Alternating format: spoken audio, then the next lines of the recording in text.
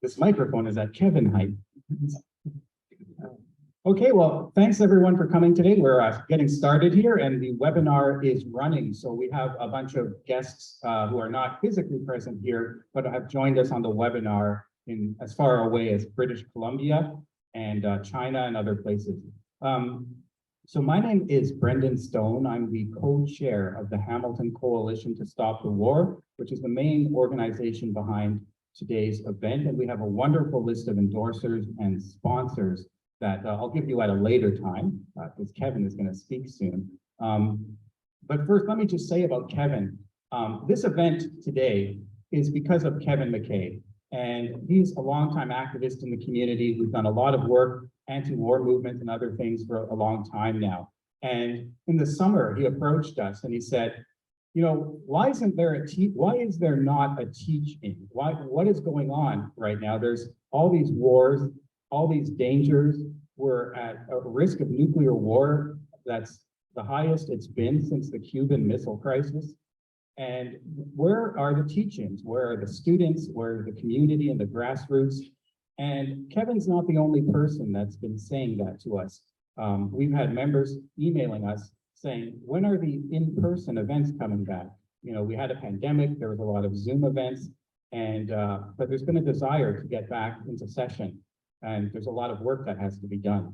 So Kevin was right on the mark, and it aligned with what other people were telling us. So we started 7 weeks ago putting this together and getting together some of the best available people to talk about two very important subjects, which is the conflicts between NATO, the West, the US axis, and first of all with Russia in Eastern Europe, and second of all with China over a number of issues in the Pacific, and that's going to be our second session today. So let me just say the format today, we want it to be as interactive as we can manage. And so there's going to be panelists, and there's going to be a sizable question and answer period where people can come up. There's going to be a Q&A mic, and I think Owen's handling that. And through the webinar, people can enter questions into the question and answer section. So they should be able to post questions which will be relayed to us as well. So people in the webinar, you can save up your questions and put them in the Q&A. And of course, for the people physically present today, there's food at the back. You might have noticed there's a little bit of breakfast food at a table at the back there, and there's coffee, and there's also water on the other side of the bar, it looks like, in a frozen container there. So you can help yourself to that as we move on. This is not a rigid and formal event. You can just mosey on down to the snack bar. And of course, lunch will come, and there's going to be pizza and things, different kinds, by the way, meat lovers pizza, vegan pizza. We're trying to accommodate as many people as we can. And I think some guests have brought food as well. And so what's going to happen is Kevin McKay is going to talk about the very important subject of the history and background of this conflict with Russia, Ukraine, and NATO. And he's going to talk for about 40 minutes. He's got a little bit of a slide show, or just some points he's got up behind me. And subsequent to that, there's going to be a bit of a coffee break while we prepare for panel one on the various subjects that Kevin is introducing.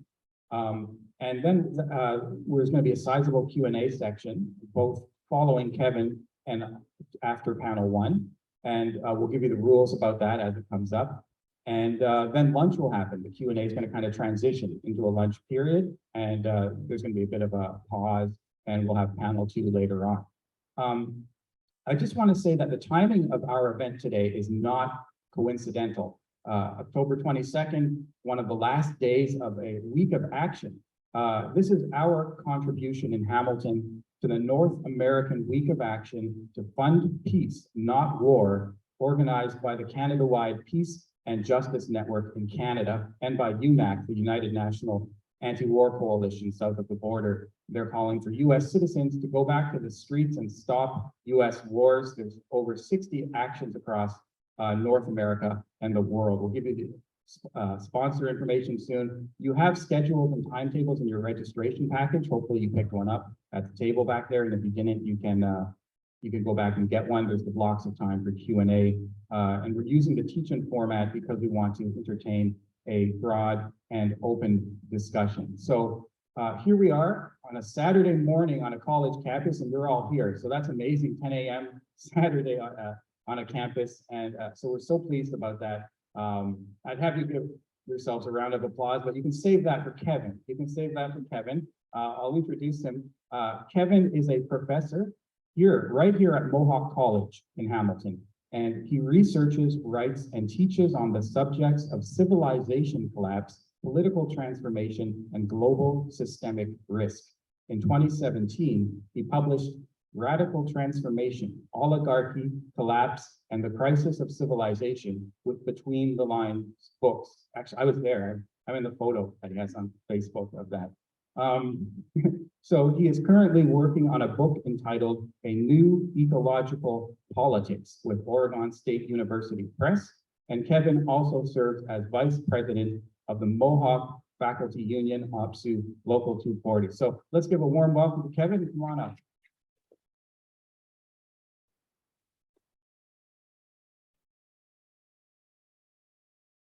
Thanks very much, Brendan, for that very kind introduction, and amazing to see folks here. I think it's a very important thing that people come out on a gorgeous Saturday morning to talk about issues that they're heavy issues.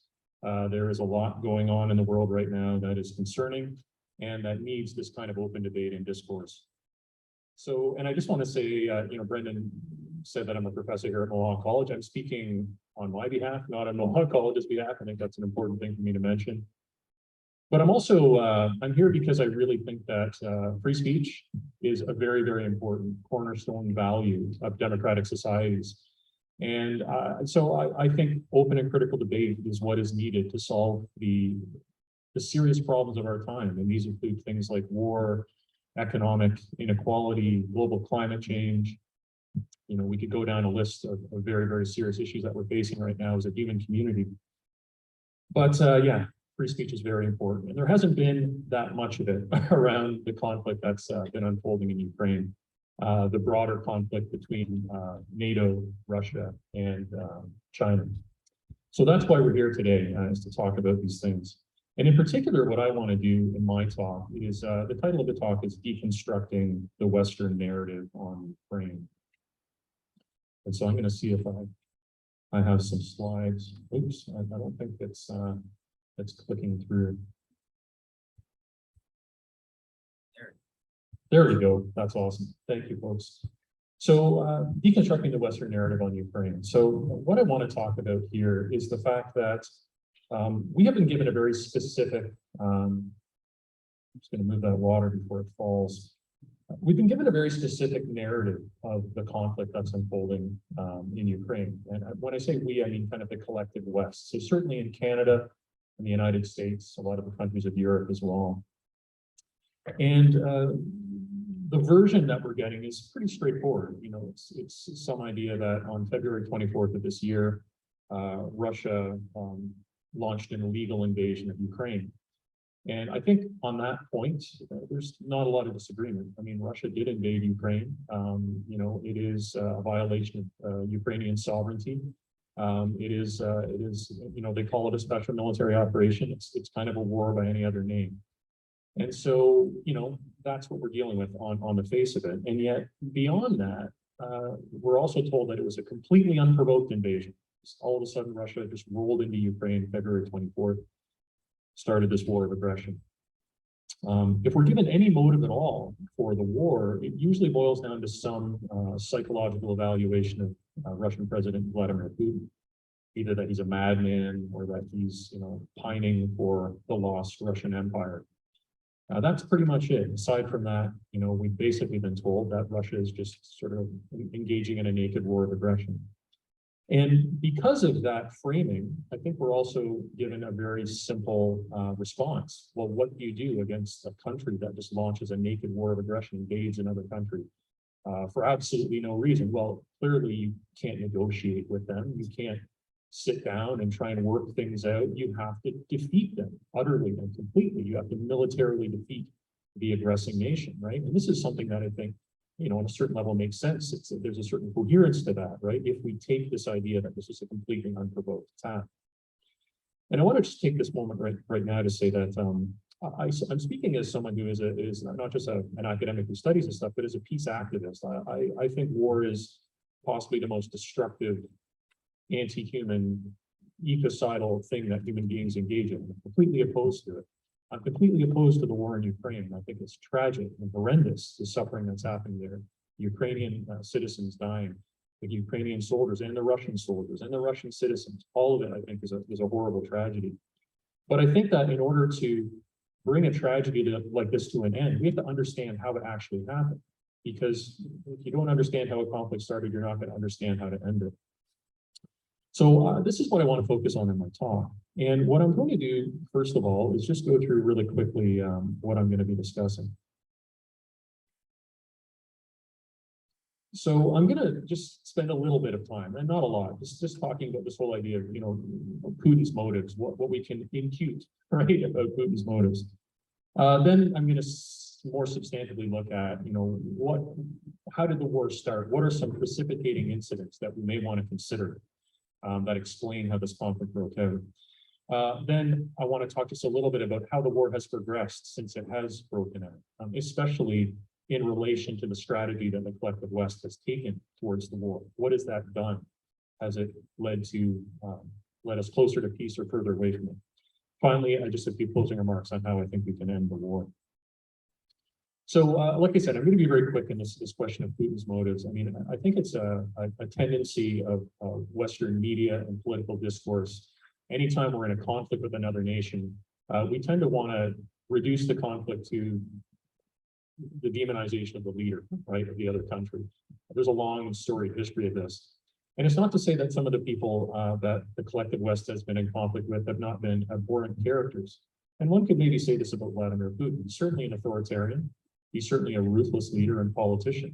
However, I'm going to submit that there is no evidence to the effect that he's a madman, that he's somehow a reckless, half-cocked, just doing things for no reason that aren't thought out. If anything, over his 20 years of leading the country, he's developed an international reputation as an extremely calculating, very careful, very serious politician and leader.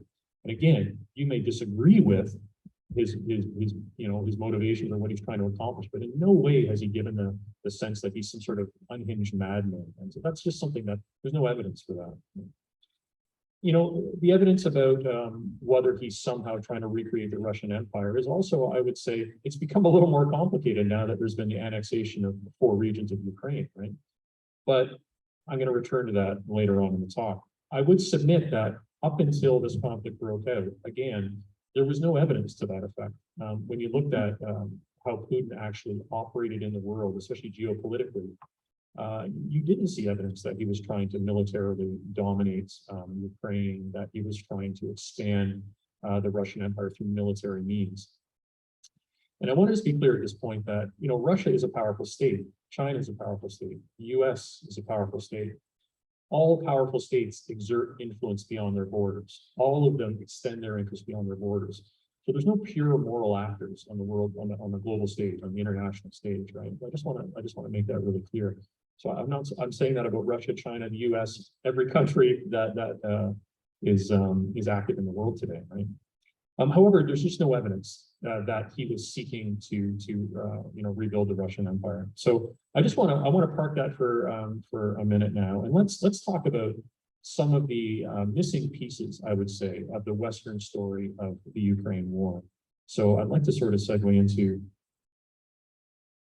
how did the war start.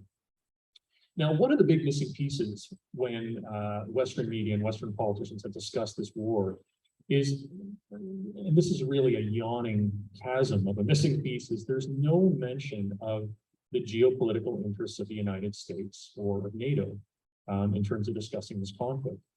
And so what this tends to do is it tends to make the whole narrative not make sense, right? This is where, again, people fall back on, well, it must be because Putin's crazy, because otherwise there was no reason for this invasion to happen. There was no precipitating cause.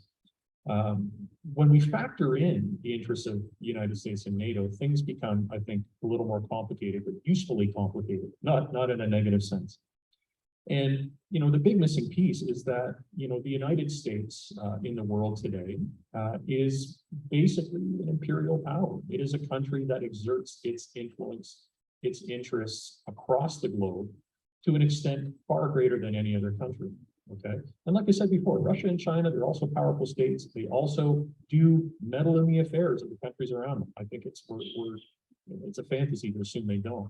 But they don't do it in the way the United States does, not to the extent and not with the use of military force, the regular use of military force. So, for the past 20 years, we've seen such things as the 1999 NATO bombing of Yugoslavia, the 2001 US invasion of Afghanistan, of course, supported by Canada and a number of other NATO allies, the 2002 US-backed coup attempt in Venezuela, 2003 US invasion of Iraq, 2004 Canadian and American backed coup in Haiti. And of course, we're in Haiti again right now, Canada and the United States. Again, not with the blessing of the populace there against their committed opposition. The 2009 American backed coup in Honduras, the 2011 overthrow of Libya's government by NATO members, and the 2011 US-backed attempt to overthrow the Syrian government, which of course that conflict continues to this day. I mean, the Americans occupy a large extent of the Syrian state, about a third of the Syrian state. We never hear about this in Western media sources, though. So there is a long history of this kind of behavior of the United States engaging in severe violations of the sovereignty of other countries, invasions, bombings, you name it. American professor William Bloom wrote an essential book, I think, if anyone wants to understand American foreign policy. It's called Killing Hope. And in this book, Bloom points out that since World War II, over 70 times the United States has actively overthrown the government of another country. Not always through military force, sometimes through other covert means, through economic war, through sabotage, through covert operations. Right? So the US is not a neutral party on the global stage. This is left out of the Western narrative on Ukraine. And I think this is a really important point that we need to first of all address. Related to this as well is the idea that US foreign policy since World War II has been explicitly about controlling the world, quite literally, full spectrum dominance. There's been different names used to describe this by, US State Department and Pentagon officials, but it's pretty out in the open. You can access these documents, you can read them. There's this very clear sense that the US post-World War II, they came out of it unscathed, incredibly powerful economically and militarily. They had nuclear weapons, no one else did. And they really, in that moment, chose to assert control over the rest of the world. Immediately, of course, they came into conflict with Russia and China. And immediately, nuclear threats began against Russia. And so this is something that I think we really have to appreciate. I'm just going to check and see, okay, great, my clicker's working. So, and this relates also to NATO, but so post-World War II, the United States wants to project their power internationally. And they see Russia and China as enemies, obviously the communist regimes, the Soviet Union. And, but the the nuclear threats began immediately from the United States. Detailed plans are drawn up about how to completely obliterate Russia. Several drafts, right? 1948, 1949. 1949, NATO is created. And NATO is created explicitly as a military alliance to oppose and to eventually destroy the Soviet Union. And so this is sort of the backdrop to our current moment. And, Russia, I would argue that in 1949, when they were able to successfully test a nuclear weapon, that probably saved them from annihilation. I think that if Russia hadn't been able to establish a nuclear capability themselves, it's very, very likely that the United States would have used nuclear weapons. They're the only country in the world who has used nuclear weapons, obliterating 2 civilian populations in Japan. So we have to remember this. Again, you're not going to hear this in Western media accounts of the conflict today. So that's the situation. And of course, you have a Cold War that develops between Russia and the Americans. And what's known as the balance of terror emerges, where both sides are able to destroy the other through the use of nuclear weapons. And then, luckily, not shortly after, in the late 1960s, early 1970s, cooler heads start to prevail, and you start to see nuclear treaties being signed between the two powers.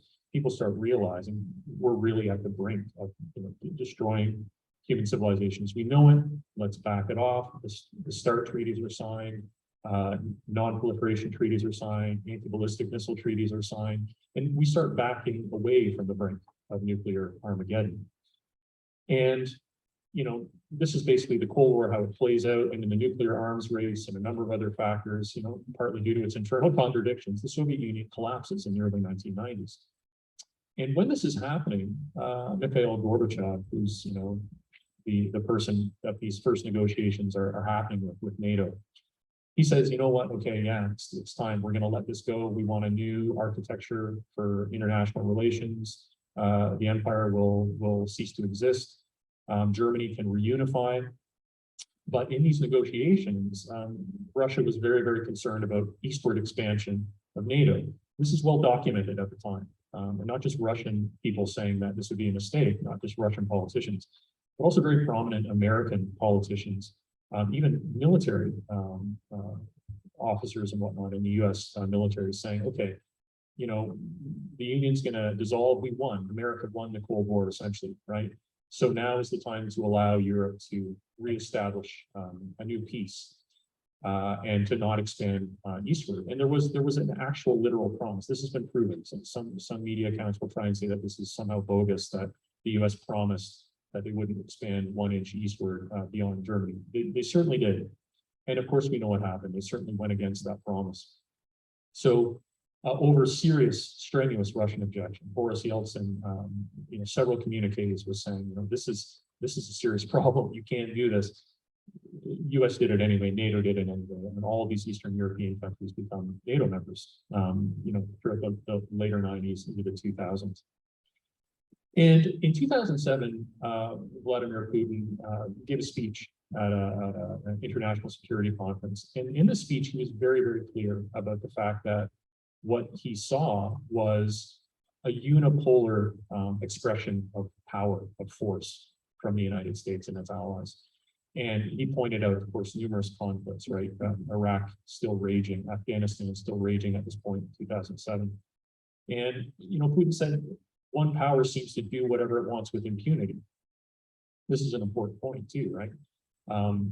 All of these crimes, all of these interventions by the United States, seemingly with impunity.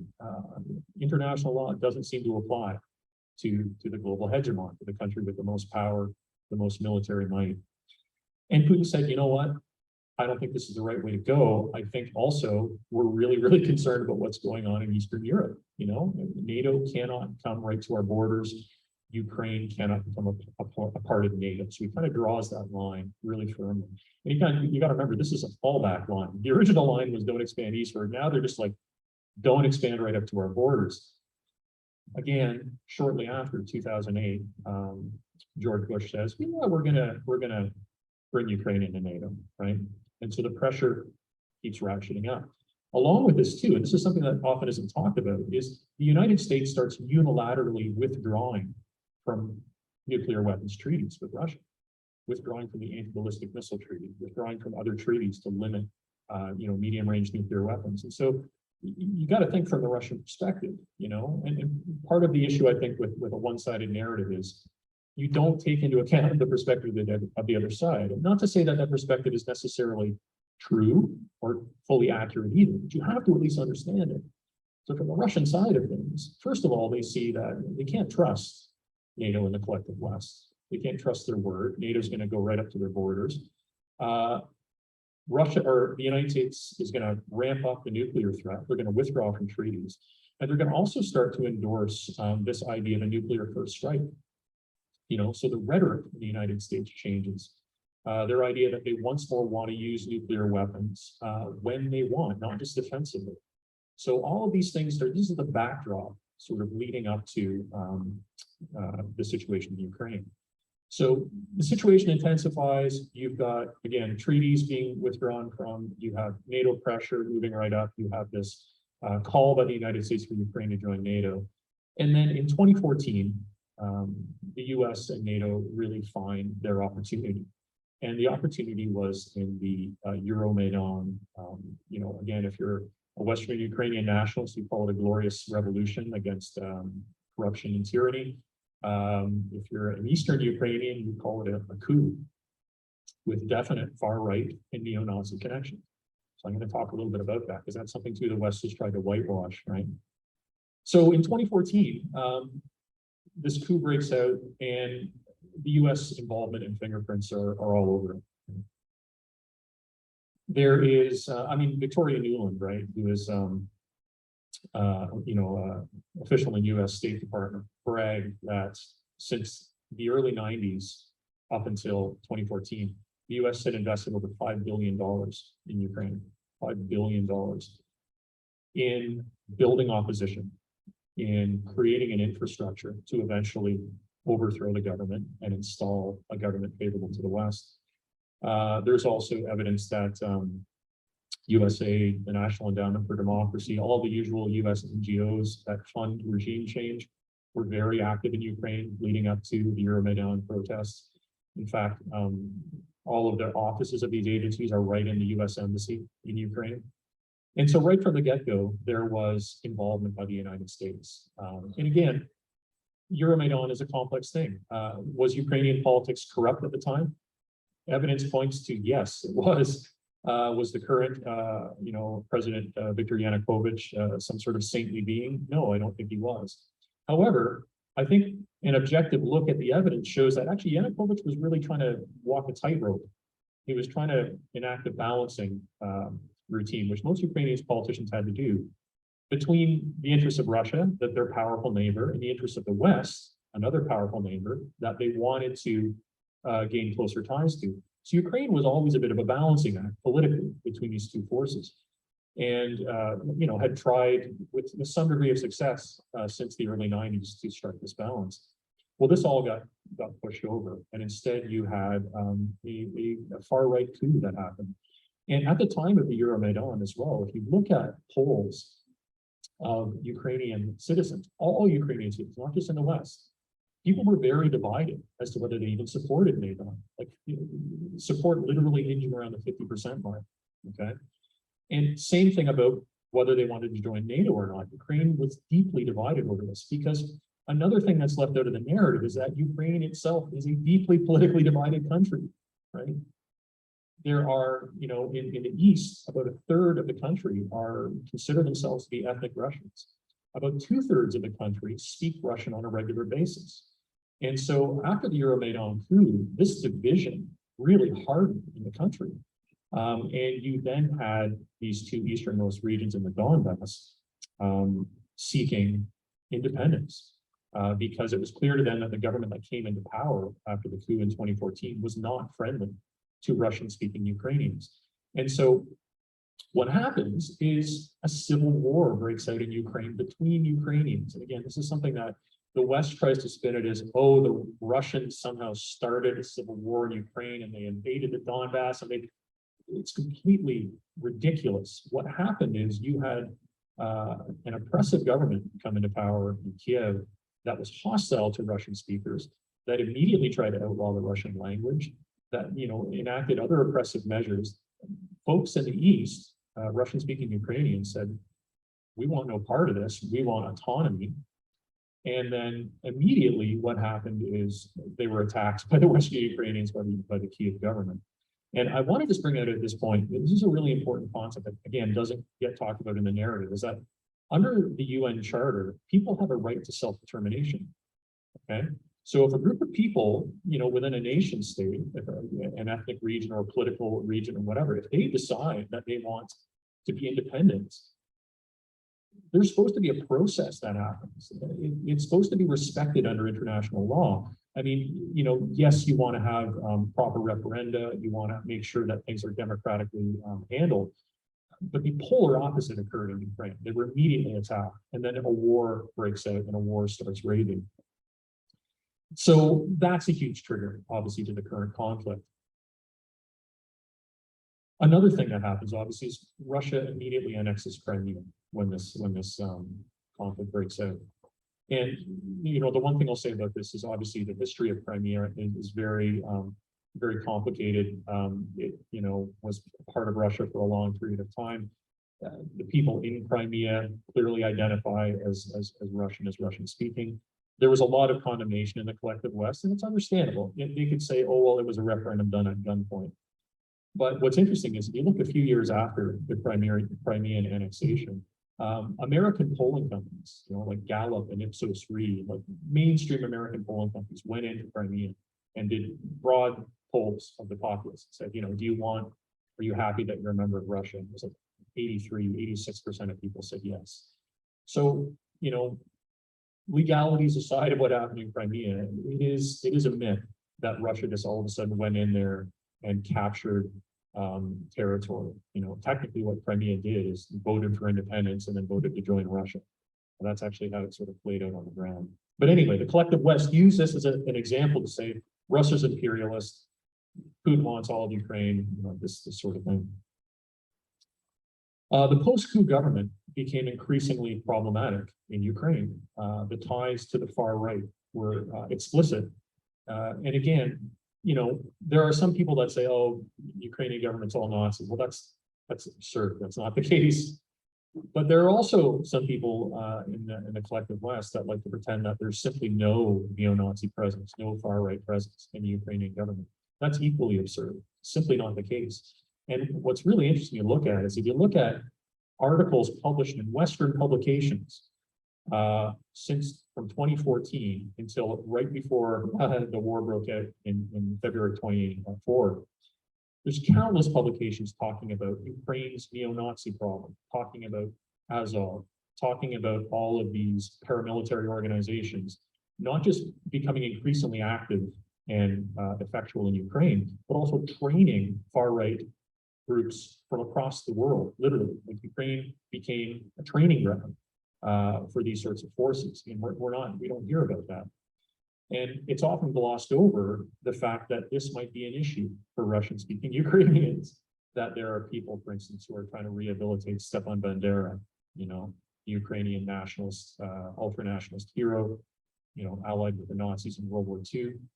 So this context is left out, that there were real reasons the people in the Donbass did not feel safe, right? There are real reasons why they would have wanted autonomy. So instead what happens, oops, I'm falling behind here in my clicking.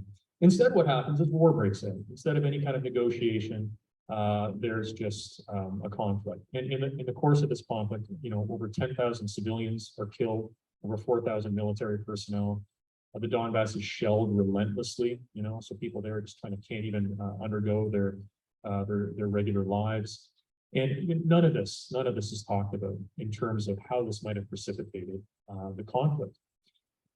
Another important thing to discuss is that a peace agreement was on the table very early on when the war started in 2014. The Minsk agreements were basically agreed on. And it was France and Germany were brokering this. Russia signed on to these peace agreements. And originally Ukraine signed on as well. And what the Minsk agreements were for, this is something we have to remember, the Minsk agreements left the Donbass part of Ukraine, but autonomous regions within Ukraine. So this is an interesting thing to think about. Again, if the Russians were always imperialists in this war, why would they sign on to a peace agreement in 2014 that gave them zero territory?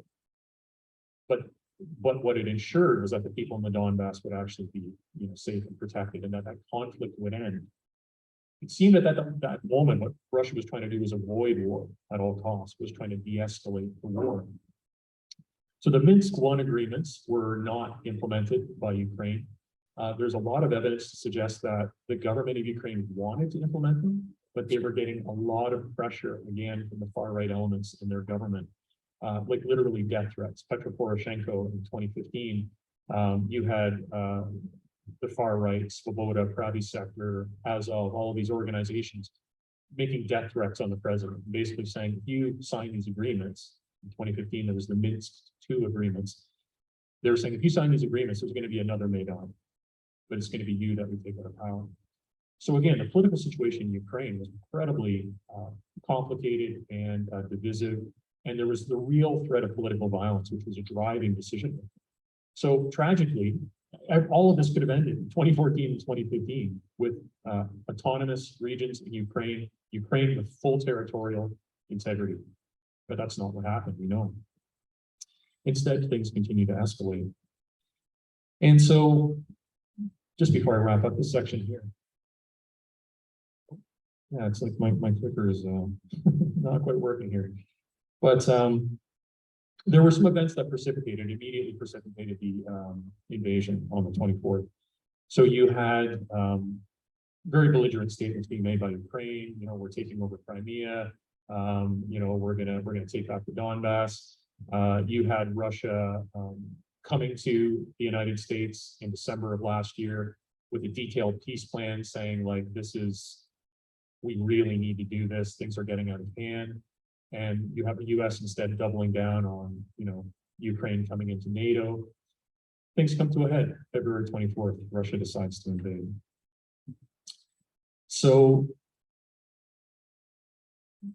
with these other facts in mind, I think that when we revisit the Western narrative on the Ukraine war, and this complete lack of mentioning of US interests, of NATO interests, of the broader geopolitical context, it doesn't make sense. It just seems like some crazy person invaded another country. I think when you look at the actual facts, you see that, again, I want to be very careful here. I'm not trying to say an invasion was justified. I don't support the invasion. I don't support war.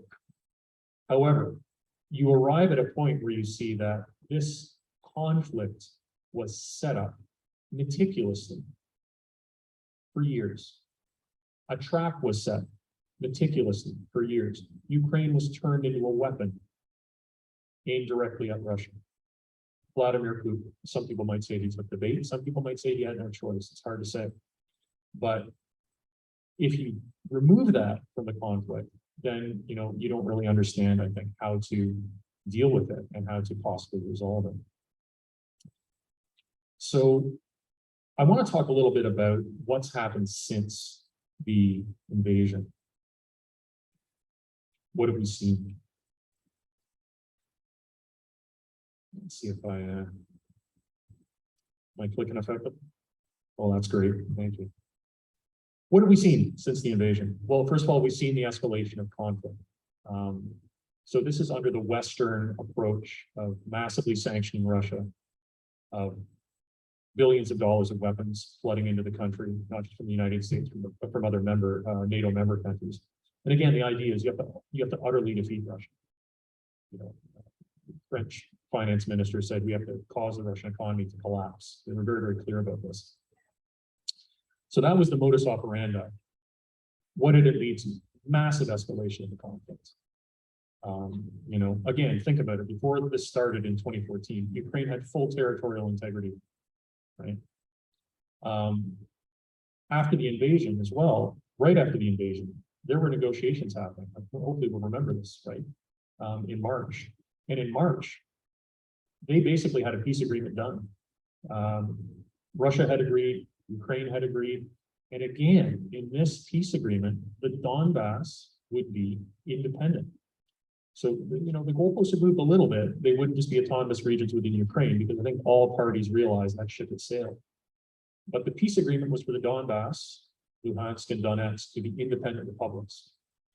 And the people involved in negotiating that, I think, have been very clear about what happened to that deal. And that is that the UK and the United States, NATO, came in and said, no, you're not going to sign this. They said this to Zelensky. That's why Zelensky, too, is a complex figure. He can sometimes be seen as really intransigent, but really at times he was ready to make peace.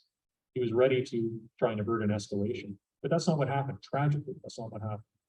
So from that point, now we're at a point where Ukraine has lost almost 20% of its country, tens of thousands of soldiers killed on both sides, thousands of civilians, massive destruction of infrastructure. You know, you also see a serious escalation of nuclear rhetoric from both sides. You see this unbelievable event of the sabotage of the Nord Stream pipelines. And again, this is terrifying. If you think about the precedent this sets under international law, that massive critical energy infrastructure of the country can just be destroyed like that. I don't think there's a lot of serious debate about who destroyed the Nord Stream pipelines. I'm not going to stand up here and say that I have fingerprints that I've seen on the pipeline. Let's just say I don't think anyone seriously thinks it was Russia that blew up their own pipeline. If they wanted to control the flow of gas to Europe, there's a tap. They can turn it on and off without destroying billions of dollars worth of their own infrastructure. So anyway, but what does that show? What does that show if either the United States or one of its allies will do that? Scary stuff. You have the Russian annexations, Ukrainian counteroffensives, massive war mobilization now in Russia, and also massive missile strikes on infrastructure all throughout Ukraine. So things are escalating far, far beyond what any of us ever hoped or wanted to see. And this really does seem to be a spiral of escalation that way. So I think to end up, what I will talk about a little bit is just what can we do in the face of this, in the face of these events, which again, you know, they're happening in Europe, they're happening far away. Well, we are Canadian, most of us here are probably Canadian citizens. We're members of a NATO country, right? And I think that what's incredibly important is the evidence suggests that it's NATO that's been standing in the way of a resolution of this conflict. Left to their own devices, I think Ukraine and Russia could resolve this. NATO needs to get out of the way. NATO needs to stop working peace in this region. Stop preventing a negotiated peace. This also means that NATO has to stop funding the war. They have to stop feeding this conflict. Right? And again, this I'm sure sounds controversial to a lot of people who are just familiar with the Western narrative. It's like, you know, wow, you have to defend the Ukrainians or, you know, standing up against Russian aggression. Listen, Ukrainians have a right to defend their country. I fully affirm that. However, look at what has happened since before the start of the war, full territorial integrity. Now, minus 20% of their country, with Russia about to launch a massive military operation. So it is in everyone's interest for there to be a peaceful settlement immediately, a negotiated settlement. Continuing to funnel arms in Ukraine is not going to do it. So we need an immediate ceasefire. We need negotiations, serious negotiations. And again, folks, my firm belief is this could happen tomorrow if NATO allowed it. You know, there are countries, interlocutors, Turkey, you know, other countries that have tried to broker peace in the past. They're still there. They're still willing and able to do it. Even some members of the EU, France in particular, seem open to this idea of trying to get a peace there in Ukraine. So I think it's critical as Canadians that we demand that our country, as a member of NATO, that we force NATO to the negotiating table to end this conflict as soon as we possibly can, because the danger of it escalating is simply far too great. And obviously, just the suffering right now of people in Ukraine, all the soldiers dying, all the civilians. I mean, it's an incredible tragedy. And the most tragic part is it all could have been avoided. So thank you very much, folks. I think I'll end it there. I really want there to be some questions because I think that there's certain things that I talked about that I had to go a little bit fast just because there's a lot of complexity, but certainly willing to get into the details more if people want to ask me questions on any aspect of my talk. Thanks very much.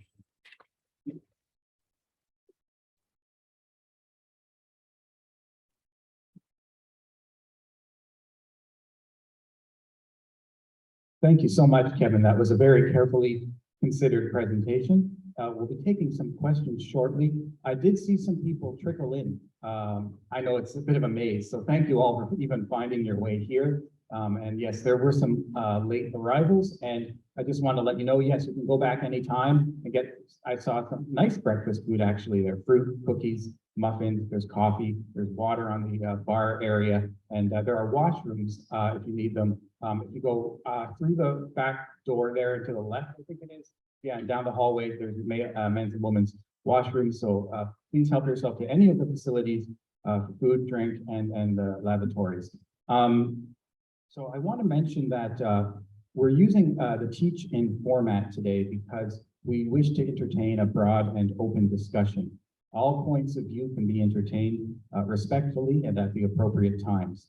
And we have a large number of volunteers with these lanyards. And this is our event staff, and some of them are facilitators in the event that there's any problem with the smooth unfolding of our schedule.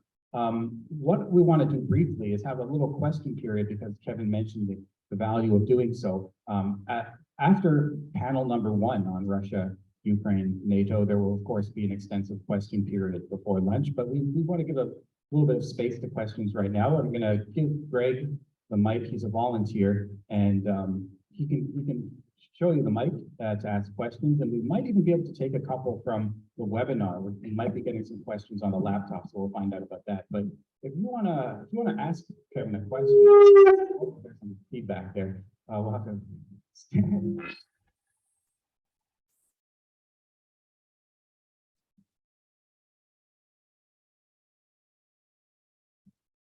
Let's see. So when you have your mic on.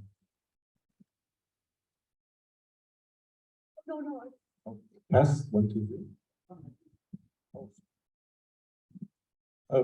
Perhaps you could speak about how Zelensky was actually elected by really the Russian population of Ukraine, promising peace, and then elements within the Ukraine basically let Zelensky know that that wasn't allowed, and he U-turned very rapidly when he understood that. Thanks for that. So you might want to just turn it off in between, just in case, and then we'll just swap the mics being on and off. Thanks for that question. It's a good one, and I think that you're right. So Zelensky was elected on a platform of bringing an end to the war in the Donbass, right, of establishing peace. And there's some really interesting video, and I'm not sure if you've seen this or not, of him actually going to the Donbass and trying to talk to some of the units there, some of the Ukrainian ultranationalist units, and saying, listen, you've got to stop fighting. And then being like, no. And he'd be like, I'm the president, you can't just say no to me. And so there's some truth to that, the fact that there really is, and this is where, again, it's wrong to say the Ukrainian state is a Nazi state. It's wrong to say that. However, the presence of those far-right, organized, violent groups can't be underestimated, in the sense that it doesn't take that many of them to affect the political landscape if they're willing to use political violence to get their way, and they clearly are. And so there's evidence that not just Zelensky was threatened by these forces, but also Poroshenko before him, right? I think we also have to factor in too that there's evidence that the United States as well was heavily working behind the scenes, right, to ensure that that peace didn't happen, right? So, but it is tragic, because think about this. Last thing I'll say about this is, think about what the Ukrainian people wanted in that election. To me, this is incredibly tragic. I don't think the Ukrainian people wanted this at all. This division, this escalation, this horrendous tearing apart of their country. They voted actually for a different path, you know, and was tragically denied them. So yeah, great point. Thank you. Thank you. You provided a really good summary, which I very much agree with. However, I have a very hard time discussing this with people because it's not a summary that's understood at all by anyone, and they're being presented by complete lies. It's gone beyond misinformation. It's just complete lies. Russia's bombing themselves at Zaporizhzhia nuclear plant, apparently. Russia's bombing their own billion-dollar infrastructure in Nord Stream. I don't understand how this can even be debated at this point. I would like to have a better say how to do that. Thanks for that question. I think you're right. So one of the things that I guess we have to understand, and Professor Mearsheimer says this all the time, and it's just an important thing to remember, that all governments lie during war. All governments lie during war. Certainly ours do. Certainly the collective West, Russia's government does too.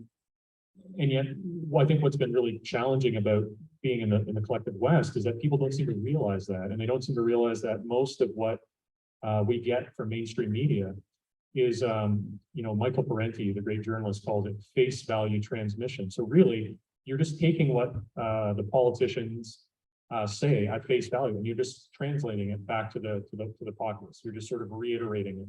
So we are getting a steady stream of propaganda. We really are, and it is absurd. I hear you. Like exactly that Russia that is occupying a nuclear power plant is now shelling its own nuclear power plant. Like absurdity and upon absurdity, that they blow up their own pipelines.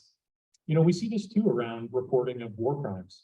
And again, I would say in war, all sides commit war crimes, right? I really believe that. I think the Russian forces have, the Ukrainian forces have. We never hear about the war crimes committed by the Ukrainian forces. They exist. We hear all about the ones, or the supposed ones committed by Russia. Some of them we don't know yet, right? So I understand it's challenging.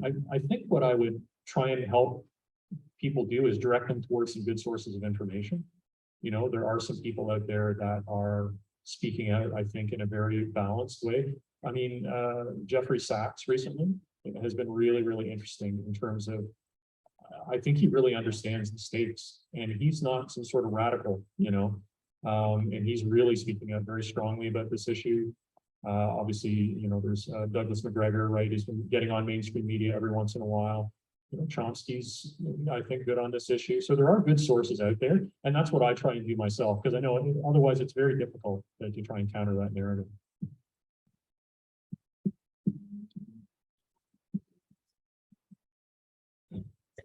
Our question is, when it was the Soviet Union, all these different areas were changed, the government leaders changed the borders, who's where belongs, which actually, that was done to control the population. So Ukraine got all these areas, which were really Russian people, and so when the fell apart, all those borders stayed as is. For example, somebody that was studying in Belarus, going to school, when it split, she was no longer Russian, she was Belarus. And that happened, and that created a huge problem. So it's not just the neo-Nazi or whatever, it's just caused the whole problem. And that's where all this coming from. And then they want to control the population, which is very difficult to control because people, you can't tell people where they belong, basically. So, and I think that has to be included as well. Thanks. Thank you. You're exactly right. And I think one of the interesting things when you hear Putin talk about the dissolution of the Soviet Union, this has been used in the West. He's misquoted all the time deliberately. And, you know, he wrote an article, and I believe it was 2017, 2018, very interesting article, historical, about the collapse of the Soviet Union. And exactly what you said, he called it a tragedy because to him, the tragedy was you had Russian speaking people all of a sudden overnight were outside of the borders, right? So you had all of these countries where there were people who considered themselves Russian, but they were no longer part of Russia. And so he said, you know, this is a real problem. And this is the article too, where he's often quoted as saying, you know, and Ukrainians were like brothers. I don't see any difference between us, right? And the West, when they quote this, they say, oh, that proves that Putin that says Ukraine doesn't even exist. Literally 2 lines later, he says, but of course, Ukraine is its own country. What's the future of Ukraine? It's up to Ukrainians to decide, right? But that part is never quoted. But you're right. Historically speaking, we're dealing with some complex legacy of the collapse of the Soviet Union, right? And that's partly why you have these minority Russian-speaking populations in various countries, and it's driving tension, driving conflict for sure.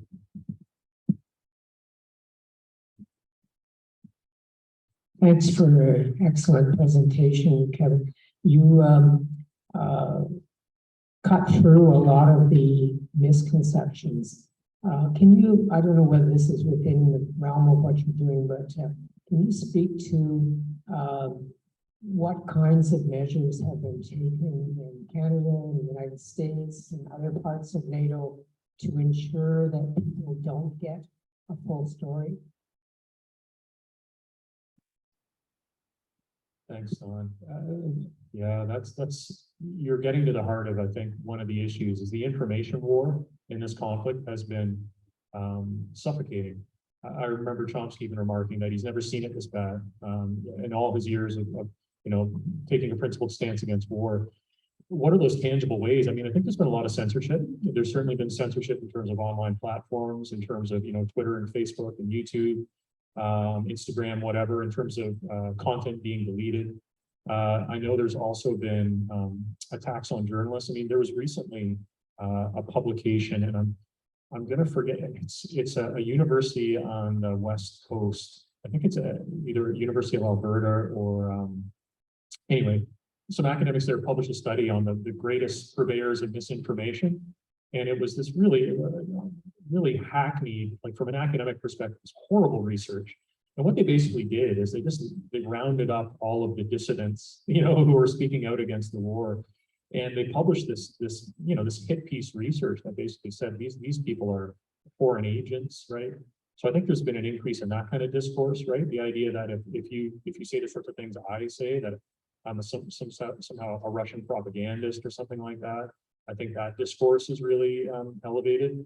In other countries, it's gotten really intense. I mean, I don't know if people have followed in Germany, Alina Litt, a young journalist there who's been covering the situation in the Donbass.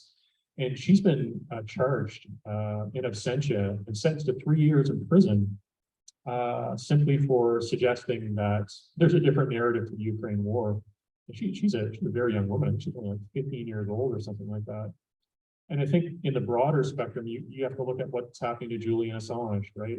Edward Snowden. I mean, there's a real attempt to control discourse in the West. I mean, we look at, so for instance, I mean, offend folks here, but I'm going to say it. The Chinese system is an authoritarian system when it comes to information dissemination. It's well understood, it's well known. Russia is similar that way.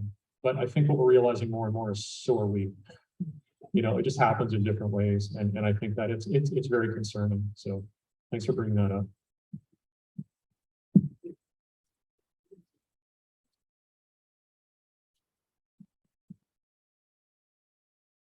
Okay, Kevin, we have a couple questions from the webinar.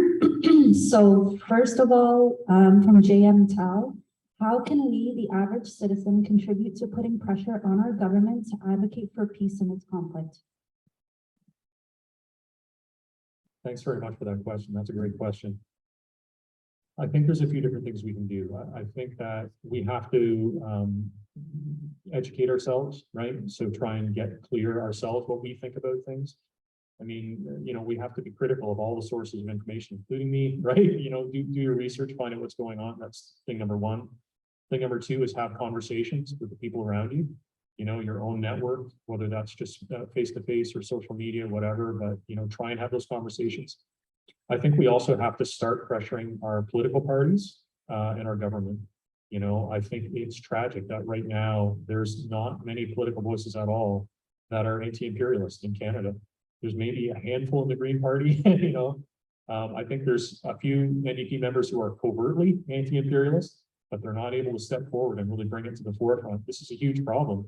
So we can pressure our politicians, most definitely.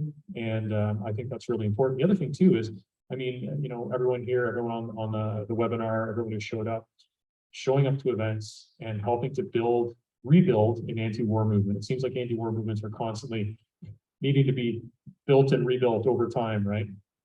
That's okay. We can do that. And so I think that those are things that I would suggest that are tangible ways that that we can start shifting this. Great, thank you so much. We also have a question from Christy. What would you consider to be a decent news source or sources for this war, especially considering, like you mentioned, the amount of propaganda we're fed through Western news sources? That's a good one. I have to be super careful here.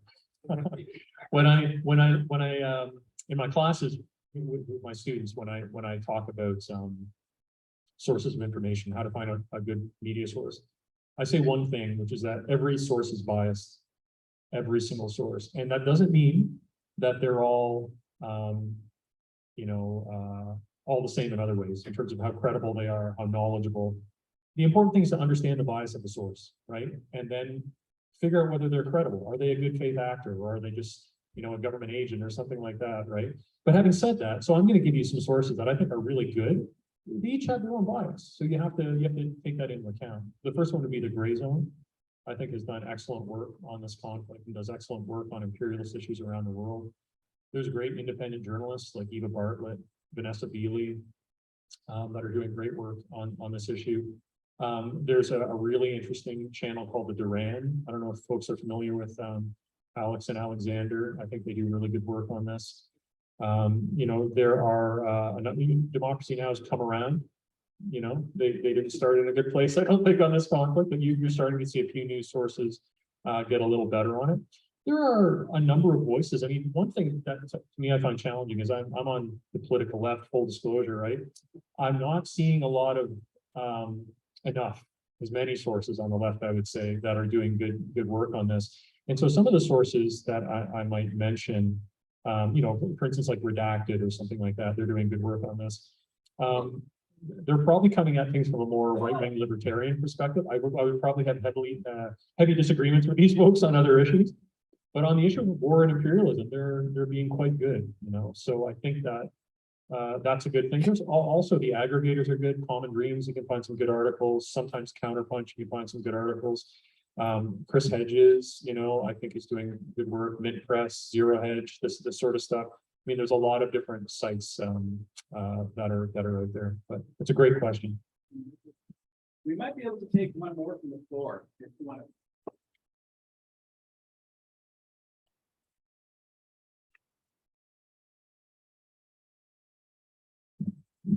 Thank you, and thank you for your talk. I think you did a really excellent job laying out the framework. And as you were talking, so many thoughts were coming to my head, and I'm trying to consolidate it into a question.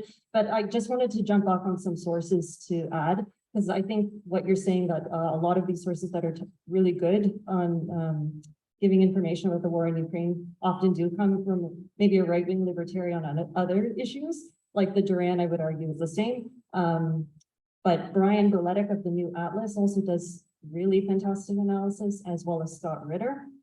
And from a left-leaning perspective, another voice that regularly covers Ukraine is The Left Lens with Danny Haifong. So I encourage people to check out his work as well. But in terms of some of the things that you were talking about, I was wondering if first you could speak to a little bit more about Zelensky's call for nuclear arms. I'm not sure if you saw his appeal recently, and how the Western media is now talking about doing tactical nuclear strikes. This is incredibly dangerous and scary. So I think it just shows that he either doesn't know what he's talking about, or like actively working against his own interests.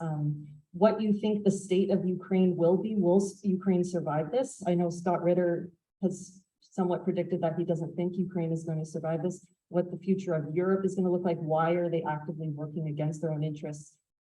Maybe facilitating the Nord Stream. And just one point, you gave all this context about why Russia, you know, is clearly afraid for the sovereignty of their nation, that they are probably at risk of being balkanized, much like Yugoslavia. So I'm just wondering, what do you think? There's so much talk about how even people that are against this war say that they don't encourage like Russia invasion. I know you mentioned that, but what choice did Russia have? Like, is it really a productive thing to even front that, saying that I don't support war, I don't support invasion, like you said? But is that what else could they have done? You laid so perfectly out why they are doing what they're doing. So I was just wondering if you could talk a little bit more about that. Thank you. There's like 50 good points you made there. No, it's really good. I'll start with the last one first. I'm not sure what else could have been done. I have to be real about that. Russia was in a corner, very much so. And I think every serious geopolitical analyst understands that. And I think they were placed there very deliberately. So I hear you. You know, I'm not sure. I'm not sure what the other option would have been for them. I also think that you're right. The sort of the geopolitics that we're seeing play out is fascinating, in the sense that it does seem like Europe is almost committing suicide over this. It's really, really bizarre. And a lot of people have commented on this. And of course, we're seeing protests across Europe, right? We're seeing people hitting the streets. We're seeing anti-NATO protests, and it's understandable, because it really does seem like their leadership and EU leadership, van der Leyen, all these people are really selling out the economic future, right, of Europe. I mean, the energy crisis that they're facing right now, the destruction of Nord Stream, to think that an ally would do that to your country's energy security, it's very, very scary, I think. And I think that, I guess what I'll do is I'll maybe pivot a little bit because I wanted to end on this. So we're obviously seeing a geopolitical realignment that is like generational, right? This is huge what's happening. Russia, one of the things I think it absolutely had to do, and it did, was it needed to block up with China in order to fight off this imperial aggression from the United States. So you're seeing this massive polarization into camps, right? The quote unquote collective West, Russia, China, India, if you're looking at how they're voting, UN resolutions, Security Council. So the West is really isolated on this. It's funny, and if you read Western media, they want you to think that Russia's totally isolated, the whole world's behind it. Nothing could be further from the truth. This is deeply polarizing. I mean, even look at what happened recently when Biden went to Saudi, to try and get MBS on side in terms of increasing oil production. He said no. Like, when would the Saudis have said that in recent memory? When would the Saudis have agreed to take payments for oil in Chinese and Russian currency, right? So we are witnessing a huge, huge shift geopolitically. And I do think that as scary as that is, and as fraught, because you're right, Zelensky says, give us nuclear weapons.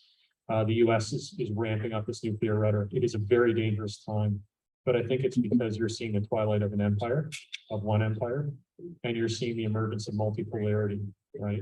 Which is in itself maybe not an ideal state, but I would argue it's better than a unipolar state where you have one country operating under the mad delusion that it can rule the world, right? And I want to be careful, one segment of one country. Most Americans want no part of this, right? Which to me very hopeful. But there is that neocon core in the US that is still playing out this deeply diluted fantasy of global dominance. But the world is changing around them, right? They're not able to maintain that anymore. And so I think if we can get through this period, if we can bring this conflict to a close, if we can establish peace, that we are going to have, I think, the possibility for a better future, for a more equitable international order, a more peaceful international order, but we're going to have to be really careful because twilight of empire is usually a very unstable and dangerous time. Will the US understand that things are changing, that power is shifting, or will they lash out? So to me, we have to make sure these conflicts don't become hot, and if they do become hot, we've got to control them as soon as possible and bring an end to them, bring peace to them. Thank you.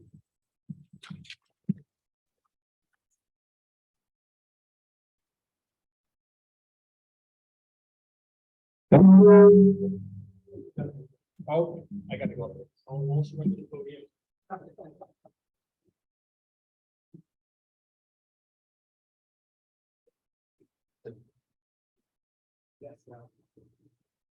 Thank you so much, Kevin. That was excellent. That was a great question period. Some very intelligent questions from the audience. If our politicians were half as smart as you guys, we wouldn't be in this mess. I'm not even kidding. The public is way ahead of the politicians on a great deal of issues, from Palestine to war. Maybe you'll hear more about that. We have a panel coming up. So first, I want to thank you. That's great. We had a couple more questions from the floor that we won't have time for at the moment. But since the panel is about Russia and Ukraine and NATO, you can continue asking and saving up your question for after the actual panel that's coming up. I know there was a gentleman, Renee, who wanted to ask a question. We'll put him first. He can ask his question then. So we're going to have a short break in a moment. As I mentioned earlier, there's coffee and refreshments back there. There's water near the bar. There's washrooms out through the doors and to the left. And you'll notice you can come and take a look at these wonderful signs and banners that we have here. Sarah Flounders, Tamara Lawrence, and others have all brought material. And so you can see the signs there. And at the back, at the registration table, you can go and get a sticker if you don't have one, a name tag. You can pick up the itinerary, the agenda for today. And you can even get some handouts from the Canada Files, which has some information. Canada Files is Canadian left-wing anti-imperialist newspaper online. And also the International Action Center and Sarah Flounders Group Workers World, there's handouts and information back there as well. So what I'm going to do is I'll break it in a moment. If you want to join the executive, by the way. Kevin mentioned an important point, which is the anti-war movement has to be restarted periodically. People leave, they age out, the students leave. We've lost a couple of student slots as they've graduated. So everyone is welcome. Talk to Doug Brown, our co-chair. He's at the back waving there. He's got an orange hat on and he has a red on his sleeve. And then we have Ken Stone as well, treasurer, hand up, and he can get you signed in as well. So I'll mention that again later, but you're welcome to do that. So we're going to take a short break. I believe it's 15 minutes in length. And this is a good time to get refreshments and refreshed. And following that, we will have our first panel discussion on Russia, Ukraine, NATO. So thanks and hope to see you in a bit.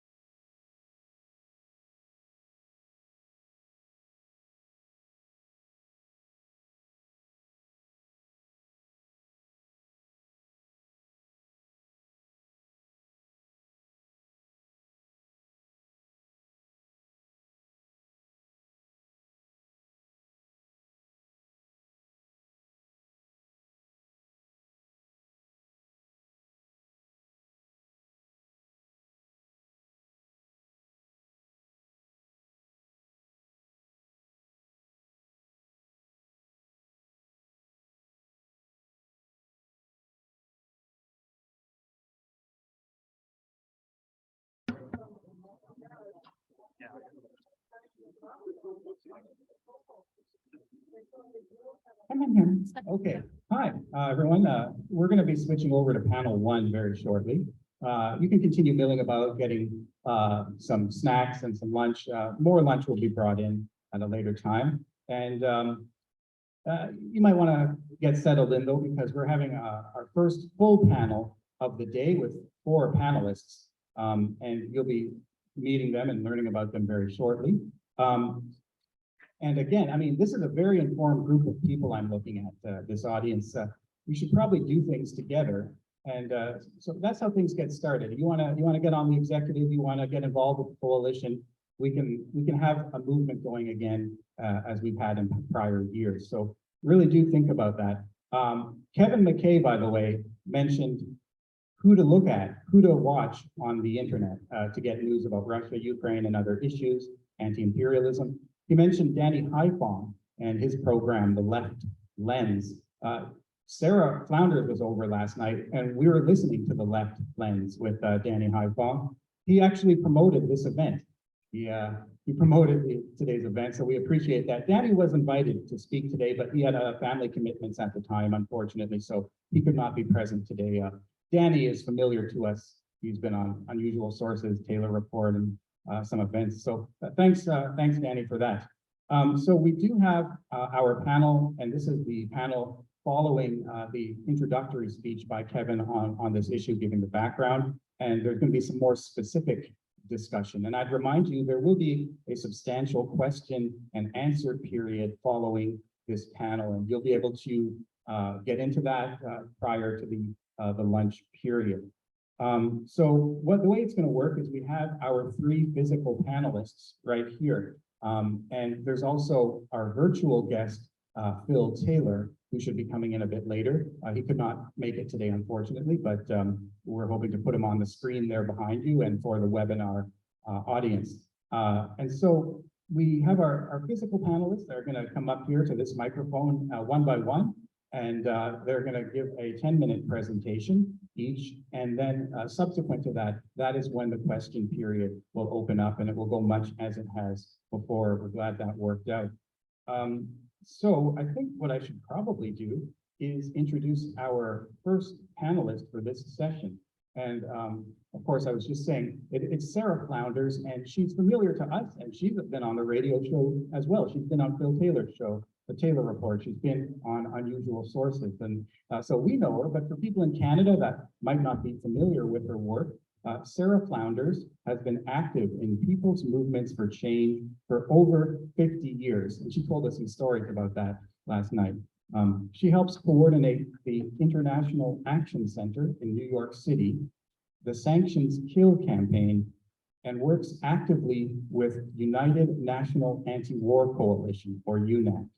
She's contributing editor of the Marxist Workers' World newspaper, workers.org, and has co-authored 10 books on US wars, sanctions, and the expansion of NATO, including the recent Capitalism on a Ventilator, the Impact of COVID-19 in China and the United States, which is going to be available in November. So that's very exciting, very interesting to learn. I'm sure Sarah has a great deal to tell us. So come on up and let's give Sarah a warm welcome.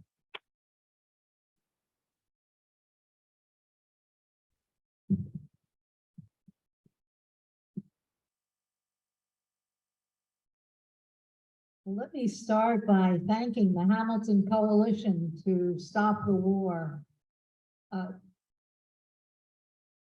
When a couple of months ago, the United National Anti-War Coalition said, let's have a week of action and see if it's possible for even 15 cities to do some kind of an action. And it's now, I think, past 75 different actions this week. But today's teaching is really a highlight of that. And it shows we need discussion, we need rallies, we need all kinds of activity. Special thanks to Ken Stone and to Doug and to Brandon and to all the Hamilton Coalition to Stop the War. There's a huge shift underway, an earthquake that is happening under our feet. and how to understand it. The war in the Ukraine is only understandable if we start by looking at the purpose and the role of NATO, the US commanded military alliance. NATO, from its founding in 1949 at the end of World War II, existed as a US-dominated, US-commanded military alliance, first against the Soviet Union and the war-ruined countries of Eastern Europe who were struggling to rebuild on a socialist basis. And then immediately after the collapse of the USSR, NATO refocused on consolidating corporate rule throughout Eastern Europe and on totally dismembering and looting Russia. That's its purpose. And Canada has been a loyal member of NATO since 1949, from its founding moment. NATO was an aggressive military apparatus to coordinate the police, the military, the intelligence apparatus against the working class in Western Europe.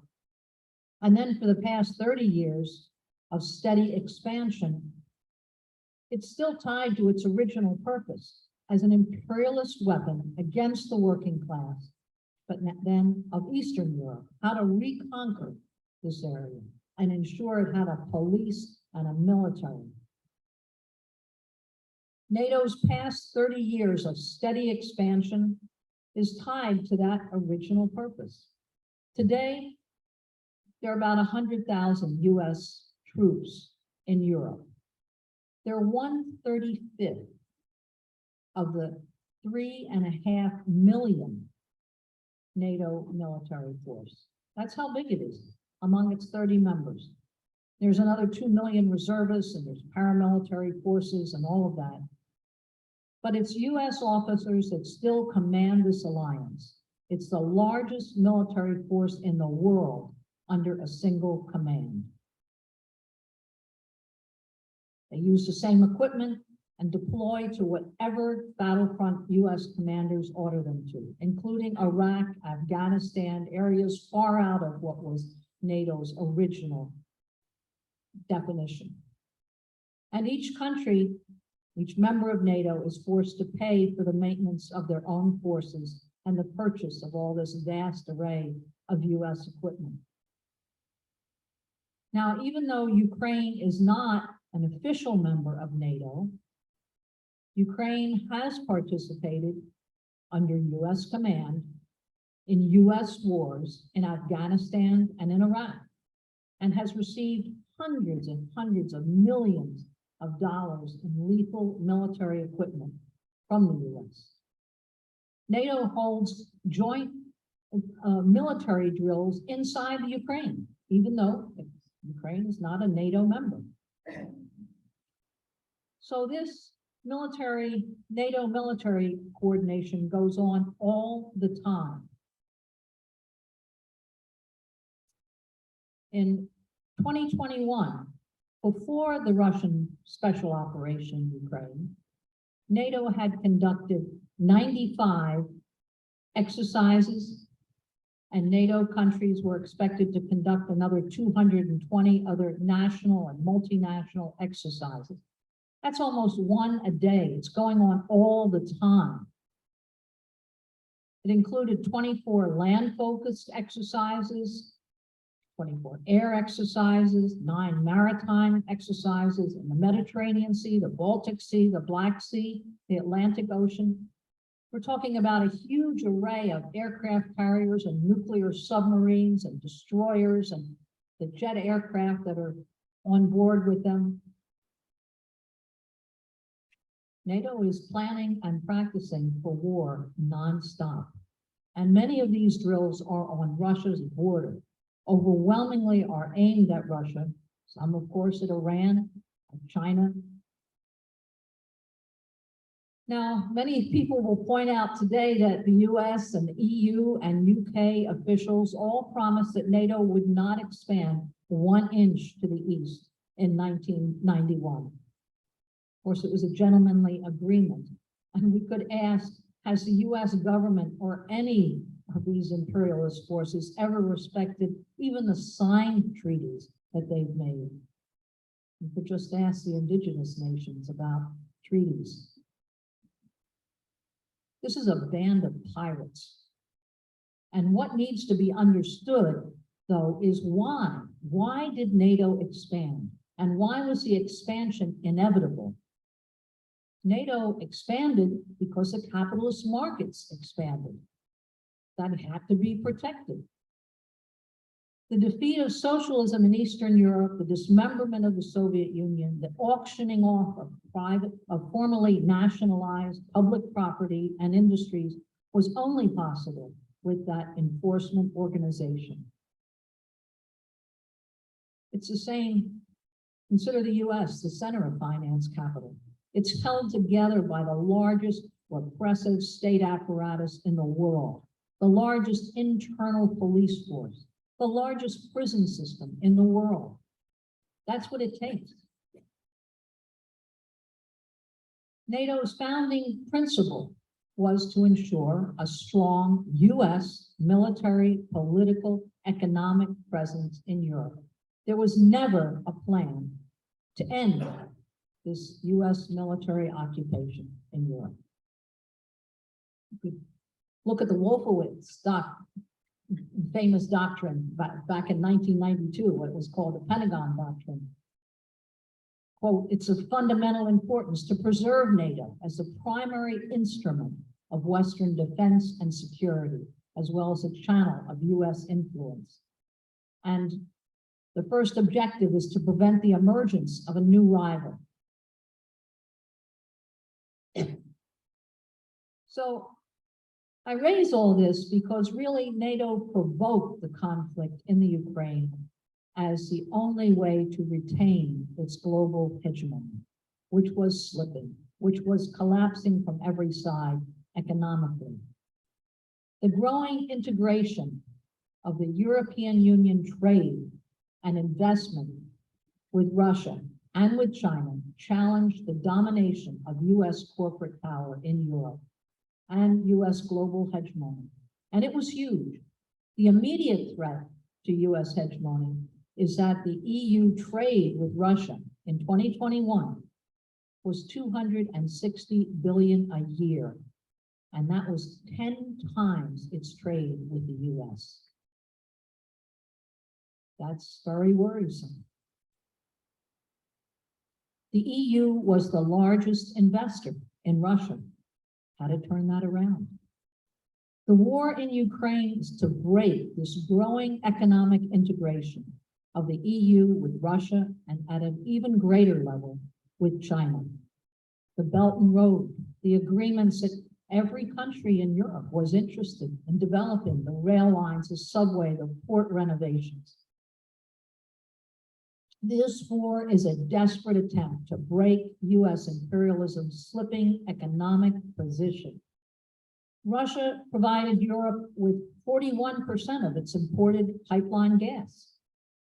Now, due to US and EU sanctions, that's decreased down to 7.5%.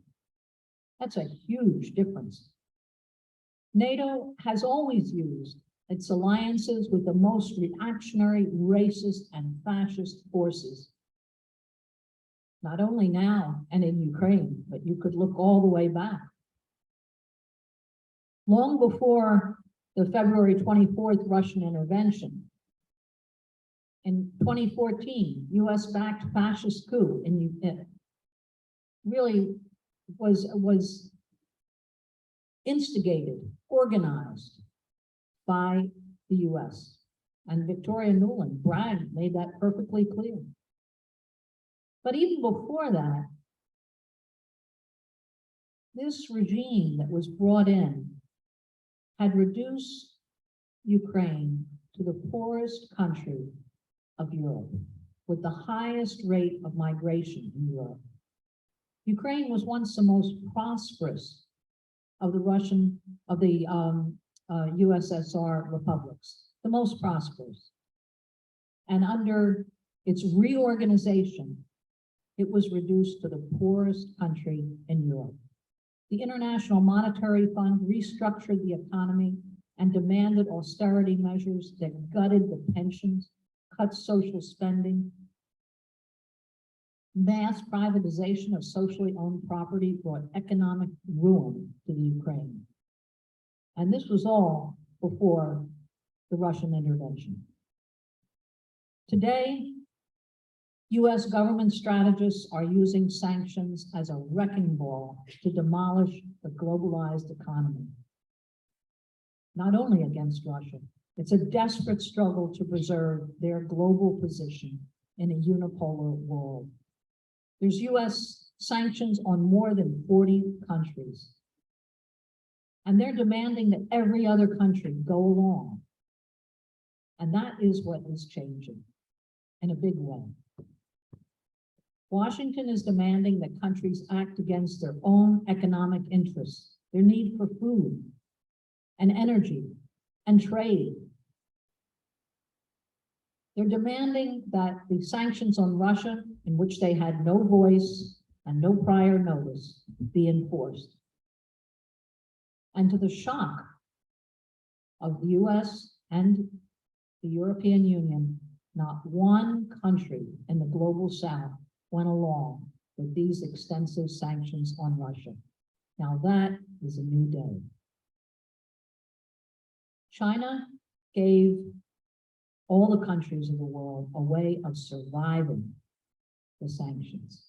China and Russia together, the BRICS countries, the Shanghai Accords, this is a new world. There's no longer no choice but to salute when the US gives out an order. There's an alternative.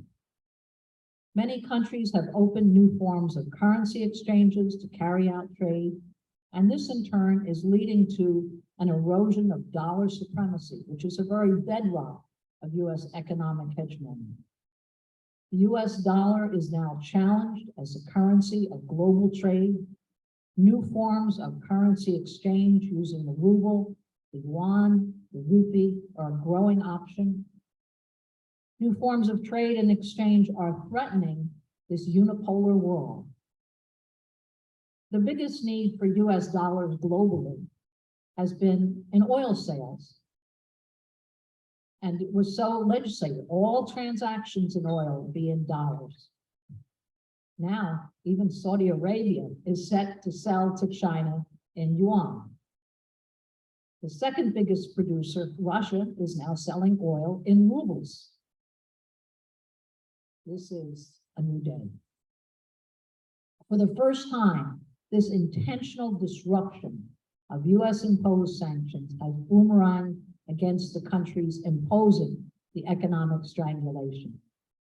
Wider sanctions are creating unprecedented inflation in Europe, Canada, and the US. That's what I mean when I say boomerang. It has come back and is hitting with a vengeance. It's the highest inflation in 40 years, and it's just beginning. They can't seem to control it. It's their supply chain chaos also. There's sharply higher costs, energy for industries, for transport, for homes. And we are on the eve of the biggest global capitalist crisis in history. We have to know there is really, the ground is rumbling beneath our feet. Yeah, this is actually the ending point. This crisis will be devastating for hundreds of millions of workers. The war in Ukraine could end today if the US would stop pumping billions of dollars of lethal arms and thousands of US military advisors, private military contractors, and mercenaries into the Ukraine. That's important. People ask, how will this end? How could it end? How? They could stop. This devastating war would never have started if these US trained and equipped forces hadn't been shelling the 1,400-mile Ukrainian-Russian border for the last 8 years, all while US and NATO had been encircling Russia with military bases in the surrounding countries, and also encircling China with military bases and sanctions. Ukraine is a pawn of the US-NATO war against Russia. They want endless war. They thrive on endless war. They make profit from endless war. And the only way forward, the only way toward peace is to disband NATO and end the sanctions.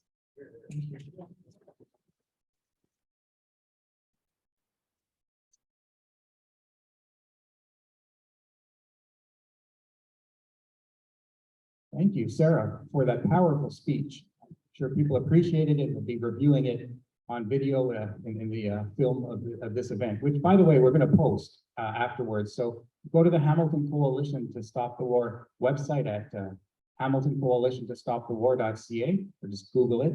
And the video of today's whole panel will be put up there. So next up, we have Don McLean. He is one of the first people we went to in putting together this event. He's a community activist here in Hamilton, familiar to many of you, of course. He helped lead the effort to preserve the Red Hill Valley parkland from an expressway 20 years ago. He then co-founded Environment Hamilton and Citizens at City Hall, or CATCH, and remains active with both. And the climate emergency is the main focus of his current activity. So let's welcome Don McLean up to the podium.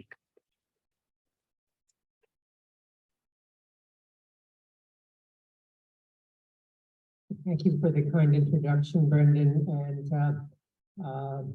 I'm going to take things in a little bit different direction, partly because I expected and I have been confirmed that the explanation and a thorough examination of the situation in Ukraine has been provided by Kevin and also by Sarah, and I'm sure other speakers will add to that. So I want to talk a bit more about the idea of war and specifically that war is a logical and inevitable outcome of an economic system of capitalism, which is based on the individual right to acquire as much wealth as possible.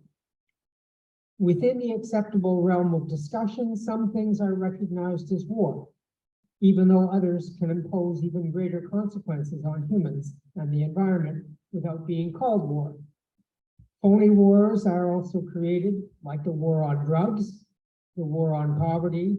This language is used to emphasize how important these things are to whoever it is that's launched these so-called wars,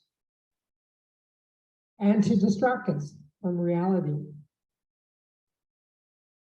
But you have not heard, I don't think, of a war on greenhouse gases, or a war on climate change, or any wars like that emphasizing under an attempt to actually take seriously and address an existential crisis facing humans. There is an ongoing war related to this, but it's on the global climate itself and on ecology. It's never called that, although that started to change a bit last month when the UN Secretary General spoke out against what he called the war on nature. He also noted, quote, "Some government and business leaders are saying one thing, but doing another. Simply put, they are lying, and the results will be catastrophic." He went on. This is in a slightly different situation than the situation in Pakistan, the catastrophic flooding that has covered a third of the country and displaced 30 million people. Today it is Pakistan, said the Secretary General. Tomorrow it can be anywhere else. Climate change is the defining issue of our time, and the business as usual approach is pure suicide. And he went on, climate activists are sometimes depicted as dangerous radicals, as I'm sure the folks in this room have long been depicted as dangerous radicals.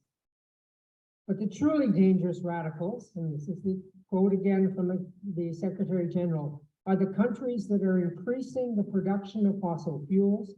Investing in new fossil fuels infrastructure is moral and economic madness.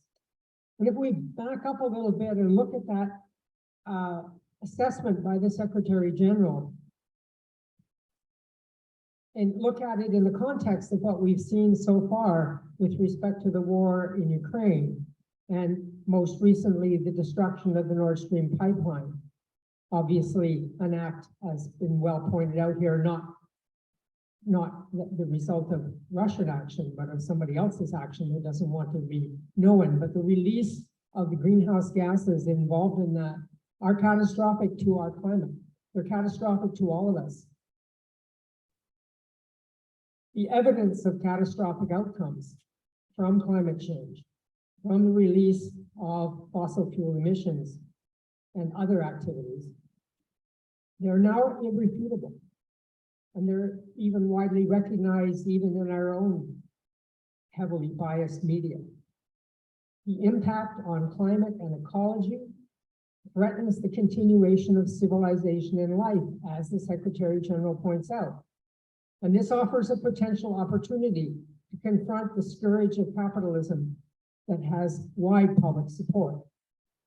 Because we've looked for ways in which, knowing that it has been capitalism which has driven the wars, the exploitation, colonialism, the oppression of peoples around the world, now we have very clearly something which is oppressing all of us directly, and is very clearly understood as a catastrophic civilization ending problem.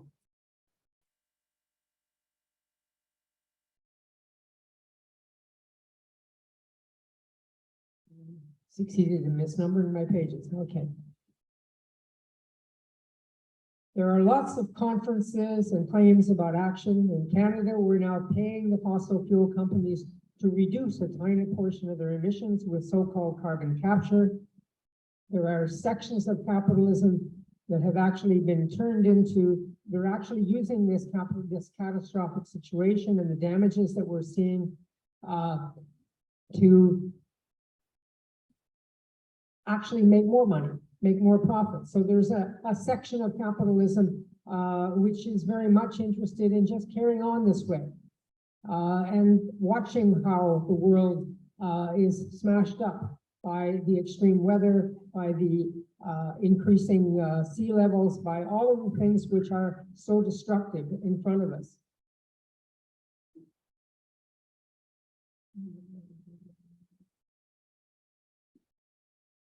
So this isn't new, as I suggested. It's inherent to capitalism, and climate change is not a surprise out of this. It should have been predicted a long time ago, and indeed was. It's an near inevitable consequence of the first thing which capitalism did in its early days, which is to convert land into a commodity.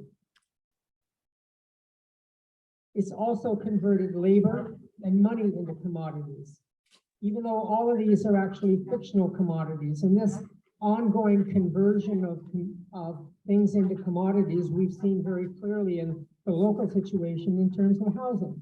Housing used to be a place where you lived. Now it's an investment. And that investment means that its cost and its availability and accessibility have been dramatically changed and are being dramatically changed. And that will continue because there is money to be made in the housing market. Oh. The careful use of the land and myriad other species on our planet is fundamental to human survival.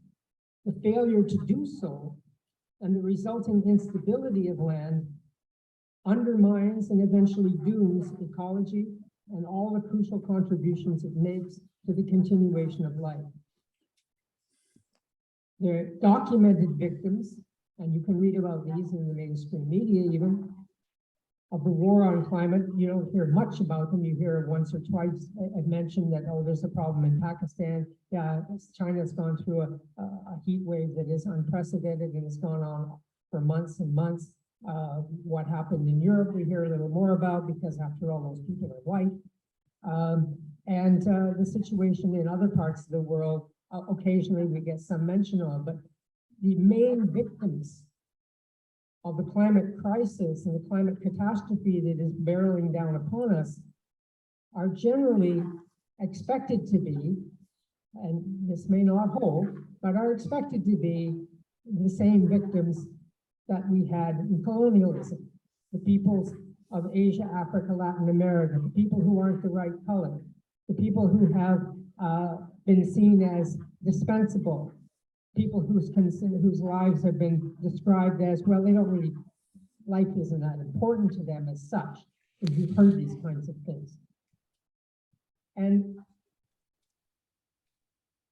there's no end of efforts to block recognition of the basic fact that it's the capitalist market system which is driving this process. There is also, if you look at the way in which this is unfolded, it begins with praise of the so-called progress of fossil fuels. If you step back, I've been around for 75 years almost. I have a bit of experience just watching with my own eyes, and this started out as something which was very much a great boon to humanity, even though very early on, the science was clear that it had a serious downside, and that downside would have to be addressed. There's even documentation in 1965 of President Lyndon Johnson warning about climate change. So this goes back a while, but that was the first thing. Then it began as that there is no such thing as climate change. And we've recently gone through that not very long ago, where this is not something that is supposed to happen. And then the response, when it's no longer undeniable, it's presented as a surprise, a kind of one-off accident. In each instance, absolute proof of a problem is demanded before even minor measures are allowed to be discussed. And this isn't true just of climate, but of every other environmental and most of the social problems that we actually face. They are presented as some sort of surprise. No connection is ever made to the economic system. Other fixes are eventually offered, as they have been on climate. But this time, the admitted shortcoming has multiplied 100 times. And activists are kept busy fighting individual consequences of capitalism. So we are supposed to now work very hard to change our personal habits, to switch to electric cars, to do various kinds of things. It's all supposed to come down on our heads. The feature that is now being presented, a solution that is now being presented to this war on the global climate and the peoples of the world, and the casualties in that are extremely high. They're actually higher than they are for general wars like Ukraine. But the solution that is now being presented is net zero by 2050. If you step back a little bit, this is only the most recent of a whole string of things. It started with, there's no problem. Oh, there's a problem perhaps, but it's not a serious problem. Oh, there's a big division of the science on this and nobody's really sure. There's a lot of uncertainty. Oh, the problem is, yes, there's warming up, but it isn't caused by fossil fuels. Oh, the problem is that we're in a difficult situation in terms of what we can do about this. Oh, we should do something. We'll have a conference on this. We'll have actually 25 conferences on this every year for 25 years and do essentially nothing. And now we've gotten to the point where it is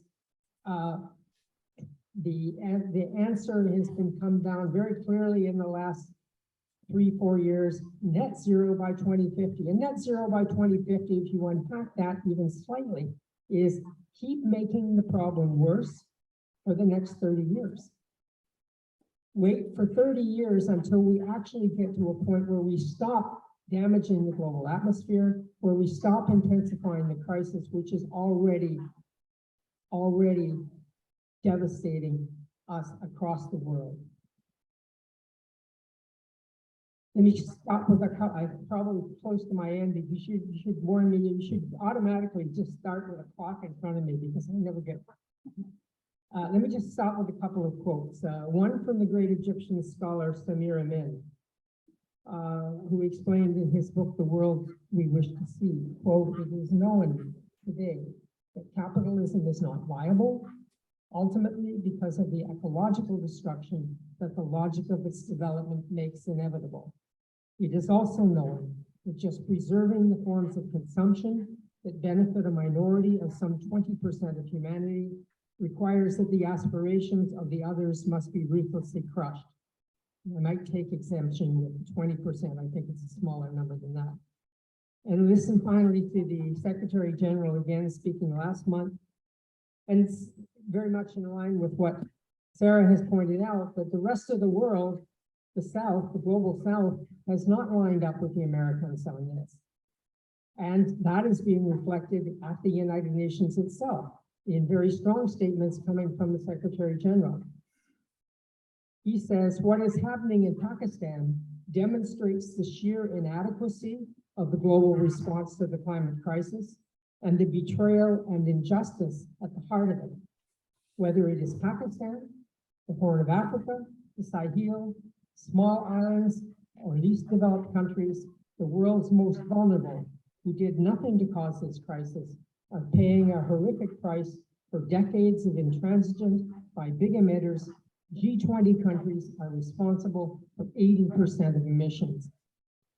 So when we take on the war on Ukraine, when we act as a group to stop the war, I think that we would be well advised to pay attention to how this war plays itself out on our global climate.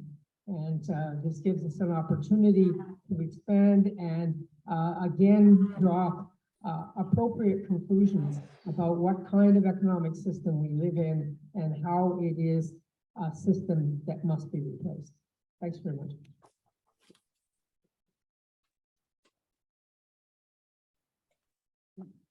Someone's been reading Monthly Review.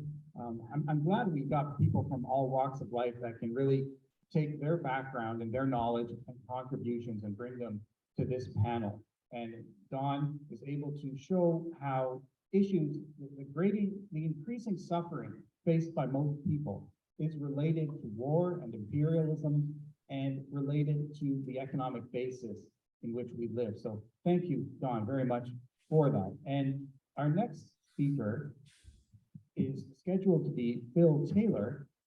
And now he's the only one I don't have a bio for, but I don't need one. Phil Taylor is the host of the Taylor Report on CIUT, which is 5 to 6 p.m. every Monday. He helped promote the event, of course.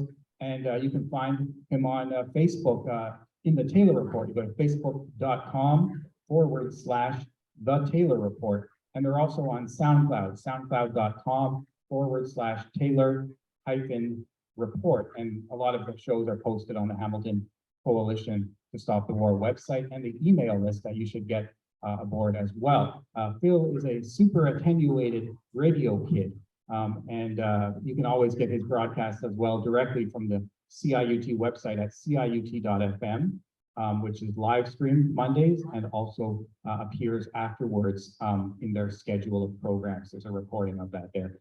So he is going to be joining us virtually, is my understanding, and coming in from Toronto, and we're going to patch him in via the webinar that we're using on Zoom. And he's the first such panelist today to be performing as a virtual panelist. So we'll see how that works out. I think we have him on the line now. Let's go over to Phil Taylor.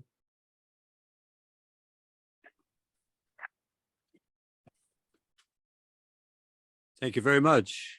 I hope I'm being heard. I want to thank the Hamilton Coalition to Stop the War for having this meeting. I'm very glad to be one of the panelists of a discussing an extremely important topic, since I would say we do this in the shadow of Armageddon. Not to exaggerate, it's a somewhat dangerous situation we're in.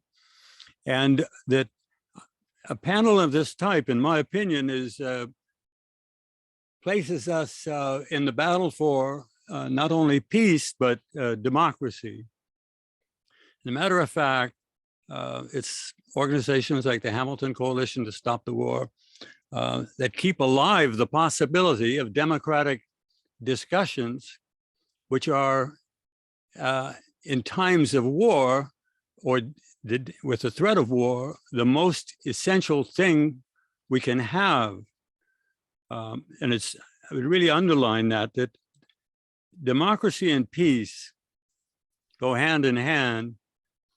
And you will note that, and at this moment, we are threatened by powerful forces, particularly in Washington and Ottawa, elsewhere, who want to cut off debate, which means democracy is suppressed. They want to target and criminalize people, eliminate people. They, of course, have Mr. Assange, who is one of the most important voices of our time, totally silenced. So on this issue, that's the approach I'd like to take, which is that if we insisted upon democracy, we would have peace. And on the matter, in the two hotspots that we are talking about, in my opinion, primarily, of course, Russia, Ukraine, that issue, there is a war going on, but also potentially with China. Starting with the issue of Russia, Ukraine, we in the peace movement, the anti-war movement, need to be loud and clear with our questions and with our challenges, because they move those who have what they call full spectrum dominance, which is an American military doctrine involving information. They want us to move on to talk about, now they want us to talk about nuclear weapons or some issue that they have conjured up. But we who believe that democracy is a way to solve problems, and by democracy, I mean giving the question to the people, we should be asking a prime question, which is, if, and put this to Chrystia Freeland, Deputy Prime Minister, seems to be louder and more evident than the Prime Minister. They all say they're for democracy. And we have to say to them, if you're for democracy, why didn't you insist on the election which was promised to the Ukrainian people in 2014? Why did you support an illegal coup? There was an agreement. This is not somebody's conjuring. There was an actual signed agreement that the elected president of Ukraine, the elected president, would step down in light of popular demonstrations opposing his government. He would step down and turn the matter back over to the Ukrainian people in a peaceful election.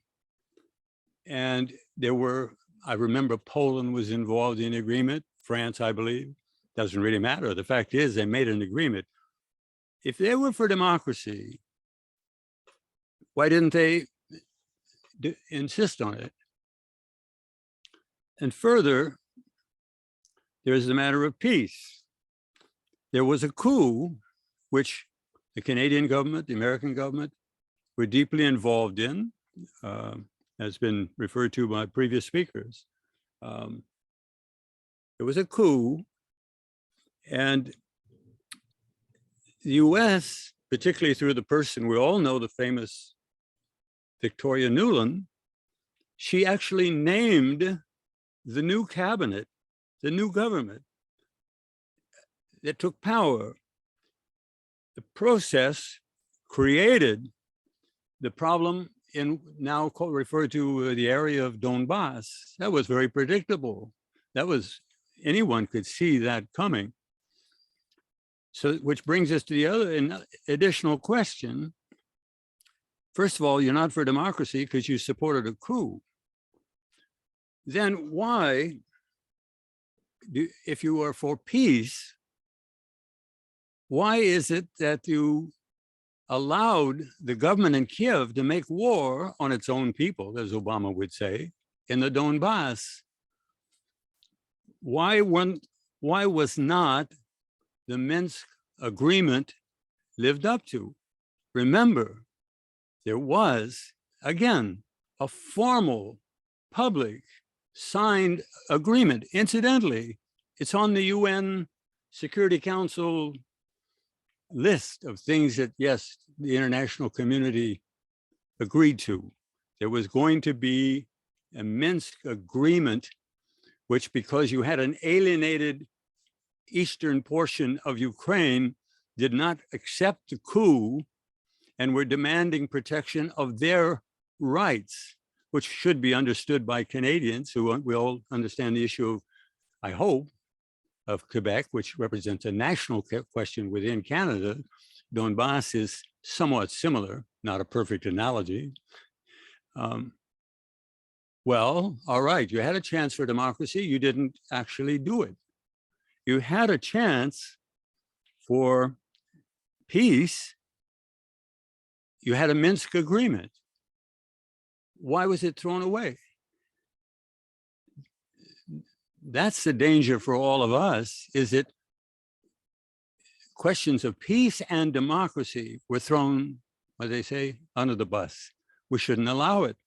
We should say, no, wait a minute. I'm sorry to say this. We're going to have to walk you back.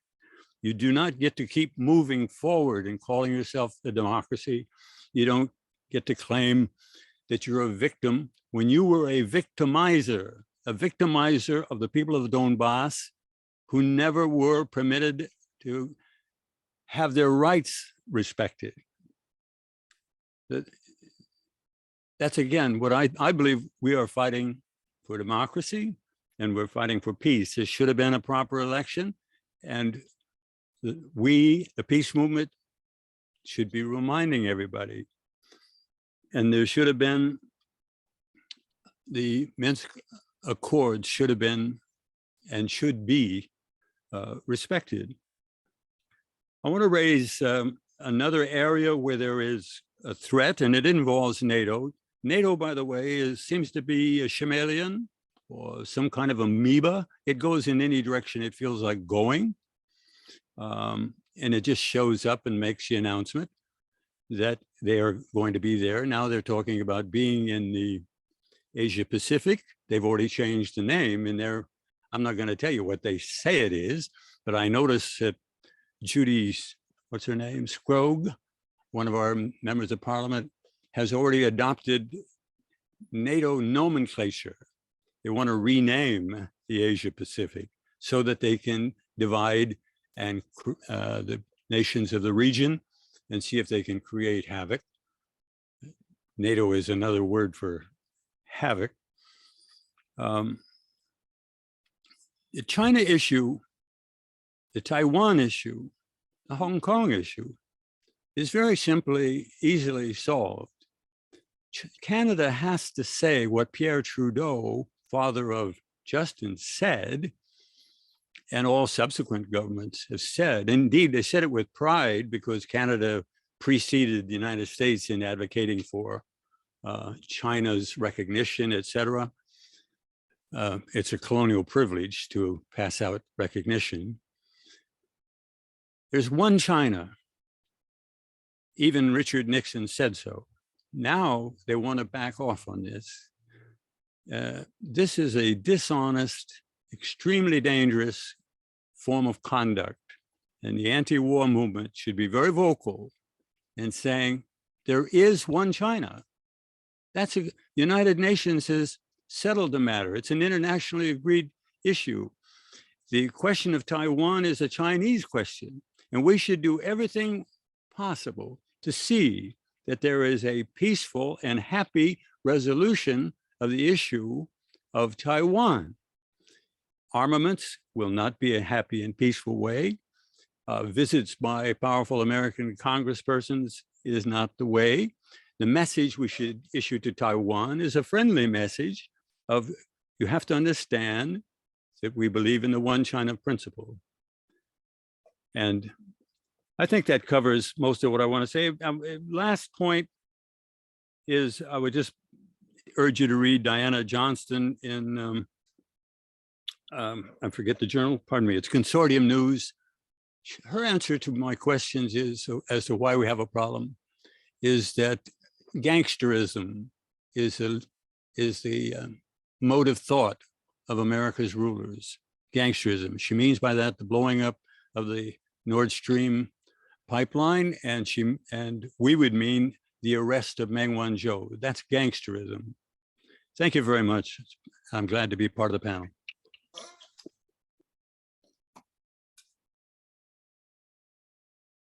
Thank you, Phil, and thanks for inaugurating our virtual panelism today. And again, a powerful speech. So last up for the panel section of the talk is, of course, Tamara Lawrence. And I had to save time for her impressive introduction.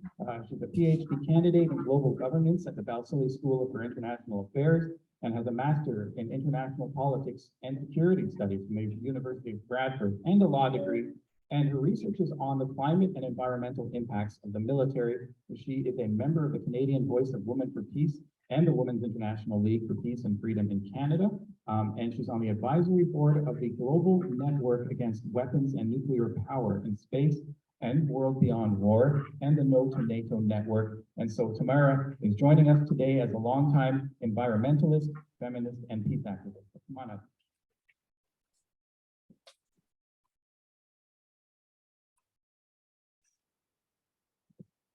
Good afternoon, everyone. Thank you very much to the Hamilton Coalition to Stop the War for organizing this really important meeting.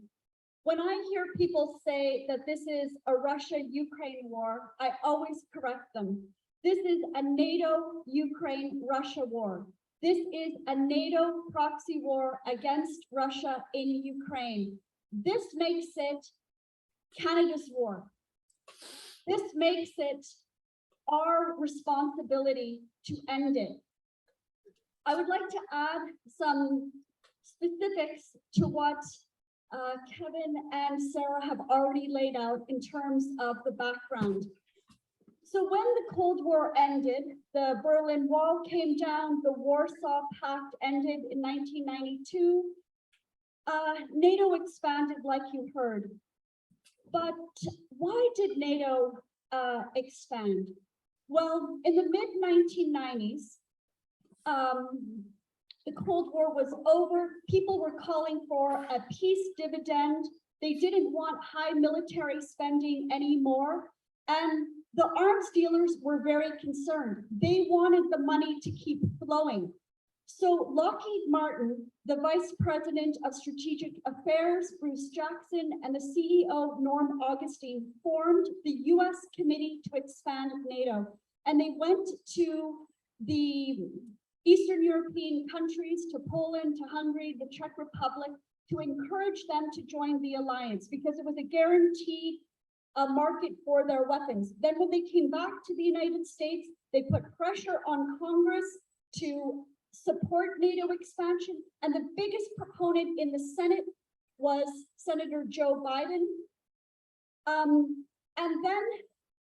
then this committee to expand NATO, it evolved to the project on transitional democracies, and they moved further eastward into the Baltic countries because the arms dealers make a killing off of killing. They have been making a lot of money off of these endless wars. The illegal bombing of the former Yugoslavia in 1999, the bombing of Libya that Canada led, 20 years of a destructive and deadly war in Afghanistan, and now this war in Ukraine. If you look at the stocks of all of the weapons manufacturers, you can see that they have gone through the roof. There is a lot of profit to be made for war, and it's the arms dealers that have a tremendous amount of influence in our foreign policy, both in Canada and of course in the United States. Kevin also mentioned in his remarks that for the past 20 years, the United States has been funding civil society organizations and media organizations in Ukraine. Well, the vehicle that has been doing this is the National Endowment for Democracy. And this was founded in the 1980s under the Reagan administration, and it was founded by the CIA.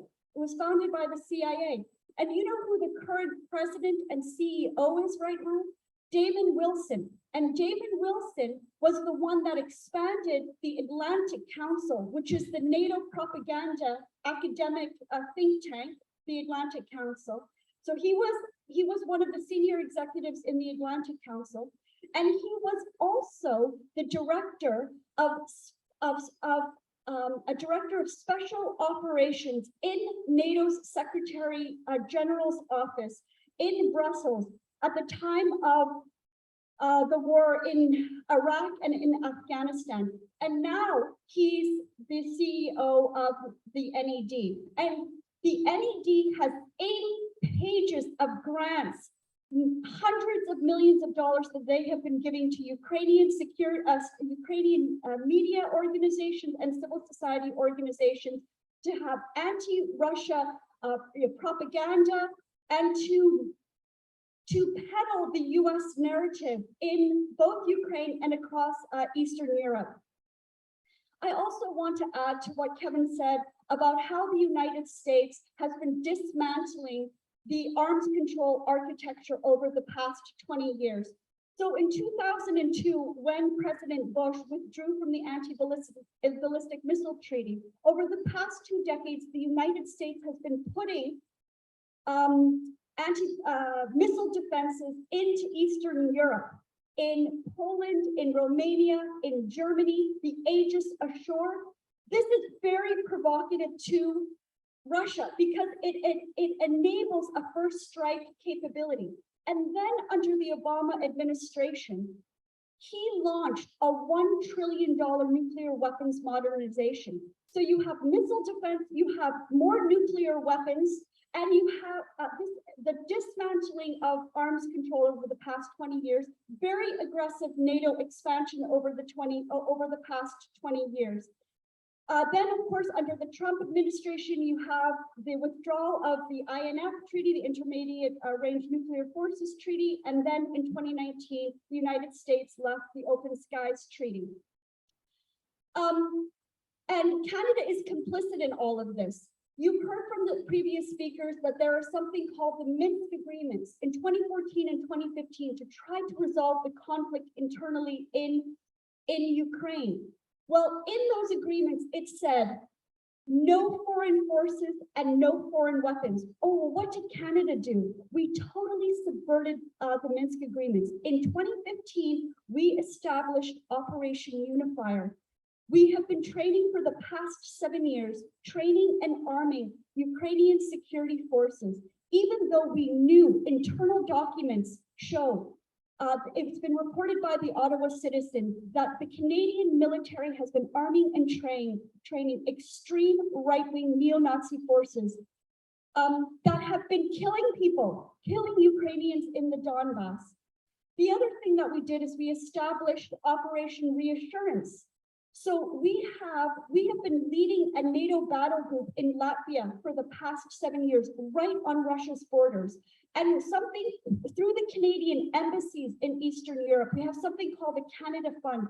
We as well are funding academics and media and civil society organizations to be anti-Russia and to promote the NATO narrative. There was also another peace agreement besides the Minsk agreements that are also really important for you to be aware of. And that is in December last year, Russia put a proposal to NATO and said, please, let's discuss this. Let's have a dialogue. Let's negotiate this. And NATO completely ignored it. In fact, our top diplomat, our Minister of Foreign Affairs, Melanie Joly, refused to meet with her Russian counterparts. Our top diplomat refused to engage in diplomacy. She refused to go to Moscow. There was an open invitation for her to go to Moscow to talk and And the Russians said, we will come to Ottawa and we will talk, but Canada completely closed the door. And not only was there this peace offering last December, but are you aware that on February 4th, 3 weeks before Russia invaded, Russia and China put forward a very important joint statement. I appeal to all of you to carefully read this joint statement. 3 weeks before, because Russia knew exactly what was happening. Because once the Minsk agreements were established in 2014 and 2015, the Organization for Security and Cooperation in Europe had a surveillance system in the country to try to observe these agreements. And they've been, monitoring the contact line across the Donbass, and they observed that there were thousands and thousands of shelling and shooting from the Ukrainian side in the west into the Donbass, and it was escalating and intensifying in January and February. This is the news that you never get, but you can see these daily logs and you can see these reports if you go to the OSCE website. So on February 4th, China and Russia are very concerned about what's going on, and they make this joint appeal calling for sustainable development and peace. And I just want to read you one line. February 4th, Russia and China call for the establishment of a new kind of a relationship between world powers on the basis of mutual respect, peaceful coexistence, and mutually beneficial cooperation. The United States and Canada did not care about these pleas. They did not care about these peace proposals. Instead, we just continue to send lethal weapons into Ukraine, escalating this. We worked very hard to try to stop this war, but our government did not listen. So right now, 3 weeks ago, our defense minister had a munitions roundtable to try to send as many weapons as we can to Ukraine. Our top diplomat at the United Nations, Bob Ray, gave an interview that said, round up all of the weapons we have in Canada and send them to Ukraine. He's refusing to have diplomacy.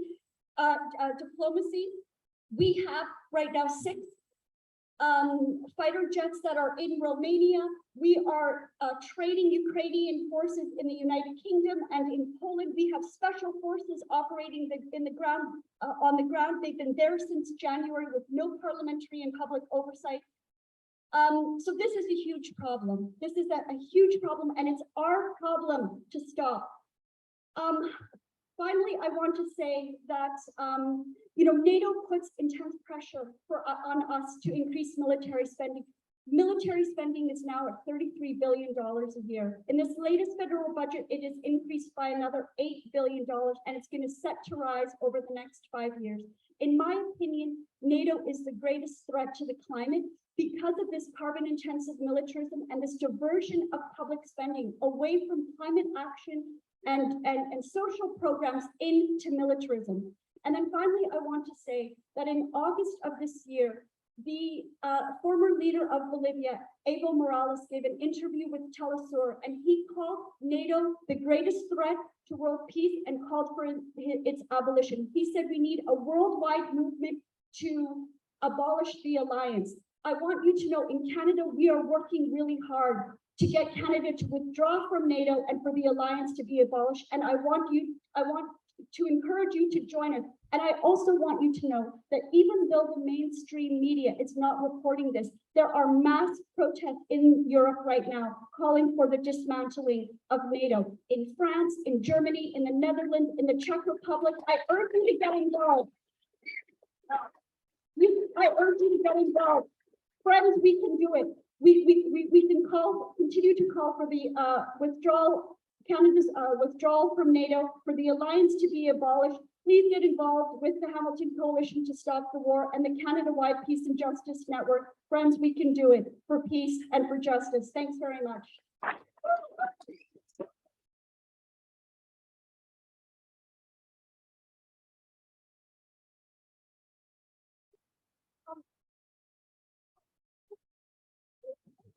Time.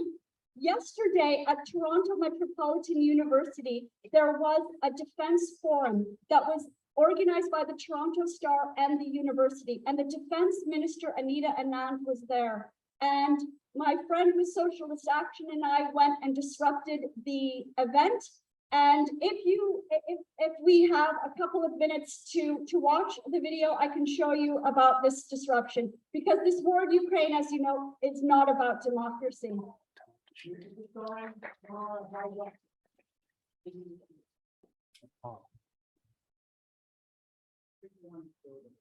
want to see the clip? Yeah. All right, we're working on it. Hopefully Paul will show the clip for us. They're both like about, 30 seconds. Hopefully Paul can get the two up. But this is the kind of thing that we need to do, friends, because we're being shut out by the government. We're being shut out by the media.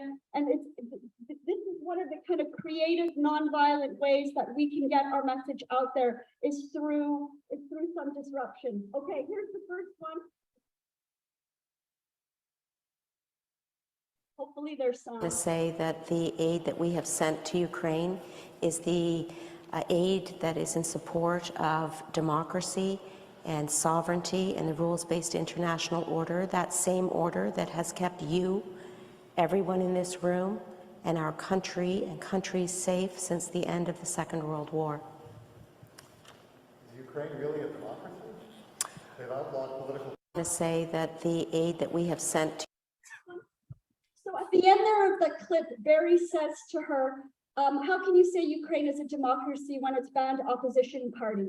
Okay, and this is the second one.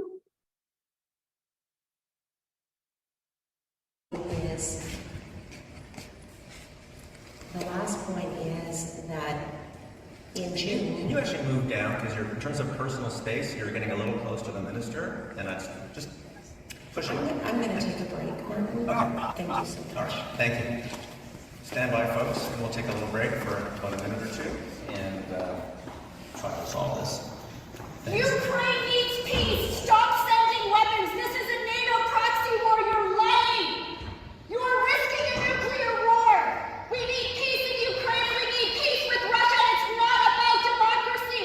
Ukraine. Shut down political parties. Exile journalists. This is a sham. We need to stop the war. The university should be standing for peace. What we support no more military spending. We need investment in the climate emergency. This war is impoverishing the planet. This war is exacerbating the climate crisis. Leave her alone. Leave her alone. Leave her alone. Come on. This is a point of view that you don't get in the media. Get out of here. This is a point of view that you never hear in the Canadian mass media.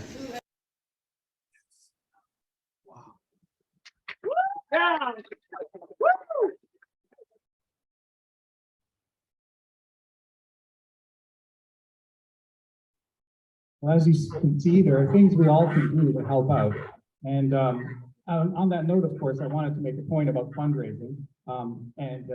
You'll hear a bit more about it later on. But yes, this event, in doing this with all these possibilities, with the technical work, with virtual panelists like Phil and others that are coming in the second session, and being able to display content from the internet, it is expensive. So we've made the event free, this event, so that there's not going to be a barrier to anyone getting here. But if you can help out offset the cost at all, we'd really appreciate it. You can there's a red hat that's going to be made available, and you can put cash in there, or go to the website and click donate. There's other things you can do too. But I think based on what Tamara has said, what's important is that we get involved and get into organizations. Tamara has listed some, and of course the coalition. If you want to get on our email list, for instance, and you're not on there yet, you can go to the Contact Us section in the website. You just send us a little message through the box, and we'll sign you up to the email list. So please do that, and there's other ways too. But now, of course, we have our question period for this panel. And I think the way it's going to work is people that ask questions can direct it to a particular panelist. For instance, Tamara, Sarah, Dawn, or you can address a question to the panel and see who answers it. They'll come up here to the podium and answer questions individually. There may be more than one person who answers a question. If Phil Taylor's available, online, you can try to direct a question to him as well.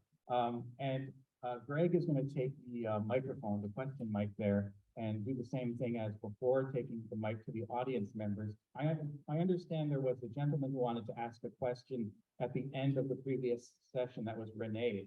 And if Renee is here, Renee, are you here? Can you raise your hand if you're still in the, I don't see Renee here at the moment. So, oh. I want to thank Hamilton Coalition to Stop the War. I have some good friends here, Doug Brown, Gail Lorimer. Thank you for your continued activism. I was involved in the Burlington Association for Nuclear Disarmament with Doug Brown. Doug Brown was the head of that. Unfortunately, that is no longer, but with that context, I'd like to reignite the peace movement in Canada. And I'd like to do so in a big way on the internet. And I was just talking about it. If we could start a peace movement that was apolitical, global, and on the internet, on whatever platform would work the best, we got to do something, because it's easy for politicians to divide us. But if we've got to start an organization that is apolitical, that simply calls for global peace, and you're either with us or you're with them. So if anybody has any ideas on growing the peace movement in a way, whether it's whatever platform you want to choose, but just start it, and the peace movements have started, but they're very political. I've contacted my MP to stop the NATO exercises immediately due to the risks. Heard nothing back. I'm from Burlington. Karina Gould is my MP. Heard nothing from her. Apparently she's on the NATO committee. But my point is that I want to resurrect the peace movement, which is, I think, they're waning a little bit, but now's a good time to get it going. So anybody that has any ideas to work with me to develop a peace movement globally that incorporates all the peace movements that are out there, but just a simple sign on, you're in, great. You know, I know it's easy to talk about, but any ideas would be appreciated. Thanks everybody for your involvement.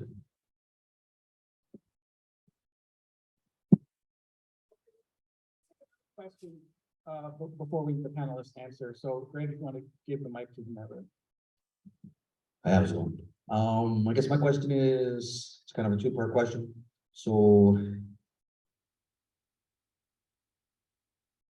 the neo-globalist corporate dominance agenda in regards to food sovereignty and food security in Ukraine, are you expecting the same thing to happen in regards to what's happened in the last 57 years where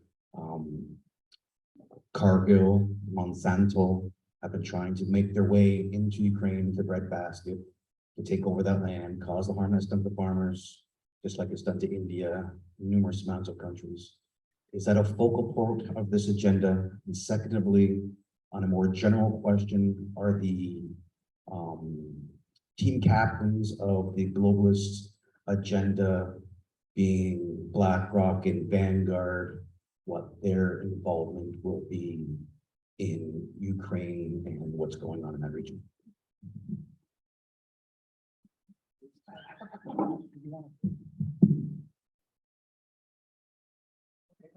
Greg, I think we do want one more question before they start answering.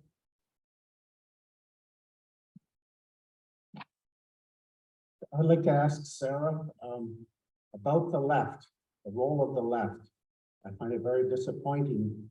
When you look at social democracy, green parties, the liberal left, somebody even the radical left, taking a very bad position. And they seem to be supporting the war. They're anti-Russia. They're following the propaganda.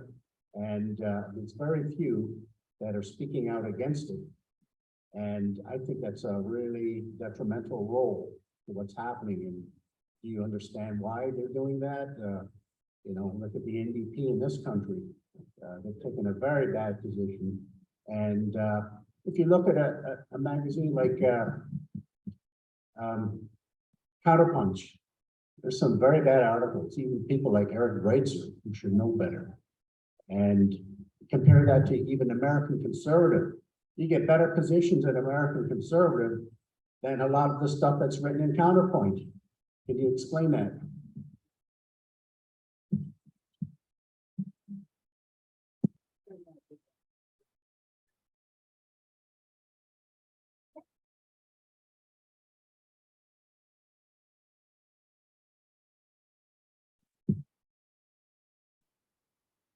And maybe I'll take the last question first, but it does link into the other points that were raised.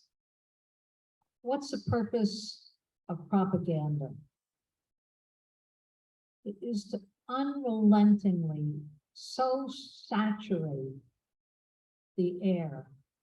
And it's not only what you hear on the news, it's making sure that every social organization, church group, union, get involved and push a war agenda. I don't know hardly an organization in the US, and I'll bet it's true here in Canada, that in February and March wasn't passing the Stand with Ukraine motions. I'm talking about this being for liberation, for democracy. You know, Putin is a monster, a madman. Now, what does that do? It silences opposition.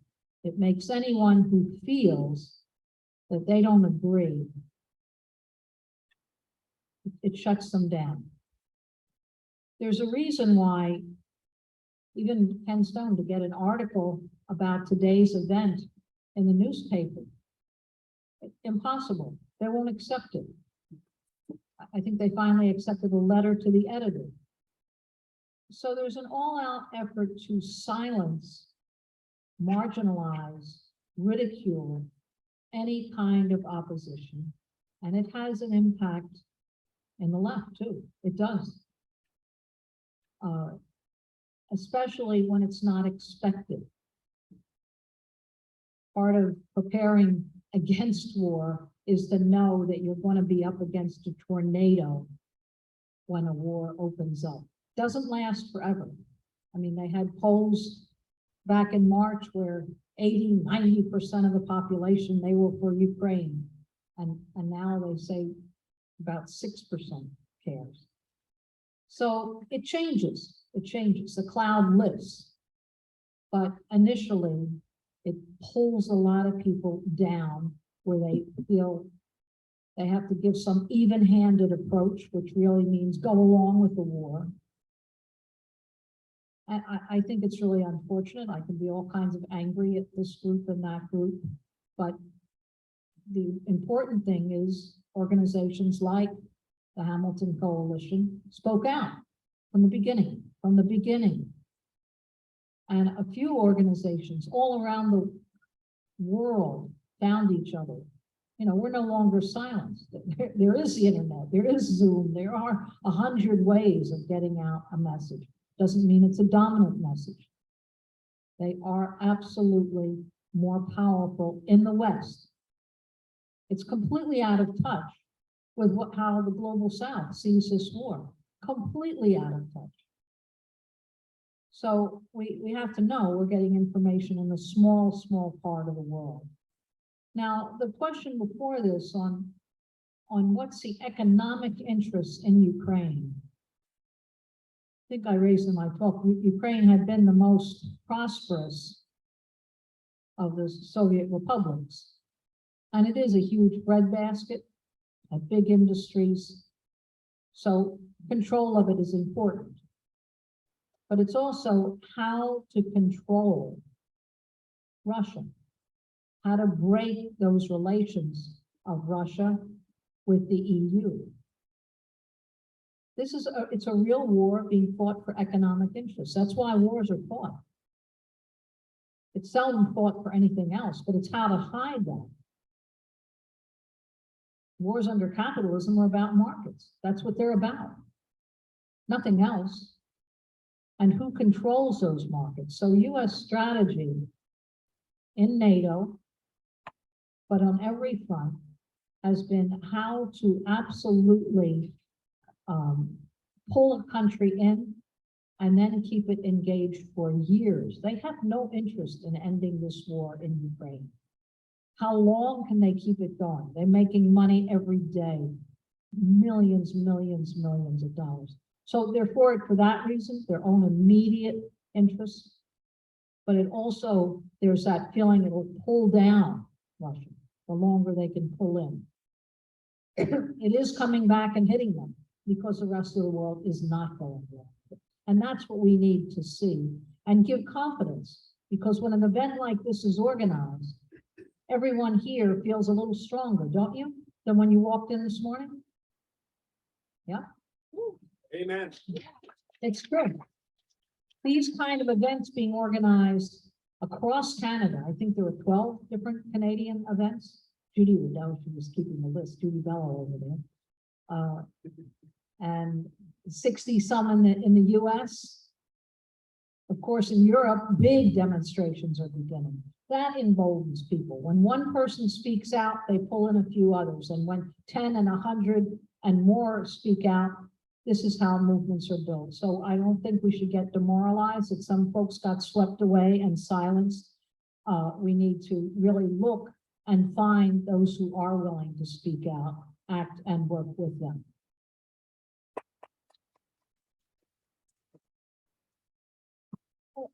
Just a couple of comments to respond to the questions.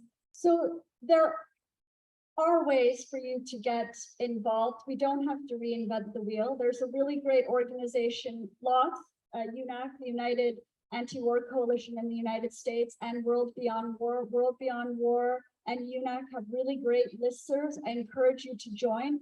And in Canada, we're allied to these US and international organizations. And in Canada, 2.5 years ago, we established the Canada-wide Peace and Justice Network as a way to mobilize together. And we have a website.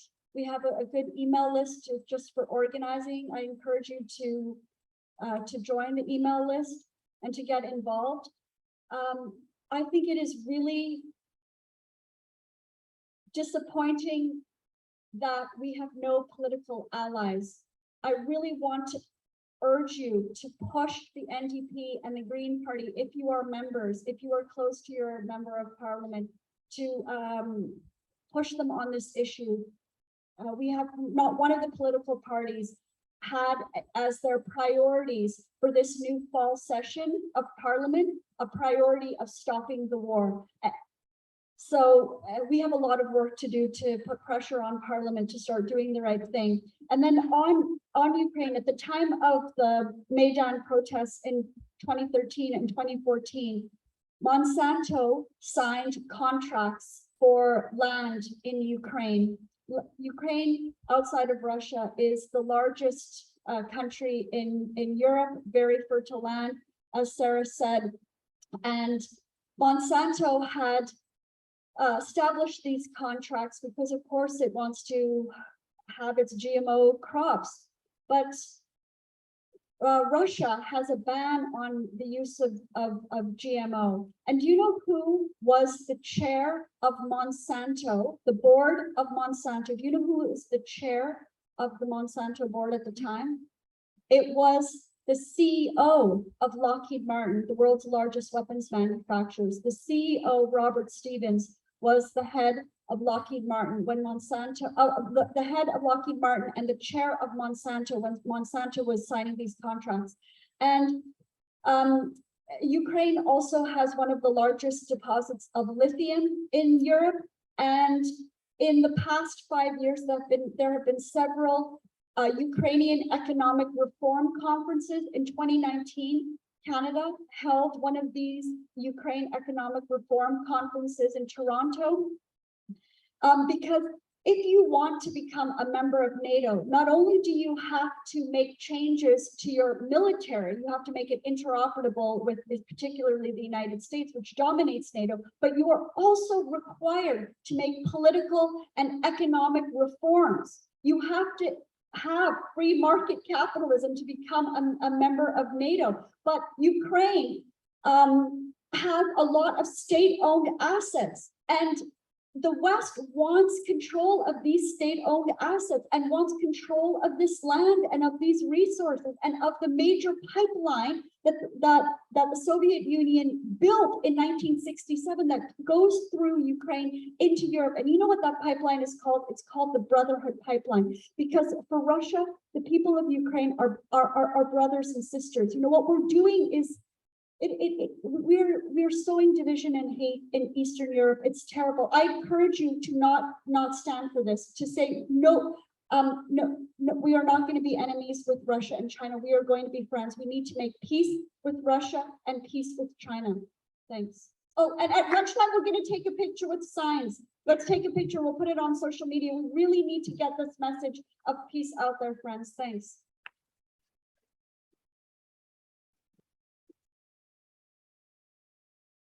Can't add a whole lot to contributions of my two panelists here.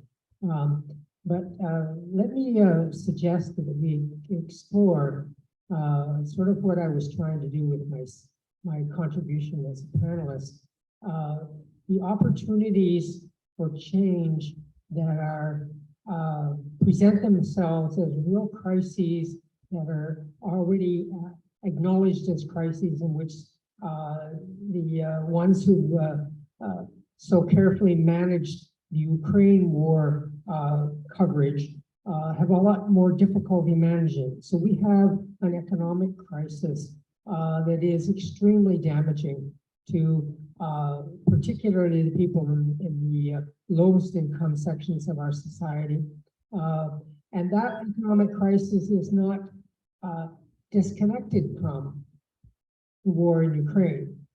And we are seeing, of course, as part of that whole conflict, we're seeing enormous increases in the costs of fossil fuels imposed down on people who don't have choices, who don't have the opportunity to do something else, but in generating enormous profits for those. And there are efforts now underway to impose wealth taxes and special taxes on the fossil fuel companies who are making these super profits. So that may be an element of how we can proceed. In the same way, in terms of the climate crisis is overwhelmingly a climate crisis being imposed by the United States, Canada, the NATO countries. The same gang are the ones who are the big emitters. They're the ones who have trashed the atmosphere and are continuing to trash the atmosphere and are failing to address the consequences of those, particularly outside of the NATO countries. And it's happening in the NATO countries to some extent as well. And there again, it isn't the wealthy who are suffering. It is the people who are the lowest portion of the society who are suffering, both in the NATO countries and in the global south. And as a result, the global south can look at this situation, and we have even spokespeople like the Secretary General of the UN saying, what the hell is going on? Why is this being permitted? Why are you continuing to carry on something which everybody knows is disastrous? Why are you continuing to pursue this? And their continuation of the pursuit of the emissions and the economic path, the market economy, so-called market economy, is the only way that this system knows how to function. And to hell with whoever is at the back end and gets the consequences, because that's not our problem. And we'll try to keep it as not our problem. So, and in Canada, when we talk about these questions, we talk about them in terms of what happens to Canadians, but we don't much talk about them to what happens in terms of the rest of the world. And the fact that we are one of the 10 biggest emitters in the world historically and at the present time. And this emissions, this is dumping our waste on the rest of the world, and the consequences are enormous. So we need to continue to look at the other ways of getting, we had a very thorough presentation by Kevin and other speakers here today on what's going on and why we should be outraged by what is happening in the Ukraine and the lies that have been presented. But that's a difficult story to tell. It took quite a while this morning to actually tell that whole story. There are other stories that can be told, which are maybe more immediately identifiable by people. Don't be surprised if those stories are being told by people who otherwise you might not like. So I understand, for example, that the new Premier of Alberta, who I suspect not many here are cheering for, got into trouble because she suggested that what's going on in the Ukraine isn't quite right. And now she's backed off that and she's pushed all that back. The same thing is happening with respect to the Republicans in New York and in the US who are saying, hey, we're not going to put all this money into the Ukraine war. So there are lots of different contradictions that are running through the society, and we should look for where we can make use of those to actually advance the cause of peace and justice. Thanks.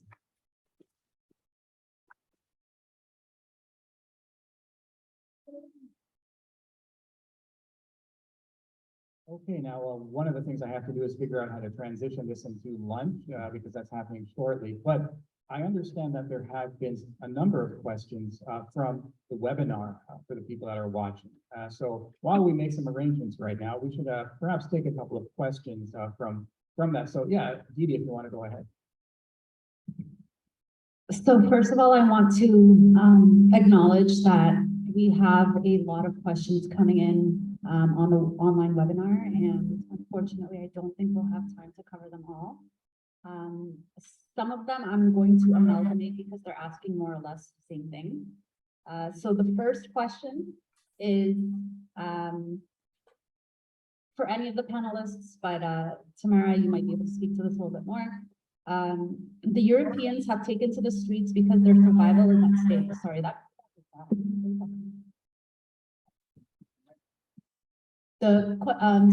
the Europeans have taken to the streets because their survival is at stake. Sanctions are destroying their economies and they are risking freezing to death without adequate energy. This war has become a matter of life and death for all of us.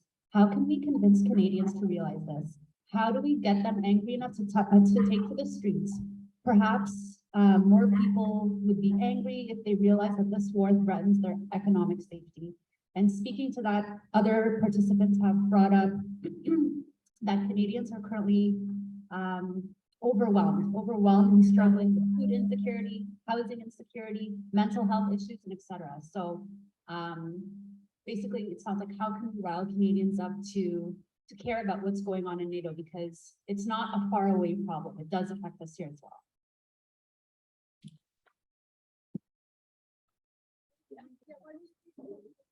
Sure.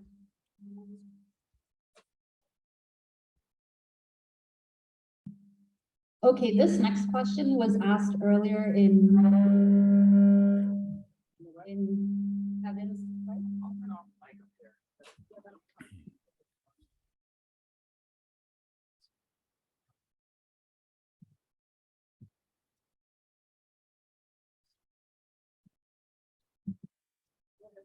Okay, so this next question comes to us from Morgan with the Calgary Peace Council. It's a little bit of a long one, but I'm going to get into it. So on the legality of war, there have been legal analysis. For example, our colleague Christopher Black, a UN lawyer who has worked in the International Criminal Court, published The Legality of War in New Eastern Outlook. There has also been similar pieces in Eastern media saying similar things. In fact, by Putin's actions, by context and norm, gives some limited legality to override the charter in proportional response. We do not refer to it as an invasion, nor does China. Is it really agreed upon? So I think this touches upon the difference between calling it an invasion, whereas there's some organizations or some countries calling it a special military operation.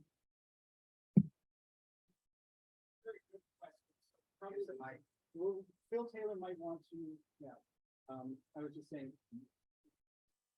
Those are two very good questions. So I think the panel will want to address that immediately. And also it's possible that Phil Taylor on the webinar there might also want to take a hand in answering some of those questions. So maybe Phil, if he wants to go first, if he's interested, because he hasn't gone yet. If that's the case, let us know, Phil, and you can go ahead.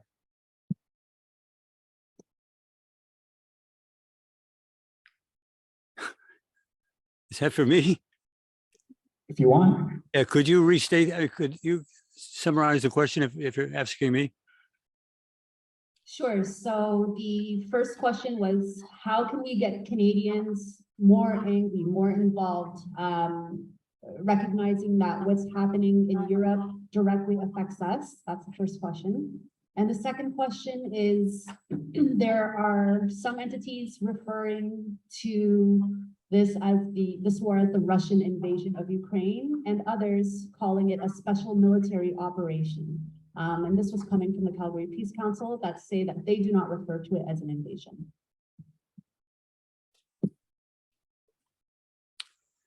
I'm afraid I'll have to pass that to the panelists because I wasn't able to make it out. So I can pick up what's being said by others.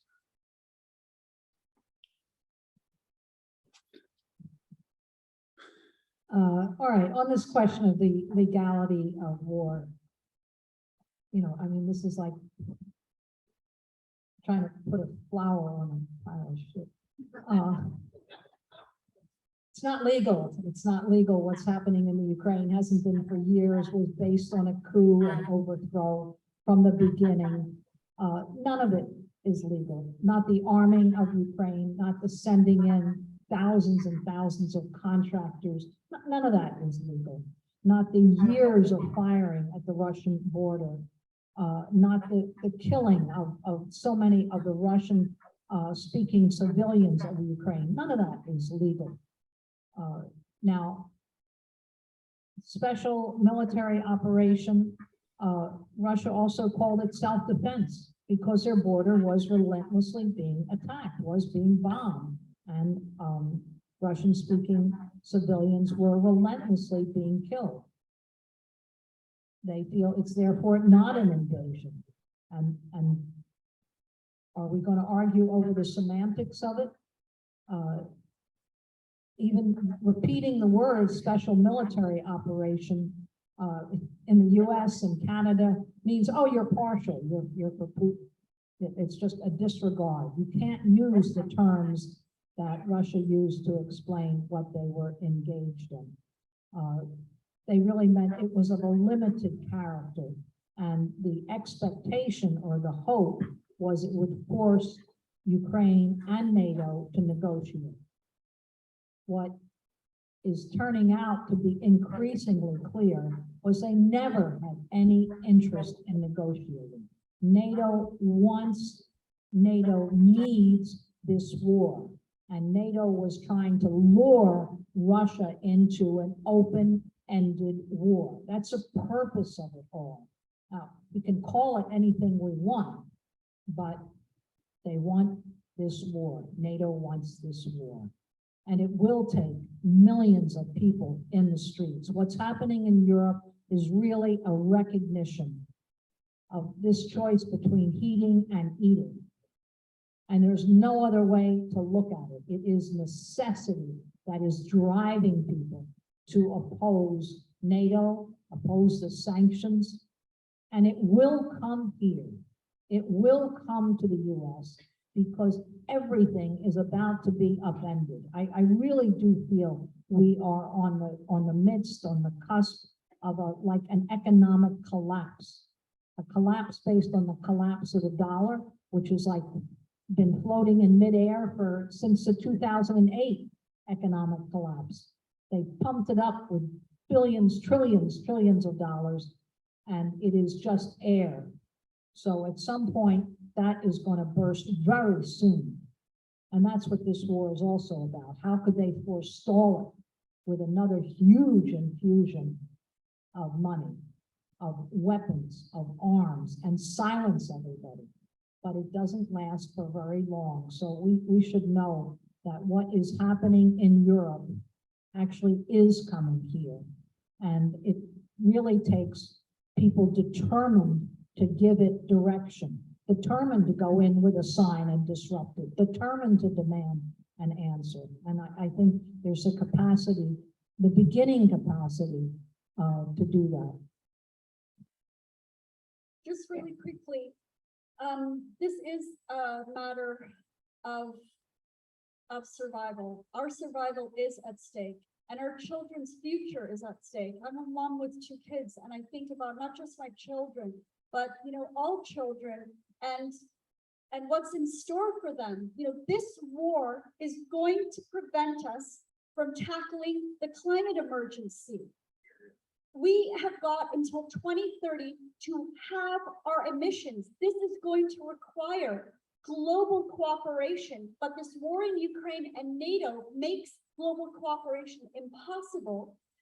A just transition is going to require billions of dollars of investment, but instead that public funding is going to this war.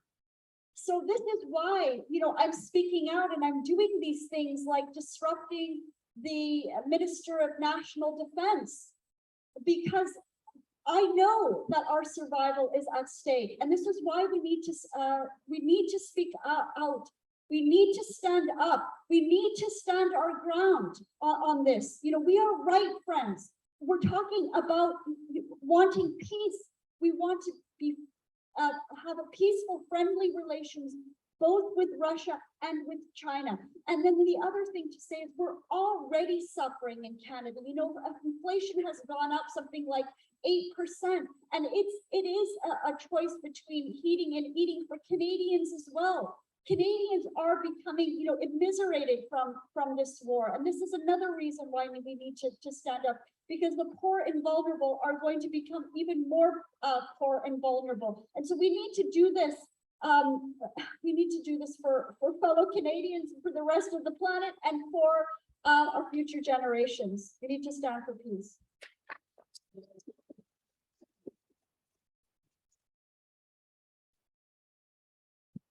That's all been said. I don't need to talk.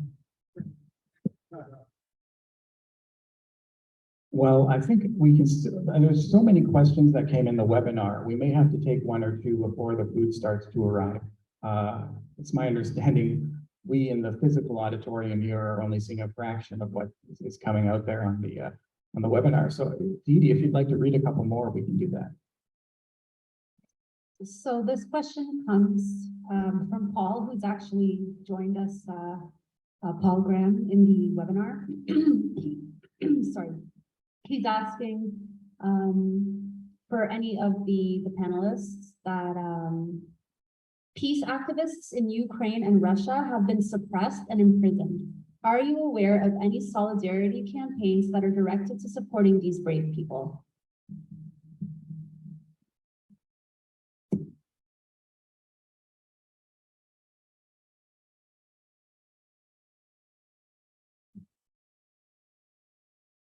I know that before February, because over years and years, there were a whole number of arrests, raids, roundups of anyone opposing this fascist coup. Unions were outlawed. You have to realize what that means. Unions were outlawed. And that means trade union leaders became hunted people. There were a whole number of arrests in Lugansk and Donetsk, but also it became impossible for opposition figures to operate in Kiev. And there are people who still are held in prison. There were big campaigns calling for their freedom and then calling for an exchange, even a prisoner exchange. In Odessa, I think no one could forget what happened at the House of Labor in Odessa in 2014. Was it 14? 2015, where it was a May Day demonstration, but against the coup. And it was many, many hundreds of people. And they were surrounded. The cops disappeared by fascists and chased into what was the House of Labor, the Union office. And there, that building was set on fire. Those trying to escape were shot, even as they fell from windows, beaten to death. That's an example of what happens to the opposition, to silence it. Back in February, the number of people who just, if they weren't for the war, were taped to poles and abused and tortured, including young girls, youth. I mean, it was horrendous to make an example where no one could free them, no one could release them. It was with like a strapping tape, lines of people. The pictures were horrendous. So has there been ways of silencing people? Yes. Was there still folks organizing, speaking out? Yes. Almost the entire leadership in Lugansk and Donetsk, who first were part of declaring really a separate, they were killed in the first round. Most of that leadership was lost. So there have been many, many efforts, and this is what happens in an effort to silence people. It never means the end of the struggle, but it is a heavy toll.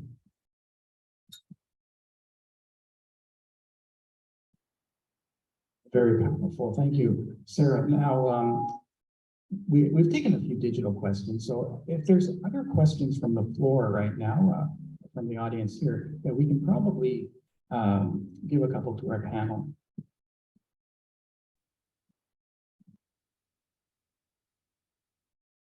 Hi, I'm Anthony Hill. Come from the Grand River territory.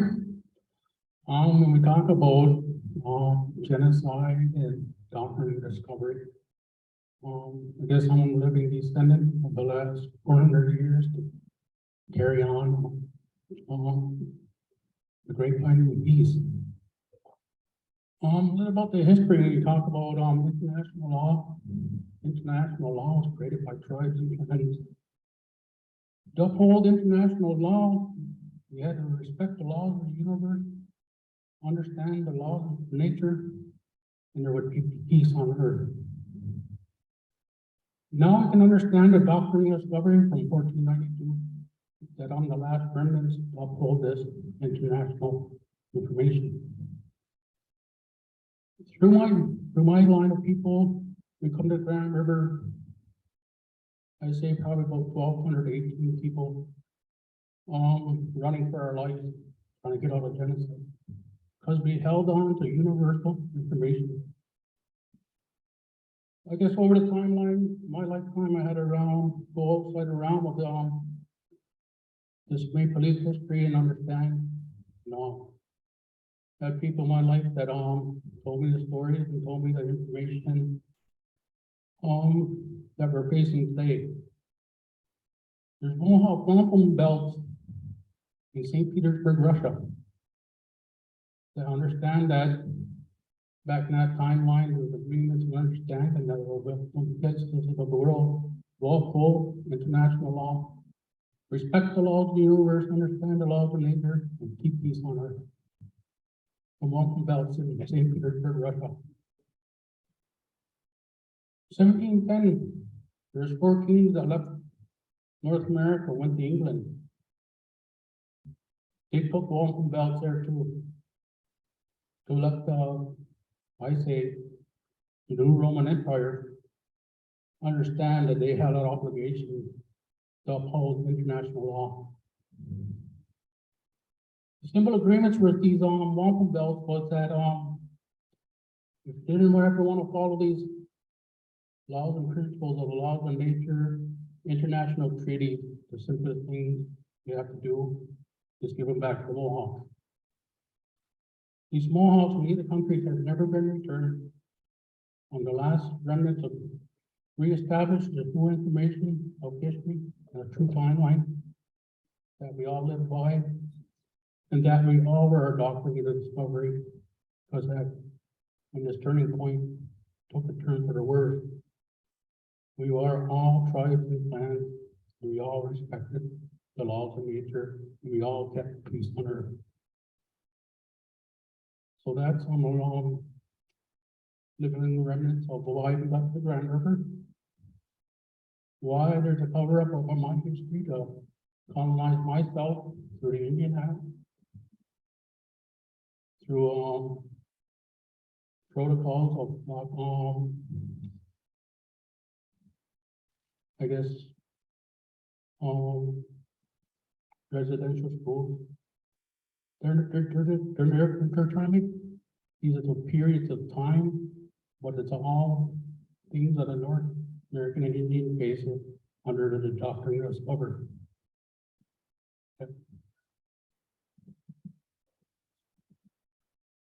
Hello, thank you. Thank you very much for your statement. We didn't mention it at the outset, but statements are also welcome, not just questions. We just ask that you keep it to a reasonable amount of time if possible. Lunch is being set up right now, so we're almost there. And I know Greg is our microphone person, so if there's any further questions from the audience assembled here, I think we can take one more.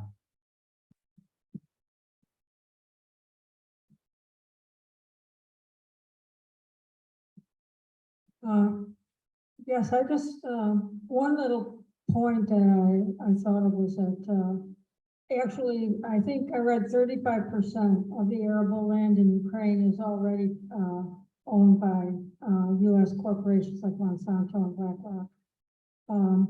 I wanted to mention something, maybe, you guys have some, ideas about it too, but just to show the complete lack of responsibility and lack of concern for the welfare of all life on Earth, beyond the nuclear issue, beyond the climate issue.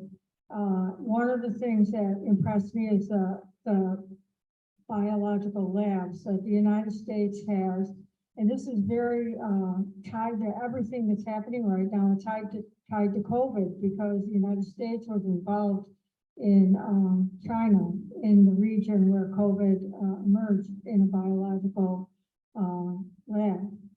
But there were all these labs that were found in Ukraine, and actually before the Russians broke the news after the war started, actually there was a woman named Juliana Gatsencheva, a Bulgarian reporter, who was reporting from Georgia and from Ukraine about the biological experiments the U.S. was doing there.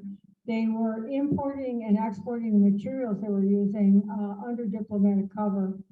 So this is so incredibly dangerous. Obviously, they're doing something totally illegal if they're hiding it that way.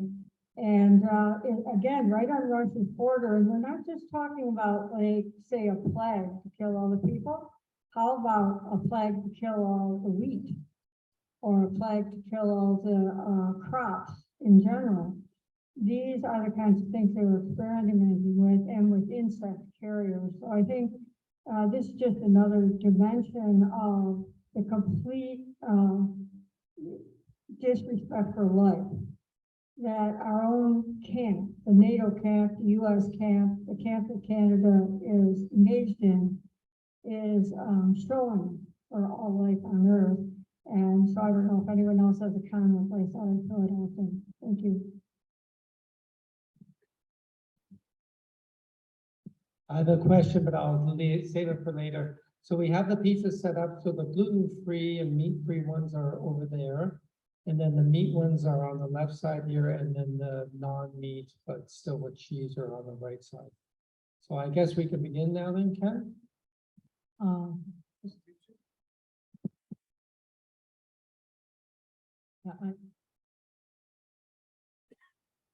I just wanted to recognize the important statement made by the Indigenous man here, which I think we do need to look at, never forget.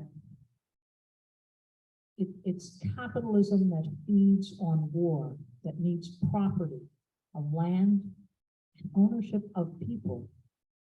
And this did not exist in Indigenous cultures, where holding this event at Mohawk College.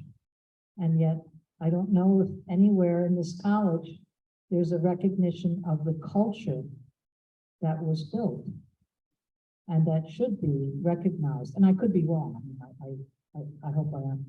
But this needs to be part of every discussion, so thank you for your statement, and I think we need to always, when we look at wars, know that what drives wars is this system, and that earlier people found ways, and we will find again, ways to cooperate. That doesn't mean it solves everything, but ways to cooperate and change going forward. So thank you.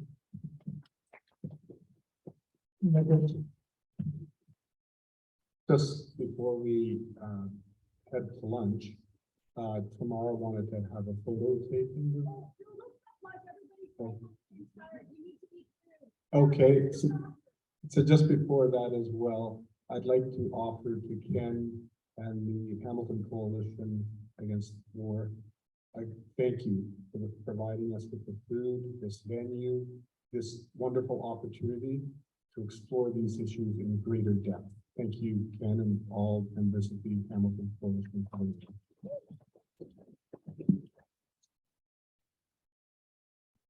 I just like to short thing. They when they were allowing those ships they freed out of Ukraine and they were supposed to go to Africa, only 2 ships end up in Africa. The 85 out of 87, 85 ships went up the Danube River and went to Germany.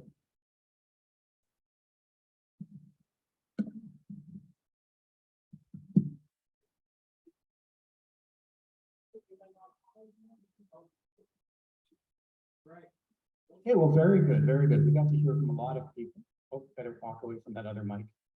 Not everyone online, we didn't quite get to all their questions, but we got a lot of them, and that's good. And they'll have opportunity in the second session. So thank you for your questions and your statements and for participating and being here. And we're going to hear more of your views very soon, your thoughts and your questions. So good job. We're going to adjourn for lunch and put this event on pause until 2 o'clock it is. Yes, so at 2 o'clock, we'll be starting up again with our China panel, our panel on China, Hong Kong, Taiwan, NATO, and AUKUS, and so forth. So yeah, you're welcome to just mosey around and go wherever. You come on back for 2 o'clock and our digital people. And we'll tell you a little bit more about our technicians after the break. Thank you.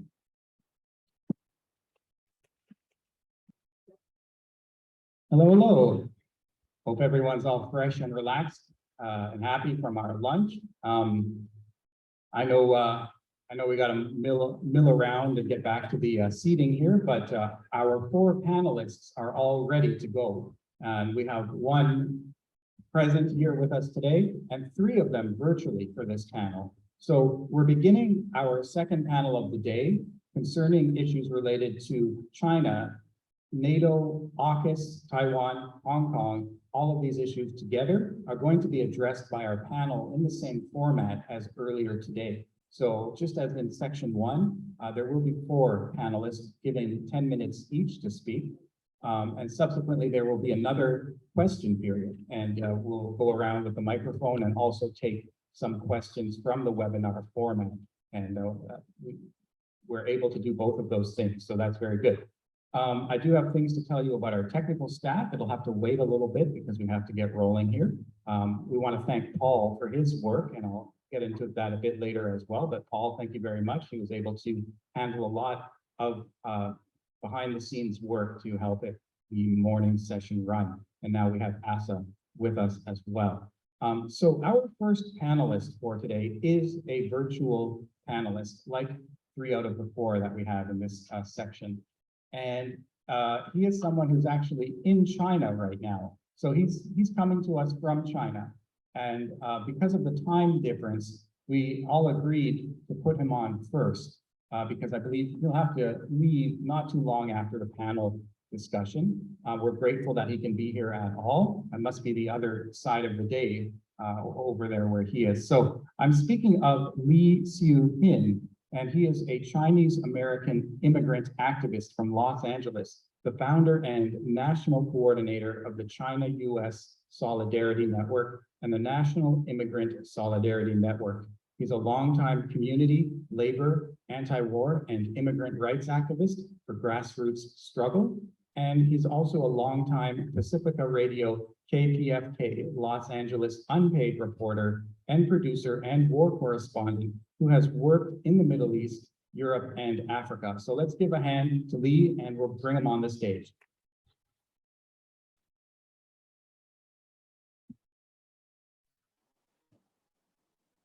Good afternoon. Let me just, hi, good afternoon, everyone. Good evening from Shanghai, China. It's 12 hours ahead. So it's right now is 2 o'clock. So, hello?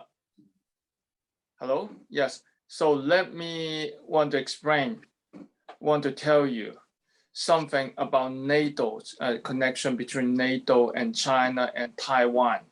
Many people thought that Western European countries in Asia and doesn't exist, but it do exist, not recently, but has been historically. We can date back 100 years ago when Boxer Liberians with the Western European and US countries are coming to invade China.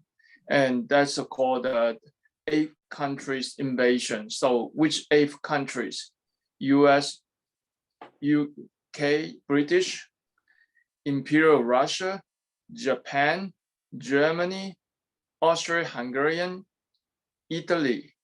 So except the Imperial Russia, not included today, every other countries are still exist today to have a military intention to against China these days under the banner of NATO.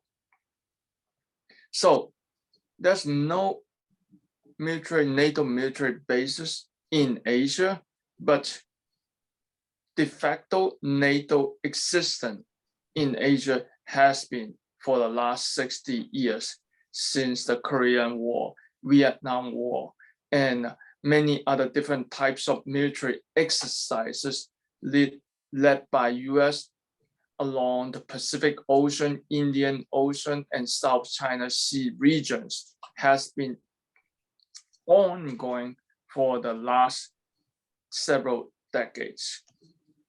So the military, not just military existence, but military pressure against China and North Korea are real, just like NATO against Soviet Union, then Russia.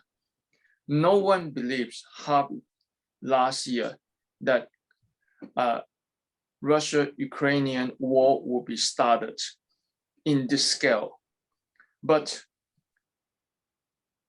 to date, in Asia, in the Pacific region, the US hyper military pressure against China are real, along with the European NATO members in de facto ways.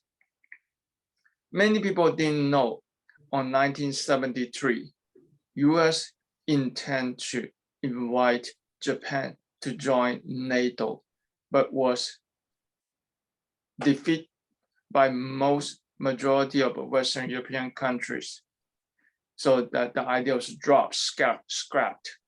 However, 2 months ago, Germany sent military aircraft to Japan.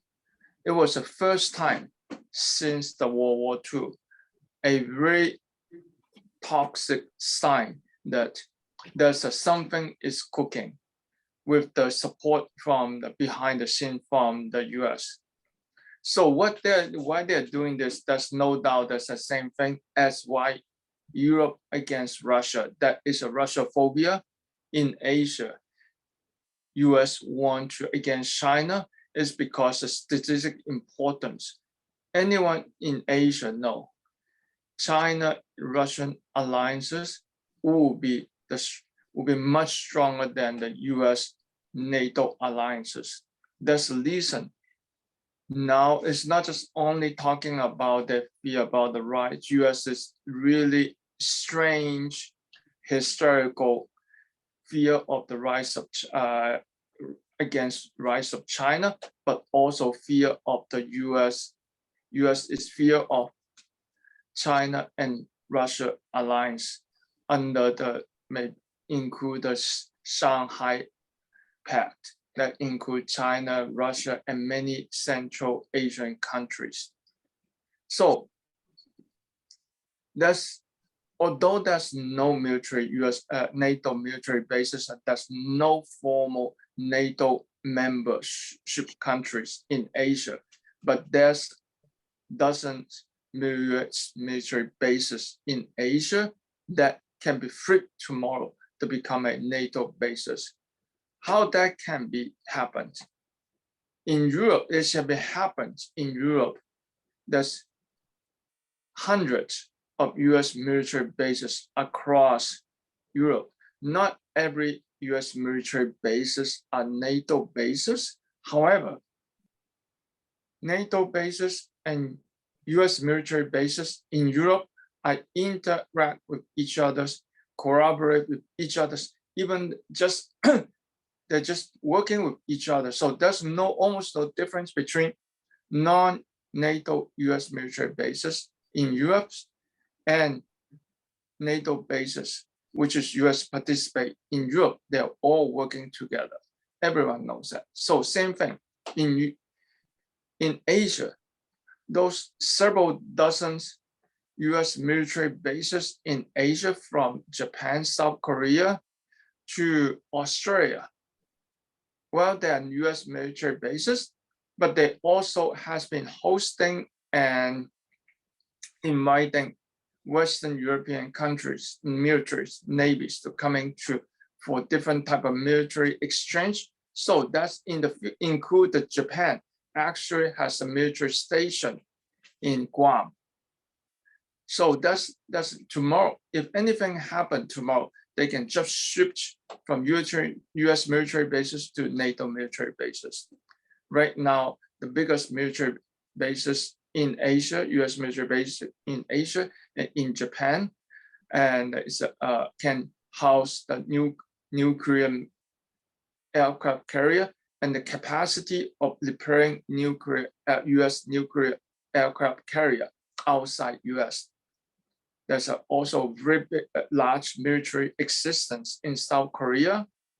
And also they also have military bases, very small military bases in Singapore and Australia, and still military exchange in Philippines. While Filipino governments are really now friendly with China, and they have been openly against US is using Philippines against China on South China Seas. So right now, what they can do to steer up the possibility of NATO in Asia, Taiwan issues, because Taiwan is part of China, but also everyone knows Taiwan is proxy of US. Right now, the Taiwanese governments are run by so-called pro-Taiwan independent forces based in Los Angeles.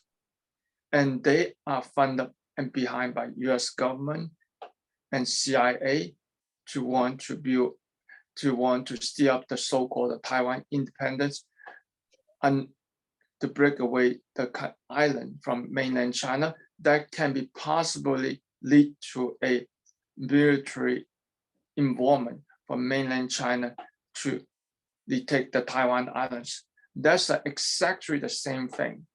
The phony nationalisms have been using on Ukraine against Russia. Same thing on they want to use Taiwan, the crisis, and if Taiwan declare independence, the so-called independence, forcing mainland China to use military means to occupy the islands. And then US and Western countries can have an excuse to launch military campaigns against China, just like what happened in the Donbass, in eastern Ukraine, and the current US-Ukrainian conflict. So they've been pushing for this change on and on and on again. Sometimes close records when last September, the Nancy Pelosi visit Taiwan. That was a really it was a tense moment that could be a sign that military confrontation could be happening, but it's not happening. Because everyone knows that war is not the answer, and that no one can win the war. So that's the reason. That's more like a political confrontation and games, and see who will bring the eye first. And right now, US has been putting all the resources on Ukraine. That's the reason now Taiwan is not the biggest focus, because while the US said they want to have two wars on the same time, launch two military campaigns, one in Asia, one in Europe, or maybe another location on the same time, but they cannot have capacity. But doesn't mean that future is not going to happen. There's a reason. I write my work as an immigrant activist in Los Angeles for many years, working undocumented workers in Los Angeles, while I have been putting my resources to going back to work between US and China for activist solidarity, and bringing Chinese activists from mainland China to communicate with the activists in North America, and North American activists to communicate with activists in China, back and forth. Right now I'm in China, communicating with different local Chinese progressive activists, and also making a documentary about Xinjiang to debunk and counter against US propaganda against China's Xinjiang region called Voice of Xinjiang, and also other grassroots solidarity work. I also want to ask activists from Canada to join with us in the future to support our work and communicate and building a solidarity between Canada, US, North America with Chinese activists. Again, thank you for Hamilton Coalition for this opportunity for me to speak. And right now has been 2:30, and maybe I'll stay a little bit more. Then I got to go into sign off. So again, thank you, and that's it.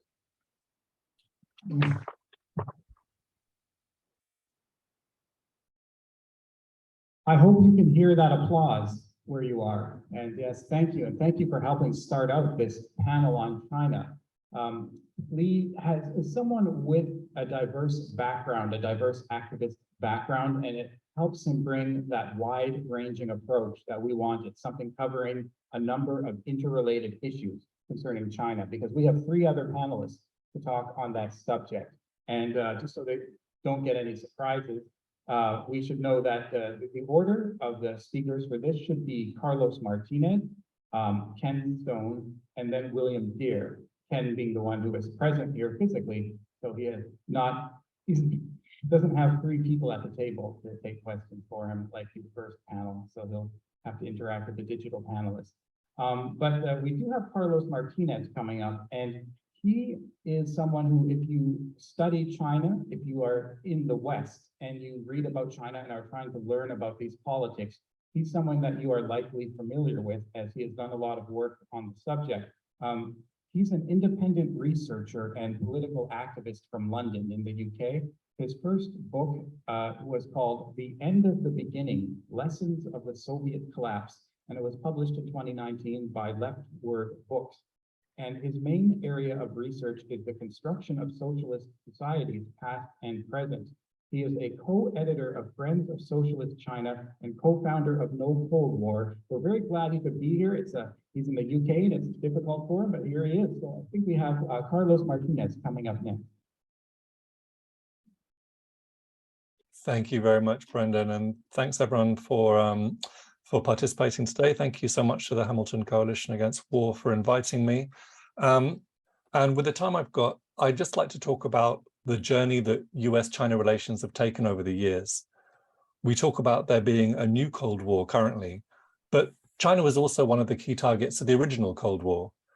In terms of the rise of McCarthyism, the extreme militant anti-communism of the Truman administration, the genocidal war against Korea, you know, a great deal of this was connected to the whole so-called loss of China discourse. How could US imperialism just helplessly allow the most populous country in the world, a country of massive historical and strategic importance, to have a communist revolution, to join the socialist camp, to enter into an alliance with the Soviet Union? So one of the early acts of the Cold War was actually to prevent the People's Republic of China from taking up its rightful place at the United Nations. Between 1949 and 1971, it was the so-called Republic of China, that is to say, the breakaway capitalist dictatorship in Taiwan that represented China on the Security Council and on the General Assembly.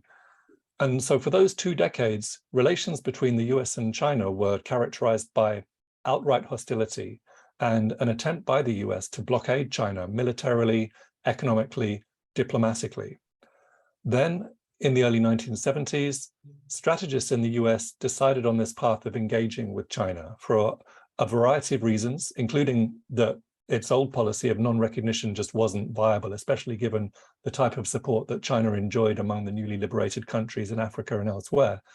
But the most important reason was almost certainly that the US thought that it could strengthen its position vis-a-vis the Soviet Union, which by this point was involved in a bitter ideological dispute and a split with China that lasted from the early 1960s until the late 80s. So, as is well known, Kissinger visited Beijing in 1971, Richard Nixon visited Beijing in 1972, and on the last evening of Nixon's visit, the two sides issued the Shanghai Communiqué, affirming that the US and China would work towards normalizing relations and acknowledging the One China policy as the basic framework for that normalization.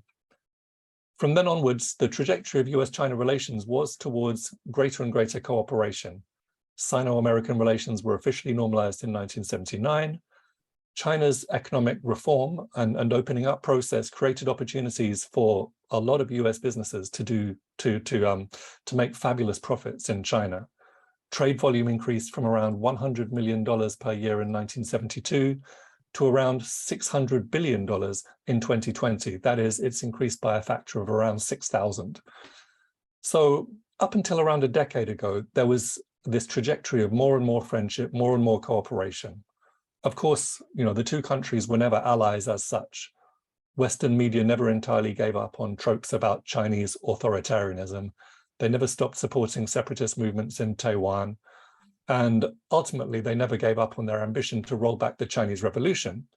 Certainly, they had assumed China would go the same way as the Soviet Union and the socialist countries of Eastern Europe.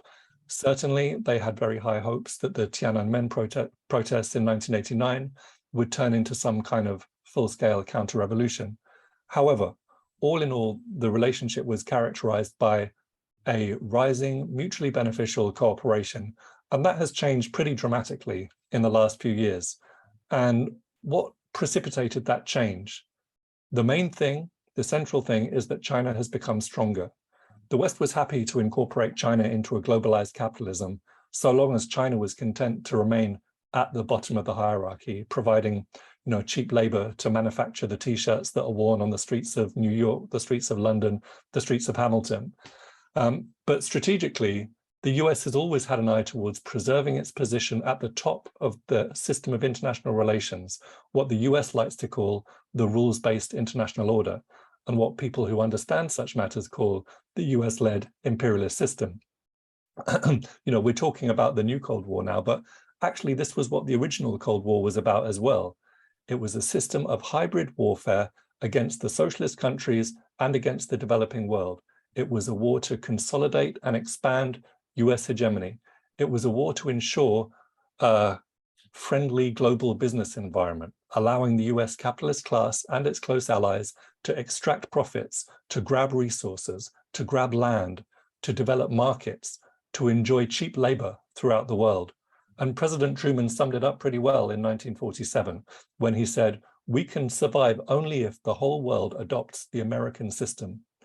That was the overarching rationale behind the Korean War, the Vietnam War, the coups in Indonesia, in Brazil, in Chile, in Guatemala, the support for apartheid regimes in South Africa, Zimbabwe, Angola, Mozambique, Guinea-Bissau, the assassination of Patrice Lumumba, the overthrow of Mohammad Mossadegh, the blockade on Cuba, and so on.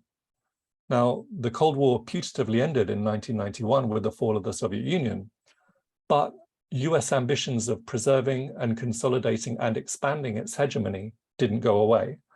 The world was supposed to be enjoying some kind of peace dividend following the conclusion of the Cold War, but what we got instead was genocidal wars against Yugoslavia, Afghanistan, Iraq, and Libya. We got NATO's expansion, we got AFRICOM, we've come dangerously close to war on Iran. Now, by the time Obama arrived in the White House in 2008, it was quite obvious that China stood in the way of the project for a new American century. And now, 14 years later, it's only more evident that China is leading the way towards a multipolar world order and constitutes, on that basis, a quite real impediment to the plans of US imperialism. China is on the cusp of overtaking the US as the world's largest economy. In purchasing power parity terms, it already has done. China's the leading trade partner of nearly 3/4 of the world's countries. China's becoming a science and technology powerhouse. It's the unquestioned world leader in renewable energy, in electric vehicles, in telecommunications. It's among the world leaders in nanotechnology, quantum computing, artificial intelligence, space exploration, advanced manufacturing. It's playing the leading role in the battle against climate breakdown. Living conditions have improved to an extraordinary degree. China's life expectancy actually has now just surpassed that of the United States. It's established friendly, mutually beneficial relationships with countries around the world, especially the global South, and those countries that refuse to go along with US diktat, including Russia, including Iran, including Cuba, Venezuela, Nicaragua, Zimbabwe, Ethiopia, Eritrea, Belarus, the DPRK, and many more. So, China's loudly promoting a multipolar system in which the sovereignty of all countries is respected, where all countries have a voice, a system in which the imperialist powers can't simply use wars at will, use sanctions at will, destabilization, economic coercion in order to impose their will on the planet. Therefore, China has become, in the eyes of the US, a very serious threat, the #1 enemy. That's the reason for the new Cold War. That's the reason for Obama's pivot to Asia. That's the reason for Trump's trade war. That's the reason for AUKUS and for the Biden regime's undermining of the One China principle. What we have now is a quite extensive strategy of containment and encirclement. That includes an increasing US military presence in the South China Sea. It includes this attempt to build a whole set of anti-China alliances, including AUKUS, including the Quad, and essentially moving in the direction of some kind of global NATO. It includes economic warfare, sanctions, attempting to get Huawei removed from network infrastructure worldwide, desperately trying to prevent China from reaching parity with the US in terms of semiconductors. It includes deploying the Terminal High Altitude Area Defense, the THAAD system in South Korea and Guam. It includes establishing a US military base in Darwin in North Australia, encouraging the remilitarization of Japan, sending warships through the Taiwan Strait, sending Nancy Pelosi to Taipei, and not to forget a systematic slander campaign accusing China of genocide in Xinjiang, accusing China of violating the national rights of the peoples of Tibet, Inner Mongolia and elsewhere, accusing China of suppressing democracy in Hong Kong, accusing China of engaging in imperialism in Africa, in Latin America, in the Pacific, in the Caribbean. So this is a multifaceted attack. It's a hybrid war.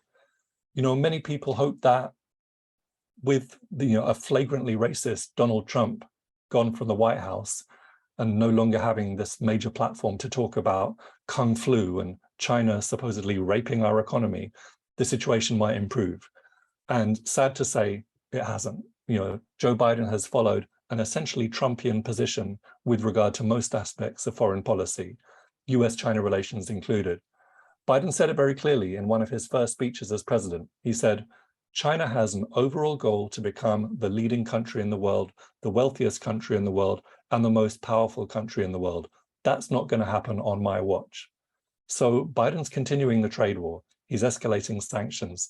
He's selling more weapons to Taiwan. He's encouraging separatist forces in Taiwan. He's echoing these disgraceful slanders about human rights in Xinjiang.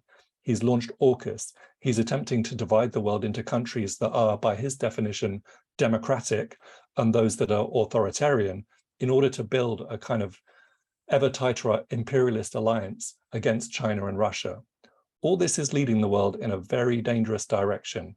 Humanity faces serious existential threats in the form of climate breakdown, pandemics, and the possibility of nuclear war. The insistence of the US ruling class, and I have to say very sadly that this insistence is completely bipartisan. It's a consensus opinion in Washington on maintaining its global hegemony is a very serious impediment to facing those threats that we all collectively face. As such, it's crucial and it's urgent that progressive and peace-loving people the world over join hands in building global mass opposition to this insanity. Thank you very much.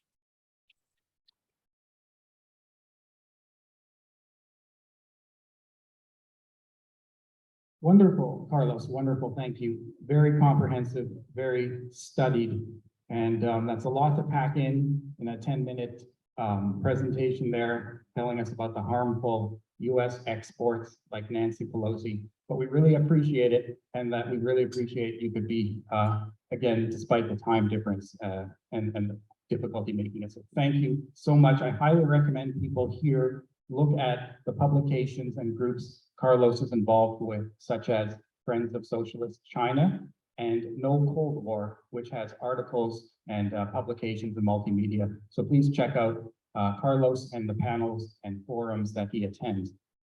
So the next talk is Ken Stone. I shouldn't have to read a bio for my own father, but here I am. He's a veteran anti-war activist in Hamilton, Ontario. I didn't know that. He's treasurer of the Hamilton Coalition to Stop the War, former coordinator of the cross-country campaign to free Meng Wanzhou, former Central Committee member of the Global March to Jerusalem, and present steering committee member of the Syria support movement. He comments regularly on Press TV and RT. In April 2016, Ken traveled to Damascus to observe the Syrian parliamentary elections and wrote a booklet entitled Defiant Syria, which I think went for sale, and you can even find it in the iTunes store. So that's called Defiant Syria. So come on up to the podium.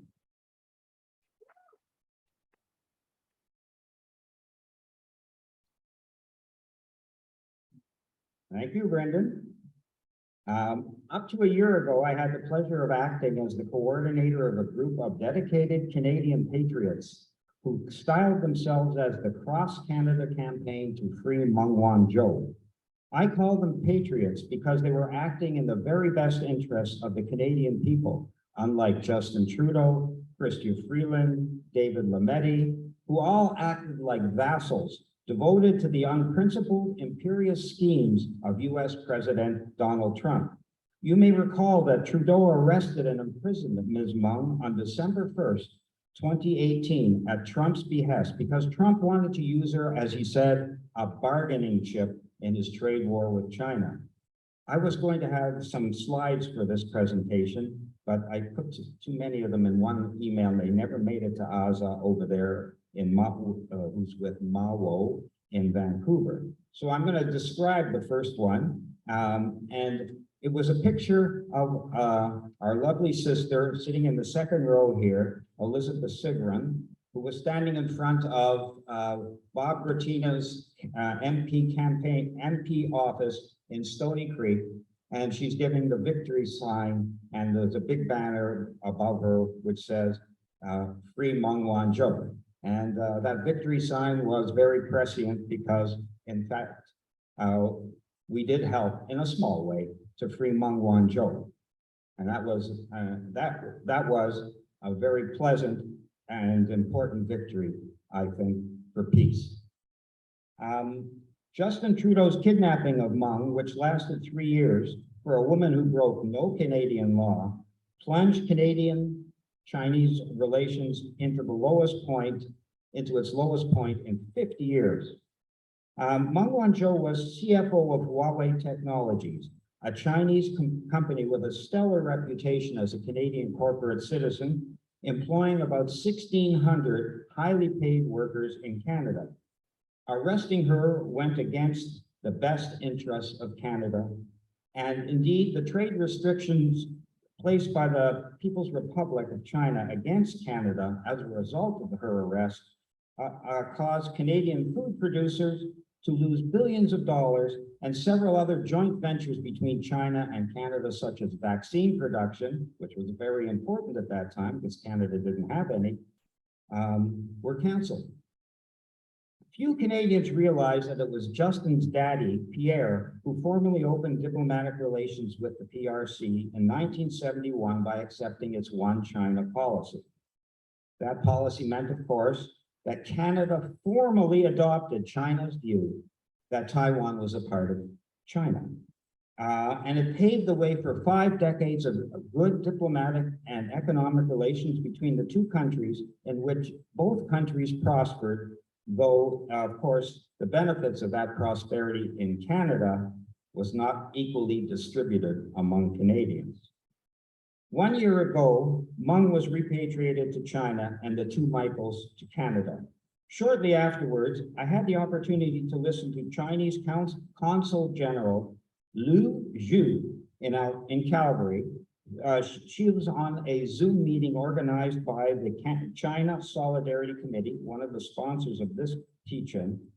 And what she said was that her country, China, wanted to let bygones be bygones and to turn over a new page in relations with Canada following the prisoner exchange.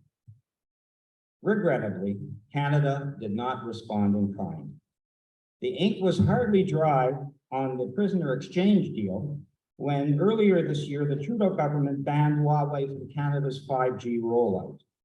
Trudeau had received an official missive from Senators Rubio and Wagner, co-chairs of the U.S. Select Committee on Intelligence, just 6 weeks before Meng was arrested, advising Trudeau to remove Huawei from the 5G rollout because first, Huawei's global tech leadership was bad for its US and Canadian competitors, and secondly, because the Five Eyes intelligence network demanded it. Be glad to talk about the Five Eyes in the Q&A. Again, for a whole slew of reasons, which I can allude to in the Q&A, the decision to ban Huawei was inimical to Canada's best interest, not the least of which is the future employment of 1,600 Canadian workers. The Cross-Canada campaign struggled hard to prevent this outcome, but the mainstream media completely shut out our views from the Canadian public. We held the view that banning Huawei was colluding with the USA to kneecap the Chinese high-tech industry, of which Huawei is the flagship company, and in order to keep China in a state of perpetual underdevelopment.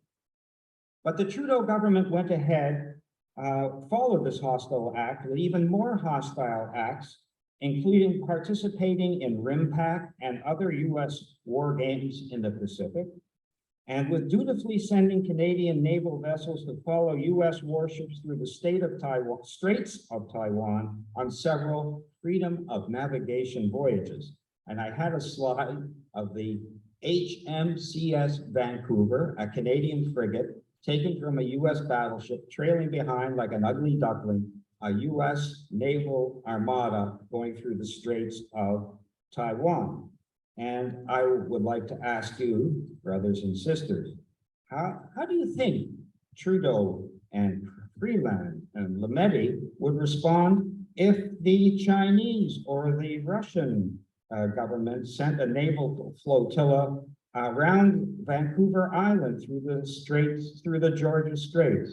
Do you think, put up your hands if you think Canada would like that? Well, I'm looking around, I don't see any hands raised. and people here know why, we have a tremendous double standard in this country.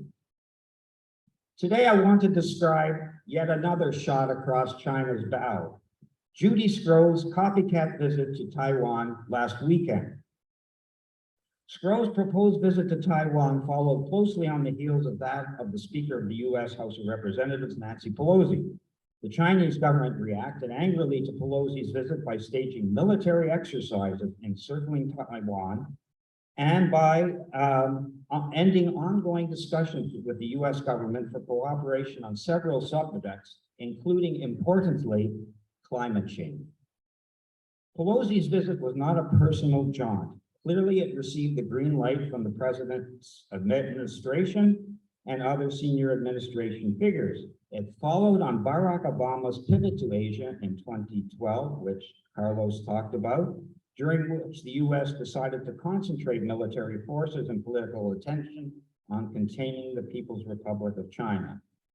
Containing is a polite word for destroying.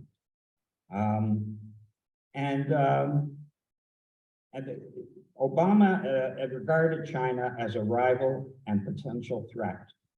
Pelosi's visit and that of Sgro were both designed to isolate and weaken China, start a new Cold War with China, and sow the kind of instability that results in increased U.S. and Canadian arms sales abroad. Now, with Sgro's proposed delegation to Taiwan, the vassal-like Trudeau government of Canada is also doing its own pivot to Asia, likewise falsely designating China as a bully and threat to Taiwan, instead of adhering to its own 50-year-old acceptance of the One China policy, and once again is acting against Canada's national interest in order to jump on the U.S. war wagon. Canadians need to understand, and this is really important, walking in other people's shoes, walking a mile in someone else's moccasins. We need to understand that the Chinese people are still smarting from the Chinese century of humiliation, which lasted from 1840 to 1949, during which foreign colonial powers divided up the territory of China, occupied many parts of it, including Hong Kong and Taiwan, and forced humiliating concessions on the Chinese people, reducing most of them to grinding poverty. Only since the formation of the People's Republic of China has the Chinese state been able to gradually guarantee the territorial integrity of its country by reassuming important parts of the country, such as Hong Kong. Moreover, the Chinese government achieved the remarkable feat of raising 800 million people out of poverty, a success unsurpassed in human history. Sgro asserted that she intended to be, quote, diplomatic in her comments while in Taiwan, but what did she say when she was in Taipei last weekend?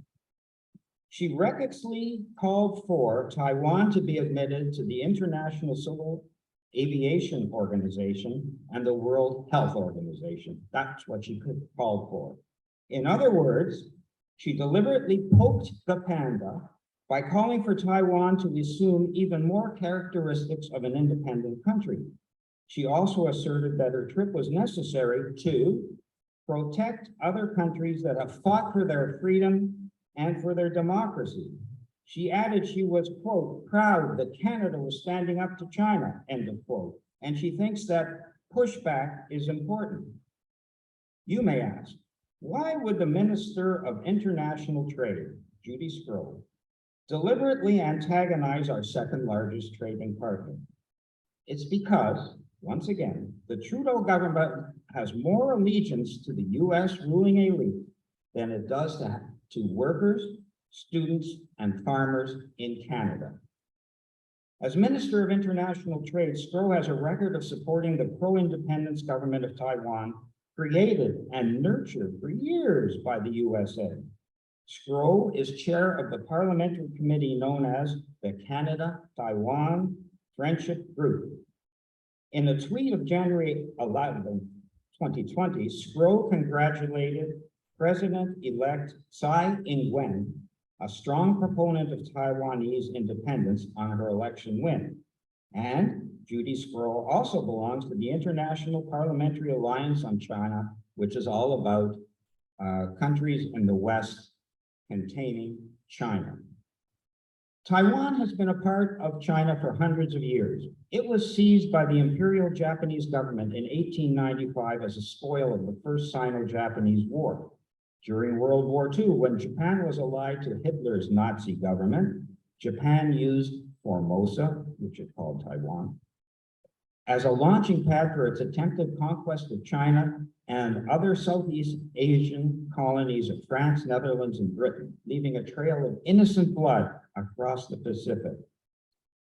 Following the Chinese Civil War, 1945 to 1949, the pro-Western Kuomintang government of Chiang Kai-shek fled the mainland to Taiwan and established a military dictatorship that lasted 40 years, all the while claiming to be the sovereign government of China.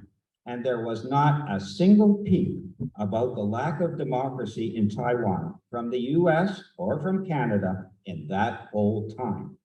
The very first direct election for the presidency of Taiwan took place only in 1996. For his part, the Chinese ambassador to Canada warned, quote, China will take resolute and forceful measures against any country that attempts to interfere or to infringe upon China's sovereignty and territorial integrity, end of quote. So far, I haven't seen any reprisals, but they still could happen. For your information, the Canada-wide Peace and Justice Network unanimously adopted a statement the commission need to write about Stroh's visit. And the statement calls on the Trudeau government to do 5 things. Number 1, cancel Stroh's proposed delegation to Taiwan. 2, stop prodding China with naval provocations and baseless accusations. Number 3, end all of Canada's unilateral and therefore illegal economic sanctions against the People's Republic of China. 4, establish a Canada-China parliamentary friendship group. There are all kinds of friendship groups. There's about 20 or 30 of them. There's one for Taiwan, but there is no parliamentary group in Canada of MPs who want to be friends with China. And there should be. And 5, cooperate with China on achieving the UN Sustainable Development Goals. Cooperation with China is vital to making progress on the Paris Agreement. China is a global leader on renewable energy technologies and international development. On the eve of the climate summit in Sharm el-Sheikh, Canada should cooperate and should not be antagonizing China, but should cooperate on finding ways to collaborate on common environmental and social challenges. And that is what I think is number 1 on the global agenda, should be number 1 on the global agenda. Instead of wars and military spending, we should all be cooperating. All nations should be cooperating to face the existential crises we face in the environment, health crisis, and the proliferation of nuclear weapons. Thank you for your kind attention.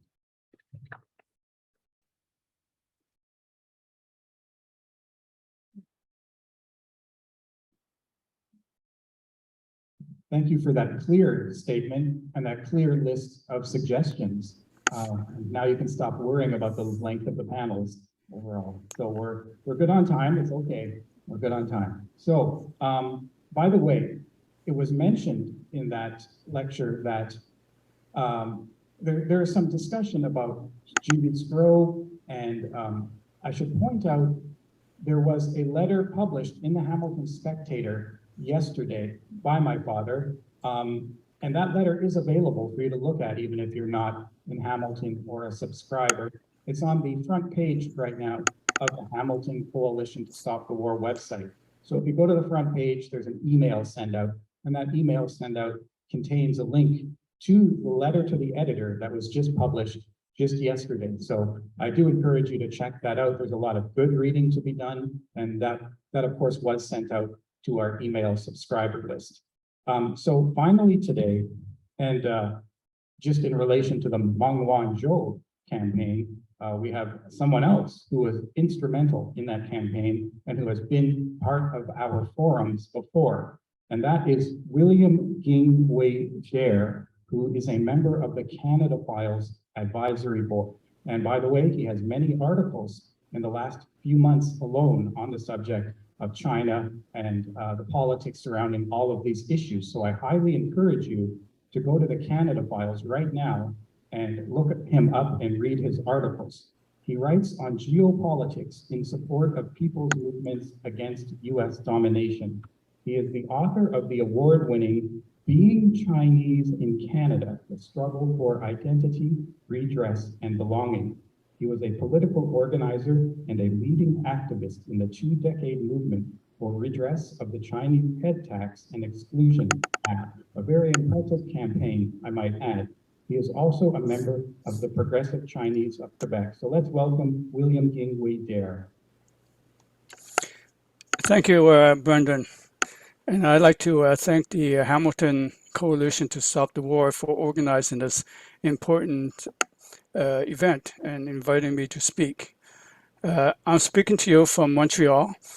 As an immigrant settler, I acknowledge that I am on unceded Indigenous lands of the Kanien'kehá:ka people. So to start, I'll be talking on 2 subjects. The first subject is China's position on the issue of peaceful reunification with Taiwan. Chinese President Xi Jinping stated in his report to the 20th National Congress of the Communist Party of China, quote, "Resolving the Taiwan question is a matter for the Chinese, a matter that must be resolved by the Chinese. We will continue to strive for peaceful reunification with the greatest sincerity and the utmost effort," unquote. Despite provocations like the Scroll delegation to Taiwan, China has exercised restraint on reunification. She added, "If the use of force is required, then it is, quote, it is directed solely at interference by outside forces and the few separatists seeking Taiwan independence and their separatist activities. It is by no means targeted at our Taiwan compatriots." So on this basis, he continues, "On this basis, we will conduct extensive and in-depth consultations with cross-strait relations and national reunification with people from all political parties, sectors, and social strata in Taiwan. And we will work with them to promote peaceful development of cross-strait relations and advance the process of China's peaceful reunification," unquote. So instead of welcoming these words of peace, Western media plays up the statement that China will not renounce force to reunite with Taiwan. They promote the Western narrative that Taiwan is in danger of a military invasion from China, despite all the words that Xi Jinping and the Chinese government have said. The US wants to maintain Taiwan as their fixed aircraft carrier within striking distance to the Chinese mainland. Since 2010, the US sold more than $23 billion of arms to Taiwan. This year alone, the US weapons sale to Taiwan is $1 billion, along with American forces training the Taiwan Army. Canada's National Security Advisor to Prime Minister Justin Trudeau, Jody Thomas, is an anti-China hawk. She pushes for the deployment of the Canadian Navy to contain China. She said, "The deployment of the Navy, in particular to the South China Sea, is one of the messages that can be sent." Canada has a belligerent foreign policy with its membership in NATO. In September, the Canadian frigate Vancouver, as Ken just mentioned, joined an American warship to sail through the Taiwan Strait, which China claims was a violation of its territorial integrity. The North Atlantic treaty organization is expanding into the Pacific, as Australia, Japan, New Zealand, and South Korea were invited to attend the last NATO meeting for the first time. The US is doing in the Asia Pacific what it has done in Eastern Europe, creating military alliances to threaten its adversaries, this time China and the Democratic People's Republic of Korea. The US has 132,000 troops in 120 military bases in the Indo-Pacific. It plans to spend $27.4 billion over 6 years from now until 2027 to establish missile stations in Pacific Island chains within striking distance of China. It has built military alliances similar to NATO in Europe in the Quad, composed of the US, Australia, Japan, and India. The US and UK have formed a nuclear proliferation pact with Australia, the AUKUS. In response, the Chinese government knows that to break out of the military encirclement of the US, it must build up its economic and developmental alliances with other countries still under the thumb of US imperialism. The Belt and Road Initiative is a non-military economic development strategy to build common prosperity through international cooperation, mainly in the Global South. If the BRI succeeds, international prosperity can be achieved and the Global South will break free of the centuries-old paradigm of Western colonial economic domination.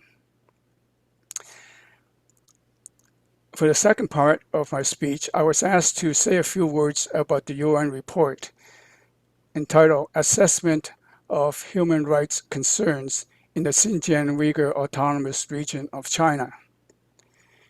It was released in haste at 10 minutes to midnight, August 31st, 2022. The UN High Commissioner for Human Rights, Michelle Bachelet's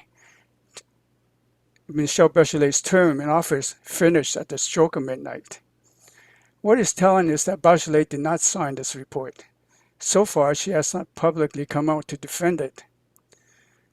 The positive light from the report is that it does not claim Uyghur genocide because there is no evidence, nor for the claim of 1 million Uyghur detainees. The UN report is based primarily on anti-China and the NAD-CIA financed Xinjiang human rights industry sources. Right off the bat on page 1 of the introduction gives the link to the report's 1,927-page bibliography.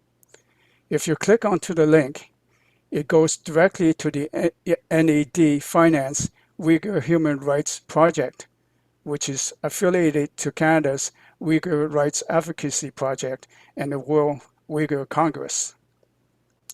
So this nearly 2,000-page bibliography overwhelms with links to various articles and papers by the usual sources in the Western corporate media, such as the BBC, CNN, New York Times, the Globe and Mail, and I think the CBC is in there somewhere, and also to the familiar materials being circulated over the last few years by anti-China players like Adrian Zentz and the Australian Strategic Policy Institute, which is funded by the Defense Department and the arms industry.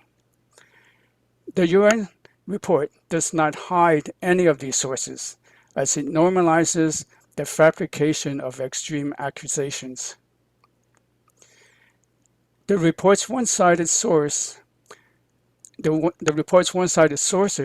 are not balanced by using alternative Chinese or other contradictory sources. The report is evidence-free.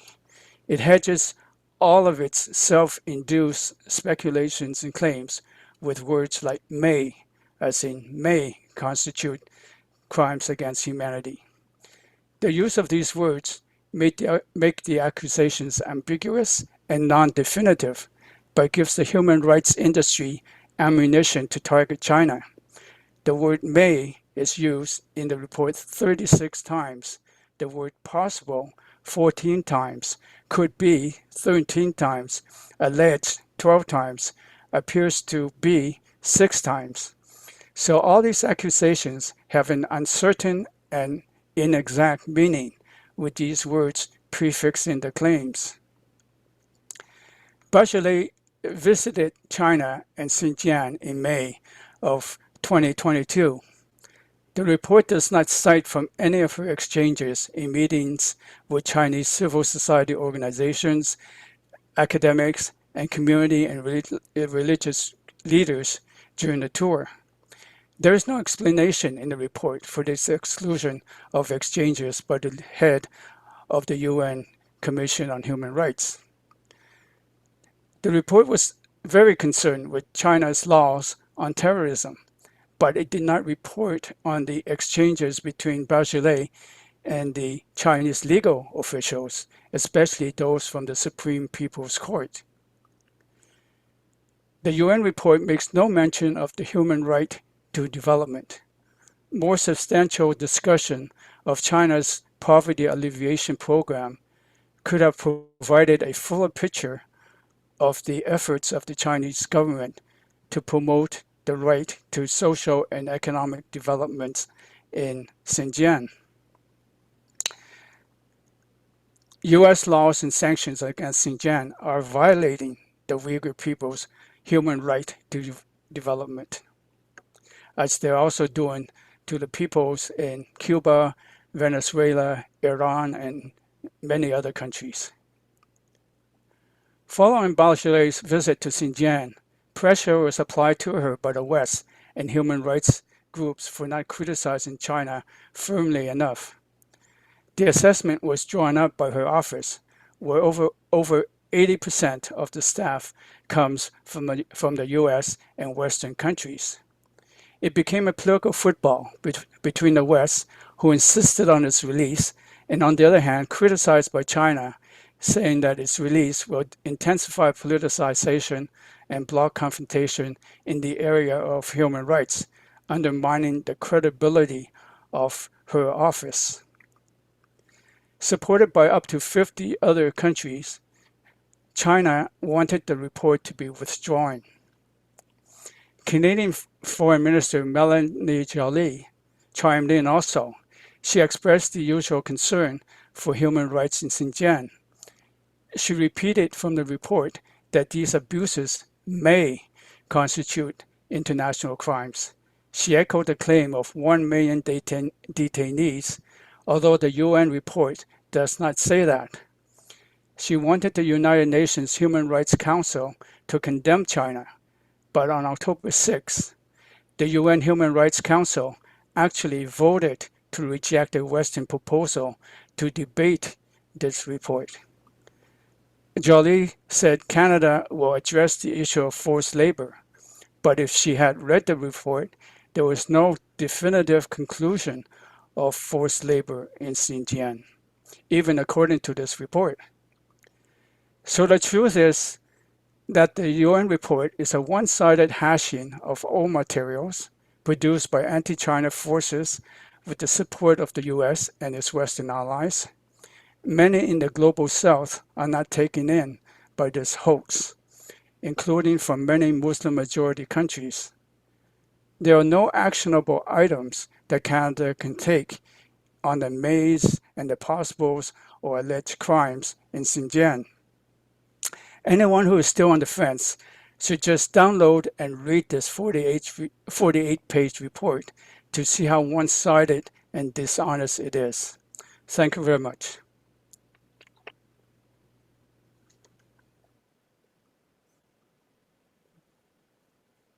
Thank you, William, and thank you for, like my father, tying the issue so closely to Canada. Now, before we begin our question period, I should make a mention about our technical setup. You know, when we got here this morning, we were given a nice technical setup by Mohawk and its staff that was able to broadcast the event But what you see here, these two tables put together, the laptops, the monitors, the sound system, auxiliary cords, the fact that we have a secondary laptop monitoring Zoom, dedicated people looking at Zoom. This is thanks to volunteers. And it's thanks to Dee Dee and Andrew that this event has gone as smoothly as it has. And I should also mention Paul and Asa, who have been behind the scenes, not even in Ontario, but out west, in Saskatchewan and British Columbia. Thank you. We've never done an event of this technical complexity before. We've had panels and forums. We've been having hundreds of people marching against the war in Iraq and Hamilton, or been part of 100,000 people in Toronto with marshals and podiums, but never have done a hybrid event with people from all around the world, from China, from the other side of the country, from the United Kingdom, from every hemisphere, and people in the room here together interacting with people in the Zoom event. So you've also made this possible as an audience, so please give yourself a hand of applause.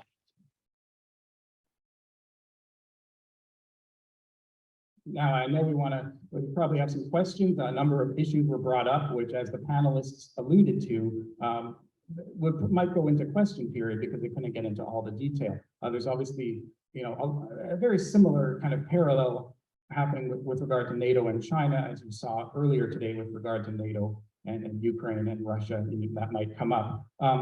I saw a pop-up notification that Carlos Martinez had to leave us, which was expected. He was going to send a pre-recorded video, so we're lucky that he was here, so that's great. And also, Lee as well had to leave early. That's why he was on first, because it's like 2 a.m. there or something. So that we have Ken and we have William. And if any of the other panelists from the morning want to join, if Sarah or someone wants to come up and help answer questions, you're perfectly welcome to, with the same arrangement as existed earlier in the day. So we have questions that you can direct to an individual panelist, whether it's Ken or William or anyone. And we'll have a roaming microphone. I think Greg and Tony are going to get that running.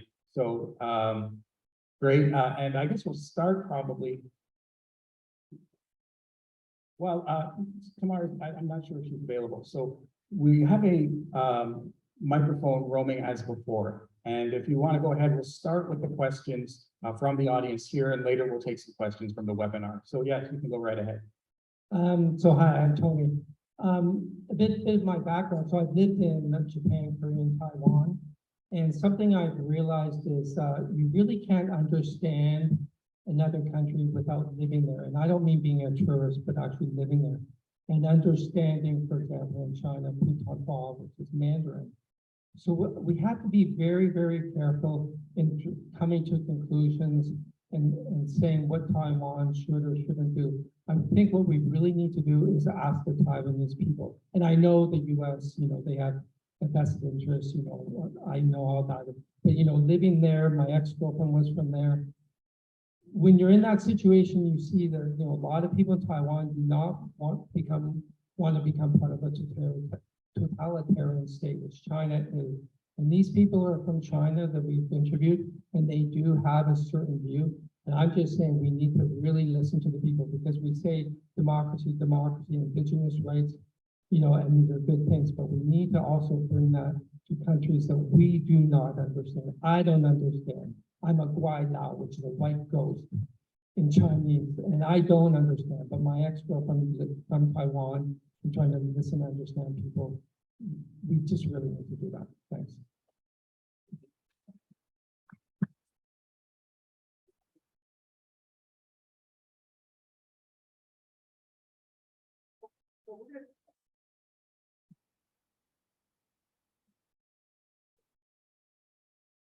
It's like those jars you can't open, this switch on the microphone. So we just mainly keep this one on. The panelists indicated that they wish to take a couple more questions before, just as in the previous format. Before they answer more questions, was there any other questions in the audience? Go ahead. As an Oklahoma person, I'm a follow the peacemaker, and we would kind of look at things rather than debate as discussion, and we're just, as human beings, trying to understand what various issues involved in the matter. We have what's called the two-row wampum, which, and basically, to sum it up, basically means, one country minds their own business, you don't get involved with certain things. So on an international point, my question would be this: what are the indigenous people of Taiwan? And I'm talking about the indigenous people. I looked briefly, I don't know who they are. There could be about 25 different peoples there. What are they saying about the Taiwanese people themselves? What are the Taiwan people saying? And then what is China saying? If they are all the stakeholders involved into this, what are they saying about this matter? Because at the end of the day, as we know from colonialism, it's all about land and someone else having to say over someone else's stuff. And so again, what it would be is, what are the indigenous population of Taiwan? Do they actually even have a say within Taiwan themselves? And then how much representation, do they agree with each other? Like, what is the political aspect of that relationship internally? Because this is, at the end of the day, is an internal issue. And the whole China One policy, that could be up to date. There's a lot of history going on with that. They're trying to push that agenda. I get that. But at the end of the day, this is all about people and land, and what could be said towards address that matter. Okay, are there any more questions from the floor? Okay, oh, one more. Go ahead. Thank you so much. My question is, it was mentioned a few times, arms sales to Taiwan from Canada, and I was just wondering if we have any additional knowledge on maybe where those arms are being manufactured, if they're being where they're being manufactured in Canada, and how they're being transported, and just a little bit of knowledge around that.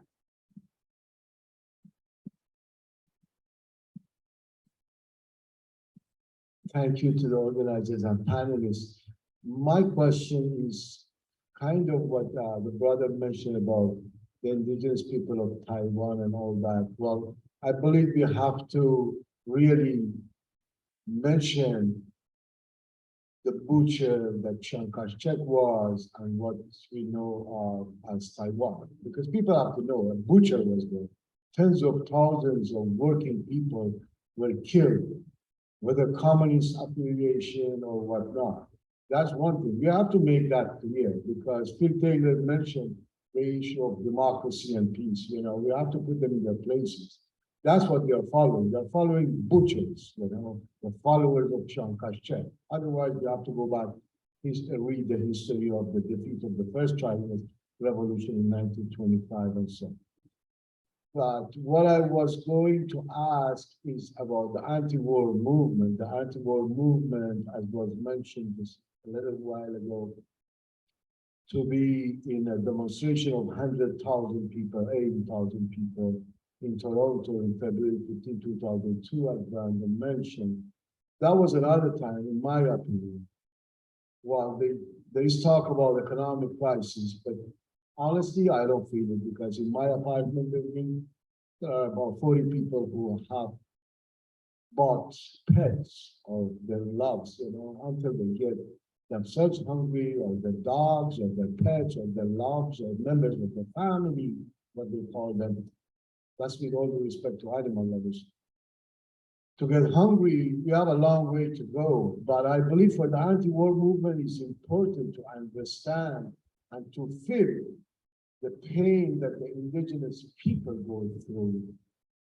I have to mention this because if we don't do it, we're gonna go back and we're gonna lose big organizations like Toronto Coalition to Stop the War, or Canadian Peace Alliance, and so on and so forth, because we're gonna be reinventing the wheel.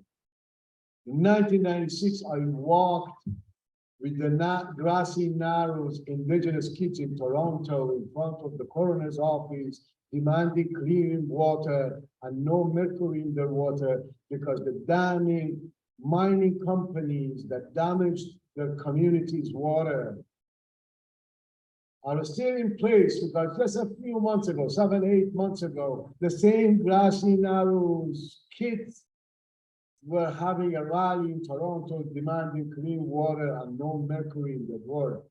So we have to feel the pain of that nation, or those nations, that we are walking on their land, breathing in their air, that how they have resisted some 500 years of colonialism, of imperialism, and massacre, and rape, and because it's happening. Today it's happening. We have to feel that pain. Then we could build the anti-war movement. The so-called left and the parties and so on and so forth, they have to follow us if we feel the pain of the indigenous people. Okay, thank you. So we have a series of highly related, similar questions. So I think there's been two topic areas, basically. If you want to go ahead on those, you can come up here if you like.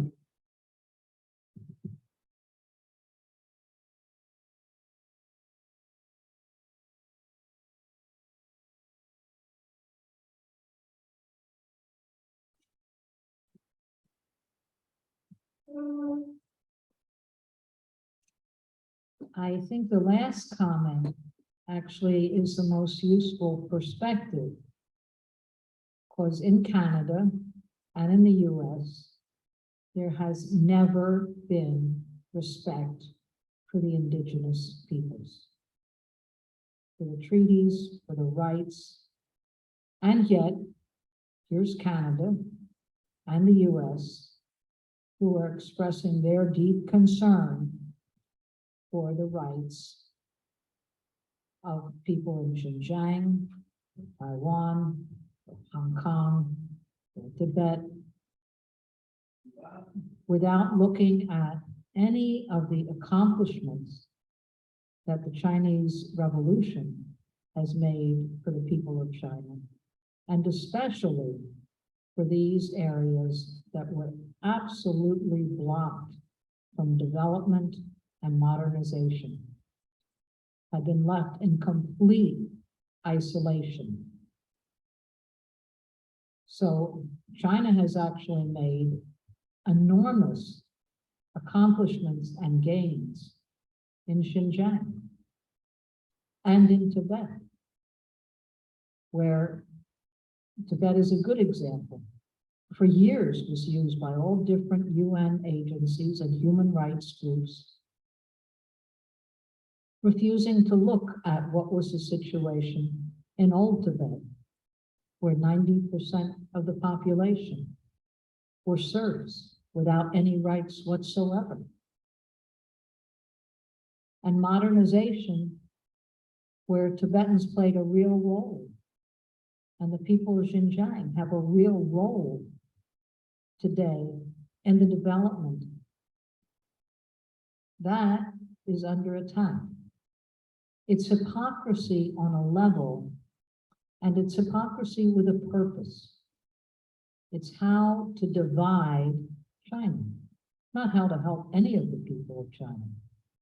It's how to dismember a country that has, imagine, ending poverty for 800 million people. That's an enormous accomplishment. But there's no interest in that. Instead, it's how do we pull China apart? Because they're getting too strong, too big. Now, billions and billions of dollars are spent on these campaigns, organizations established. The center of the Uyghur movement is actually just outside of Washington, D.C., completely funded, operates out of the office of the Human Rights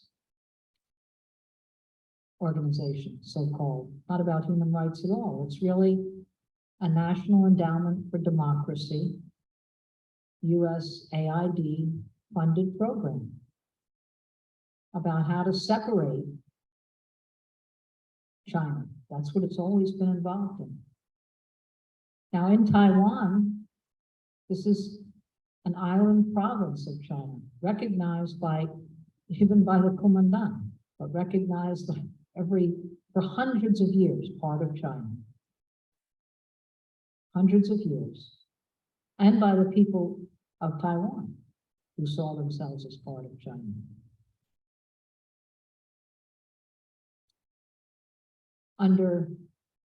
When Taiwan was created as an effort to make it a separate entity, it meant that even the school books were changed. The weather report was changed. Every description that connected to China instead was pumped into making an independent identity. There was never any mention. For 40 years, there was never an election in Taiwan for anything. Political parties, political opposition, not allowed. That was fine with the US. That was fine. So you have manufactured movements. We saw this also in Hong Kong, area that was stolen from China to build a British port. So we have to look, why this focus again and again and again? It's part of the war on China. Huge amounts of money are put into it. China's hosting the Olympics, and instead, the US tried to get a boycott going of the Olympics. No one in the world, including US athletes, were willing to go along with the boycott. They had a problem. So the games went ahead, but you couldn't see one sporting event in the US on one day, not once, without Xinjiang, human rights violations, without that being the lead story that the announcer would first say. What that had to do with the World Olympics and an exchange of brotherhood. Every announcer, every game. So these are the way issues get created. In Taiwan today, I think this is, I don't want to go on too long, but you know, when you look at both Stroll and Pelosi's visits, what's not mentioned is once a week, there's a whole like aircraft carrier battle group that goes through the Straits of Taiwan. Not just a single ship. They send destroyers, all kinds of equipment. In this US show of force, they call it freedom of navigation. Freedom of navigation meant the right of the US Navy for 100 years to sell. They had a special naval fleet that went 1,000 miles inland on China's rivers. Patrols, freedom of navigation. Every trade deal, you first just wipe out your opposition with the gunboats, gunboat diplomacy. That was freedom of navigation, to open up free trade. Free trade was the opium trade. So we need to look at these issues even today. Freedom of navigation means the right of US aircraft carrier battle groups so go right up to the China coast and the Taiwan Straits. I think we really need to reject all of these myths, ask where they come from, who's funding this, even where these organizations, not hard to show. I mean, there are all kinds of reports as to where these organizations are based, mostly Washington, DC, Langley, Virginia. Who's giving it publicity and what's their message? And their message is break up China. They're accomplishing too much. It's outrageous. And it's a war effort.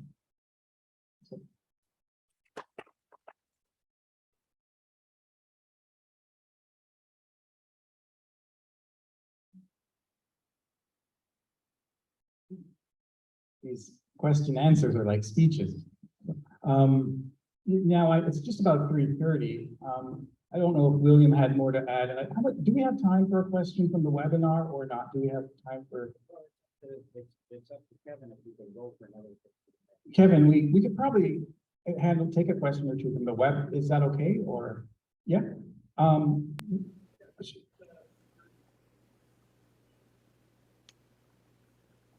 Okay, so before we take that, just 1 second, Tamara wants to let you know that at the end of this, She is, as you know, looking to take a group photo near the banners. So you're all welcome to do that. We're going to congregate there afterwards. So absolutely, I think because we have 3 panelists here, if we want to take a question or two from the webinar, we probably can do that. Dee, if you wanted to give an appropriate one, I think Greg or someone might be able to, yeah, there you go.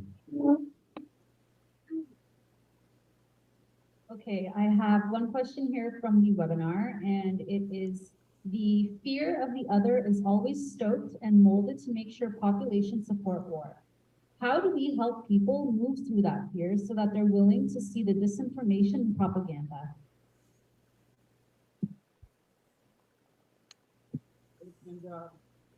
Yeah, a couple of things.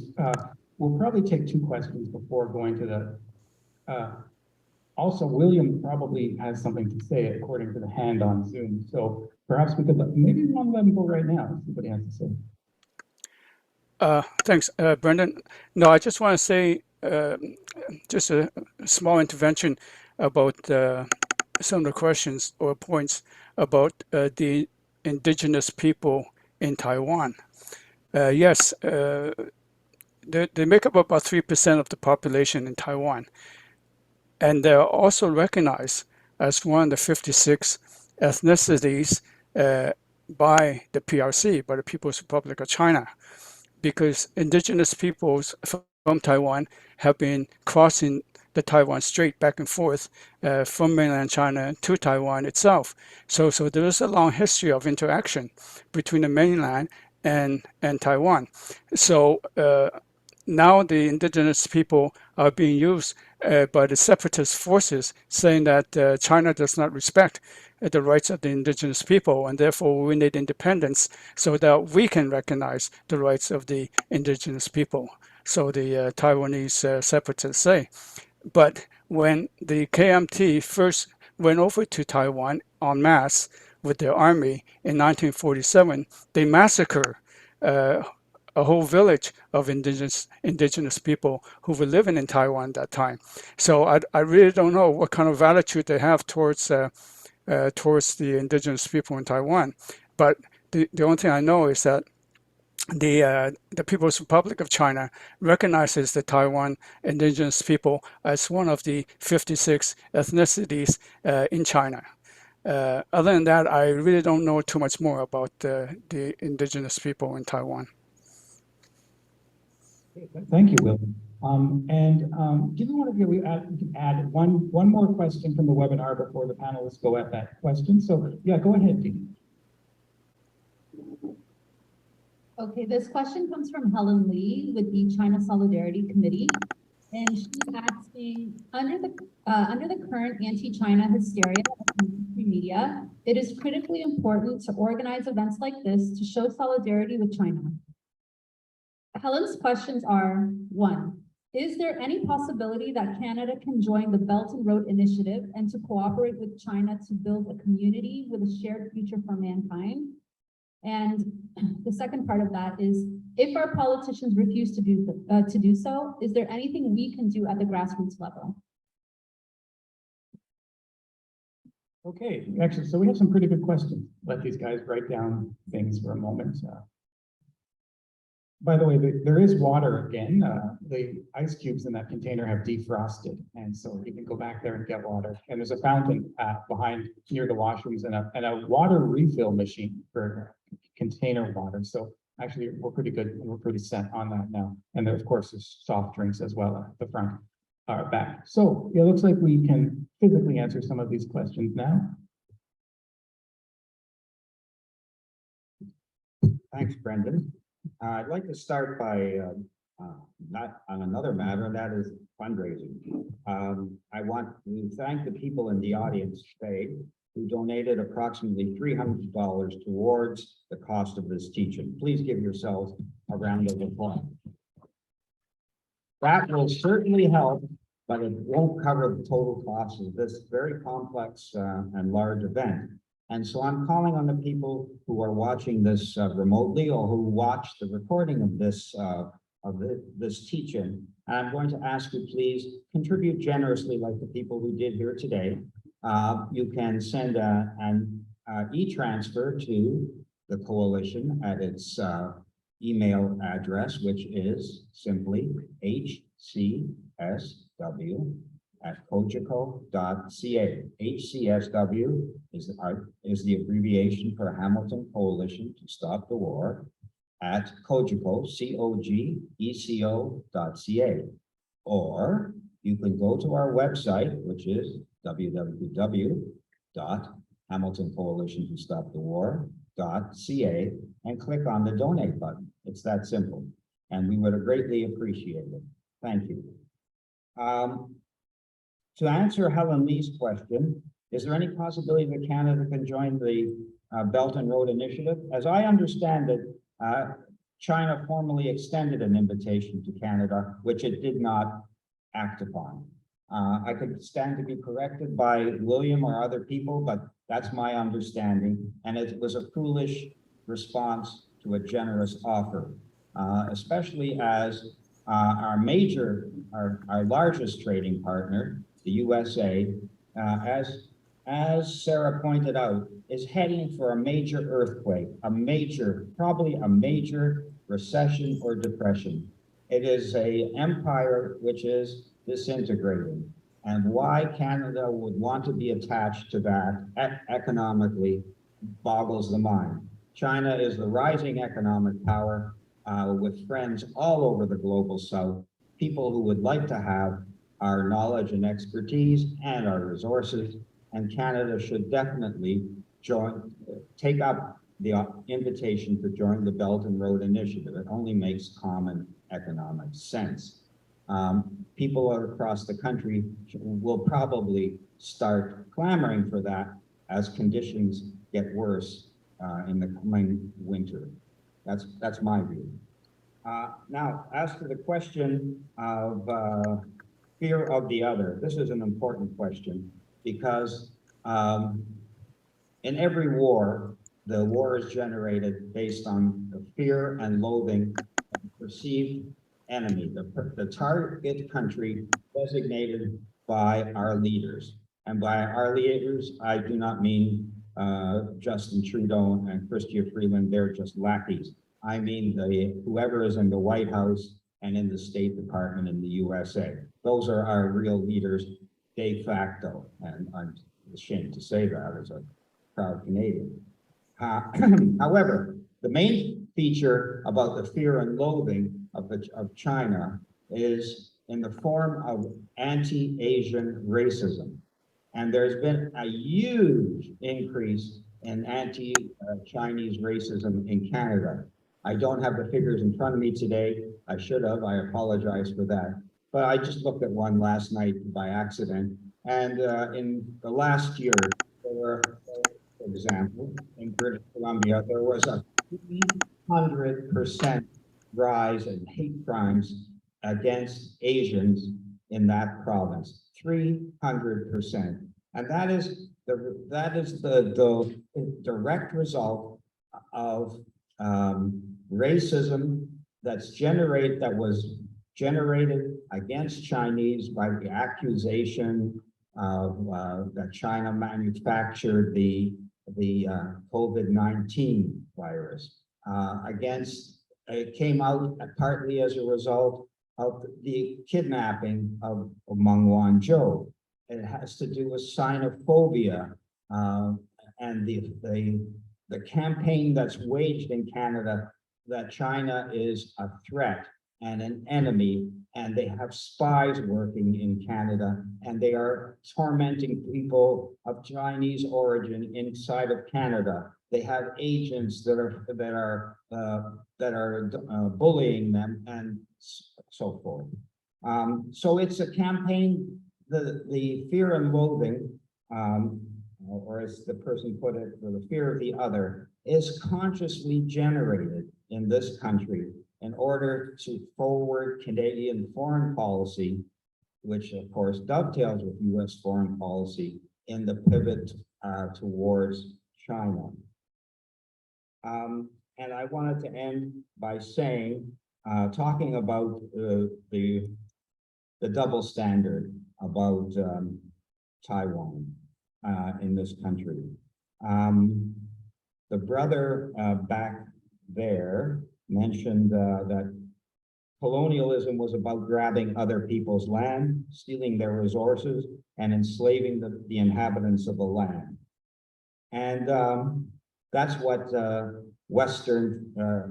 that's what foreign countries did, the colonial countries did to China during that century of humiliation. Now, I want to ask you, note to you that about the double standard. Recently, the new premier of Alberta has been suggesting that she would like to see Alberta separate from the rest of Canada. I wonder if anybody in this room thinks that how they would feel Justin Trudeau would respond if the Chinese government decided to send $40 billion worth of arms to the new premier of Alberta. Think that's a good idea? Anybody? I don't see any hands. Okay. Or if the Chinese or Russian governments decided to support the separatist movement in Alberta. I don't think Justin Trudeau or Chrystia Freeland would like that. This is the tremendous double standard that exists around here. Canada stands, Canada's in a huge glass house throwing bricks and stones at China and then Russia. Meanwhile, we have 500 years of ignominious history of oppression of the native people against, if you want to talk about the Chinese and other minorities, at least 10,000 Chinese were killed. Chinese immigrant workers were killed in the building of the railway. It's probably more like 25,000. And then they put a head tax on them when the railway was built so that no more would come into Canada. The discrimination in this country against the Francophone population has been going on since 1759. I could go on, and many of you already know the sorry racist history of this country towards minorities, native people, the French, and so we should ask, do you think that the US government, the Canadian government, has the best interest of the Taiwanese people in mind? How many people in this room, put up your hand if you think that the US government or the Canadian government has the best interest of the Taiwanese people in mind when they are promoting this independence government in Taipei? Seeing no hands, I'll go on to another question. How many people think that the Canadian government, American government, has the best interests of the Ukrainian people in mind when they keep sending arms and funds to continue this war? Does the US and Canadian government have the best interests of the Ukrainian people in mind, or are they just a proxy? Did they have the best interests of the people of Afghanistan, or of Iraq, or of Libya, or of Syria? If we don't believe that they had the best interests of the people of Afghanistan, Syria, Libya, Iraq, Yugoslavia in mind, why should we today believe that they have the best interest of the people of Taiwan in mind? Thank you very much.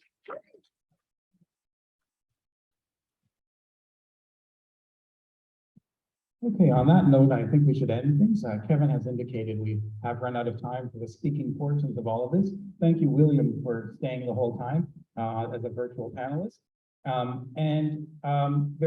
Tamara is going to indicate shortly where you can be present to be photographed at the banner mural as she's done at numerous events. So I encourage you to do that. The closing notes of this are acknowledgements. A thank you to the organizations that endorsed today's talk, which are the Hamilton 350 Committee, the Hamilton Chapter of the Council of Canadians, Hamilton and District Labor Council, the International Manifesto Group, and I have to thank Radhika Desai in particular. That feed you were looking at was from her account with the International Manifesto Group. They lent us their webinar account, which is quite expensive, and all of the notifications used to say Radhika's name on it before we we changed it all. So thank you for that, Radhika. The Canadian Peace Congress, China Solidarity Committee, MAWO, the Mobilization Against War and Occupation in Vancouver, who sent us Asa, who has been doing background technical work on this session. So thank you, Asa and MAWO.